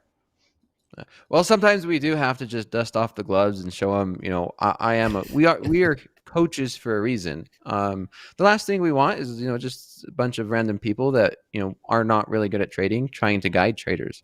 MP and Hoag said it best, is the number one goal for Topstep is to try and find the best of the best and help traders out. And that's what we're doing. And I definitely want to lead by example.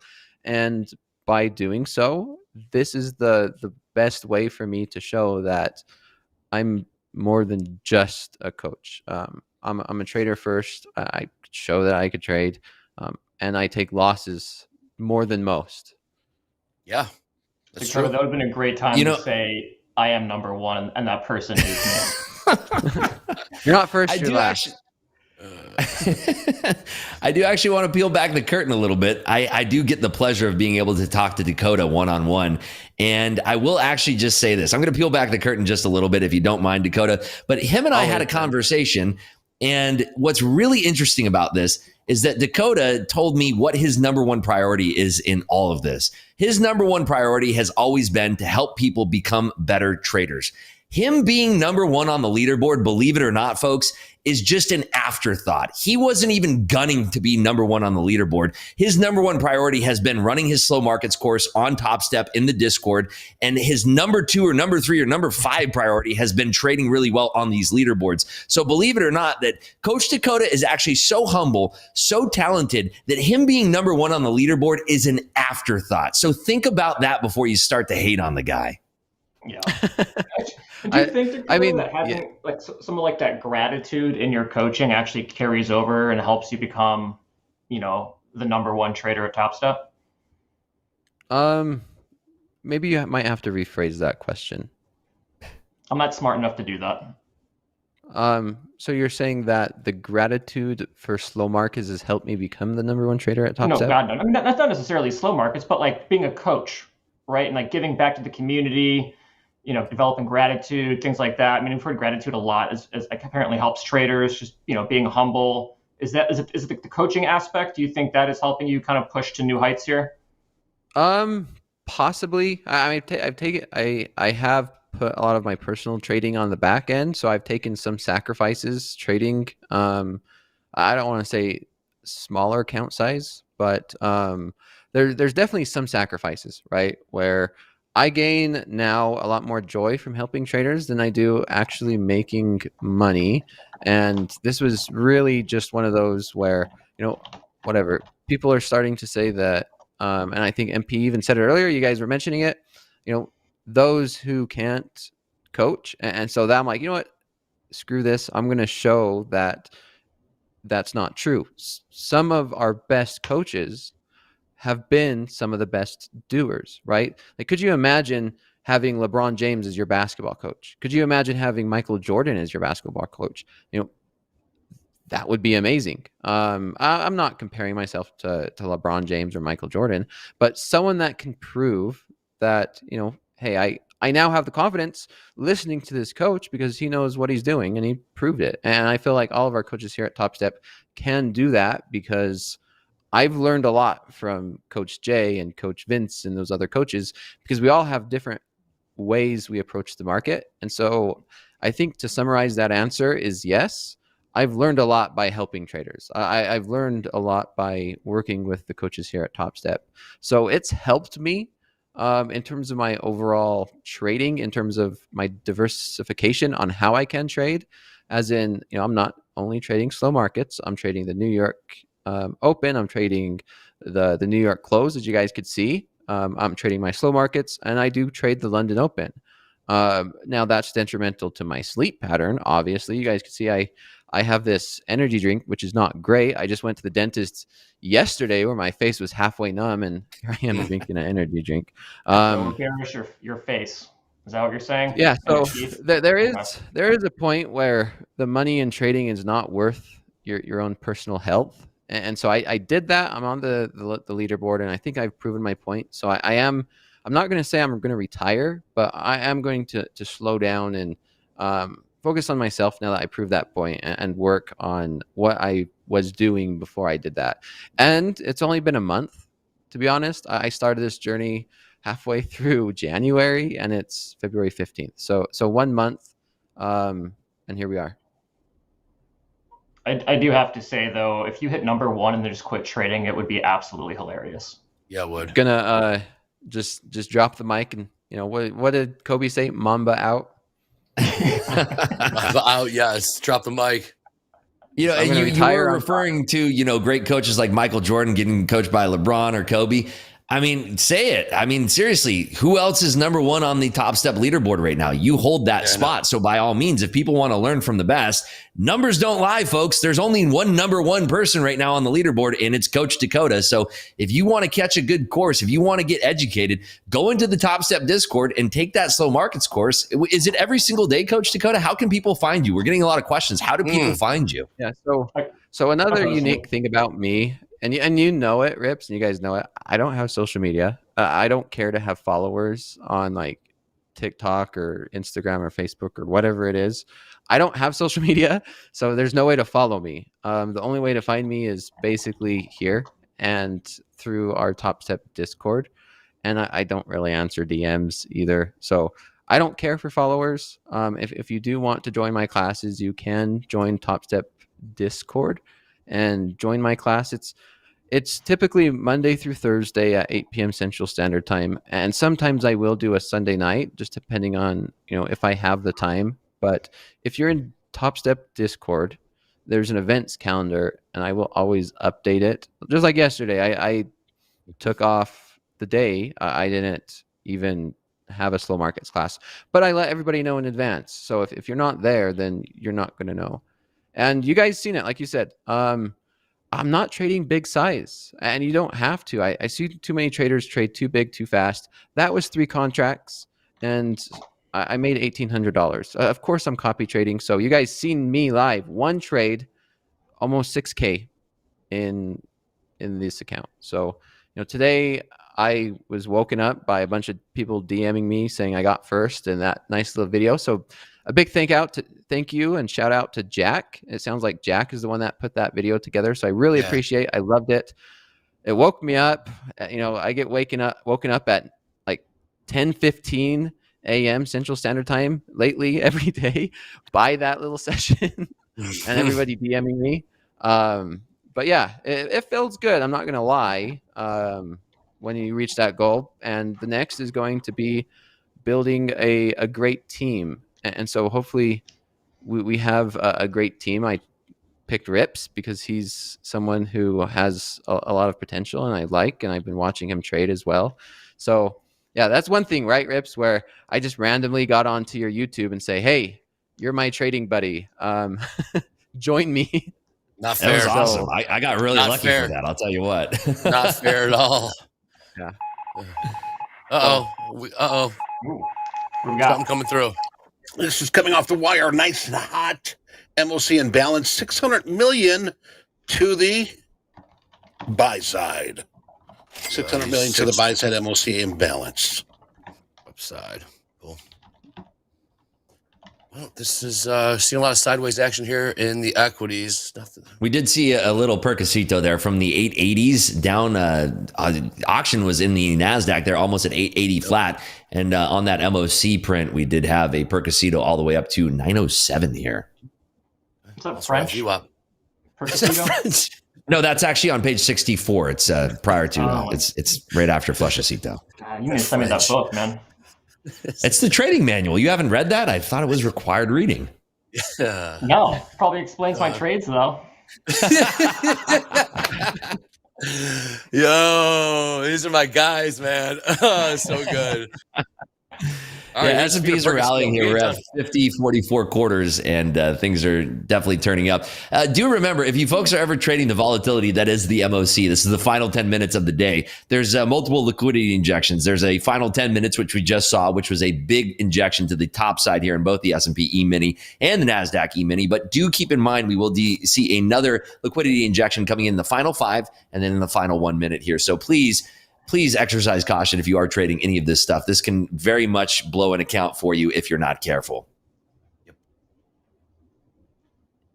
Yeah, I got stopped out.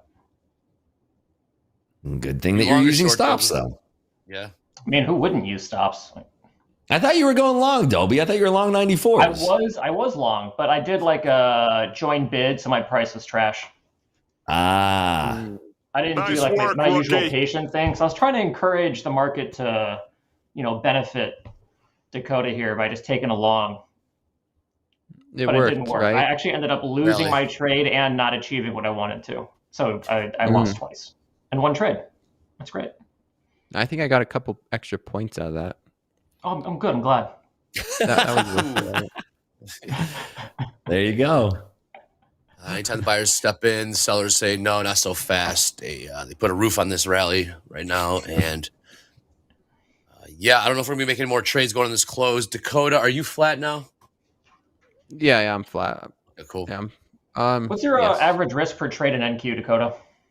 $200 to $300 max. Damn, that's it or, per sorry, contract? $300 to $400 for my trade.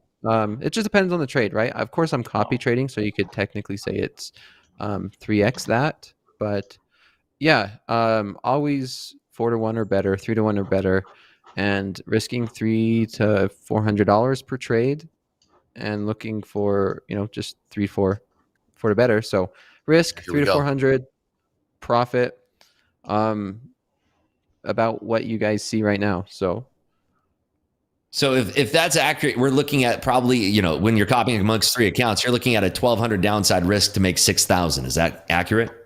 that sounds about right. Yeah. Yeah. I mean, that's incredible. That's why you are on top of the leaderboard right there.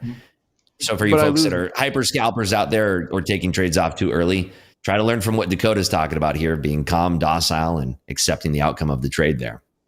But I lose more than half my trades, just so I just want to make sure that's clear. So it's not for the faint of heart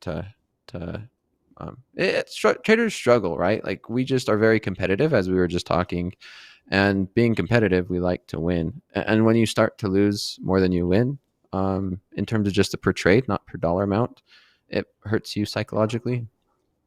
5 How minutes. long did it? Really quick here, folks. Really quick. I just want to get this out. We have breaking news out from Apple. Apple is reportedly preparing an AI tool that will compete against Copilot. That is a press release that just came out. We saw Apple launching from 182.40 all the way up to 184 there. So I want to get that out. Sorry to interrupt. Wow, Nice. No, good stuff, Dakota. No, I seen something cool on TikTok the other day. I think it's that company who partnered with Fortnite. Is it Google? No, it was something. They put like $1 billion into the I think it was Disney. Yeah, I seen they had like this floor where you could just walk on, very much like Ready Player One. Like, it was really cool. Have you guys seen or known anything about that?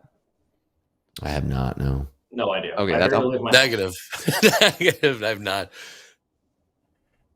Dakota, how long did it take you to get comfortable with having like a risk, like a 30% win rate? Because I think a lot of traders would probably just be absolutely insane not winning, at least half the time, but you're able to be profitable. How long did that take you to kind of overcome that, if at all? Maybe it wasn't an issue for you. I mean, it took me a while. I've lost over $125,000. I made the mistake of taking out student loans. I come from, a lot of people don't know this. I come from a really, really poor family, basically homeless at one point in time. And the only way that I figured that I can ever make something of myself is through one of the most capitalistic things in the world, which is the markets. And I went through that, took out student loans, took out something that they call like a Pell Grant. And then on top of that, more student loans, put that into the market, shoveled snow here in Utah, put that into the market. And that was like a really vicious cycle of losing money, putting money in, and rinse and repeat. It added up to about $125,000. So a lot of hard things, right? Where I don't want to say too comfortable with losing money, but I've started looking at money as not this thing that you have an emotional connection with, but more as a tool, right? I said it the other day, just like a construction worker uses a shovel, a golfer uses a golf club, us traders, we use money as a tool. And if you don't know how to properly use that tool, then you're going to fail at getting that job done that you set out to do. And so I've learned that why would I be emotionally connected to my shovel or my tool? Yeah, so I hope that makes sense. Sometimes hard to put into words. No, I think that definitely. There was a question in chat about earnings after the bell. After the bell today, we do have earnings out of DraftKings, Coinbase, Roku, The Trade Desk, and DoorDash. Awesome. So we got 2 minutes left here, guys. We're seeing a rally in the S&Ps. Apple is lighting up here. We're trading at really? 184.50 on that news. Okay. Well, that's interesting. So they're getting into the AI game to compete against Microsoft, from what I understand. Yeah, Copilot is Microsoft's AI tool. And Microsoft is one of the largest investors in OpenAI, which is responsible for ChatGPT, if you don't know that.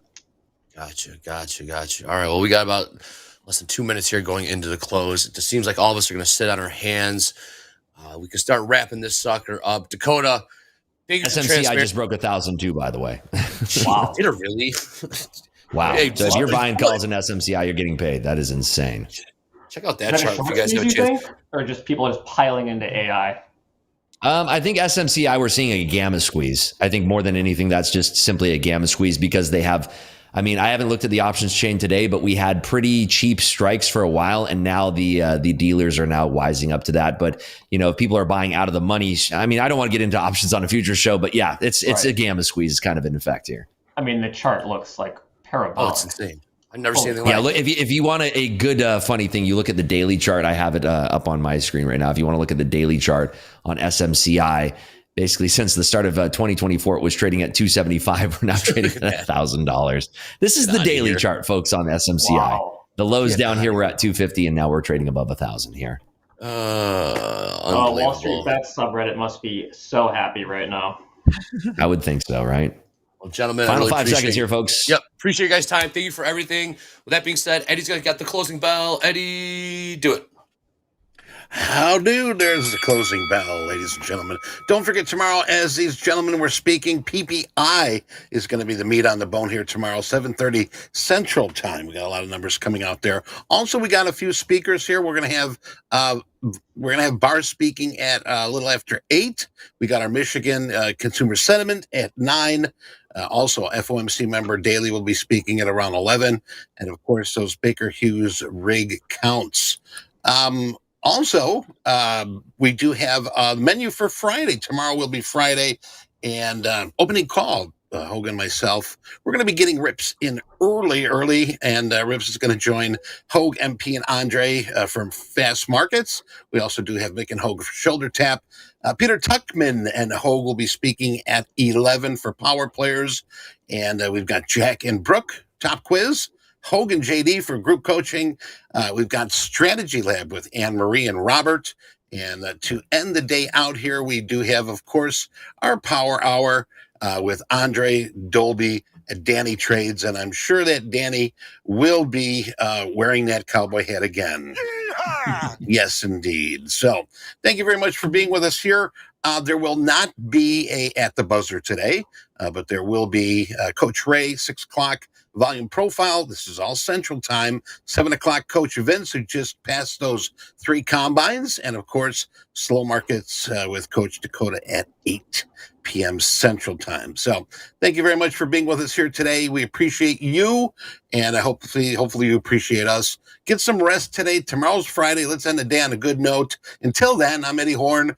Thanks for watching TopStep TV. Take care.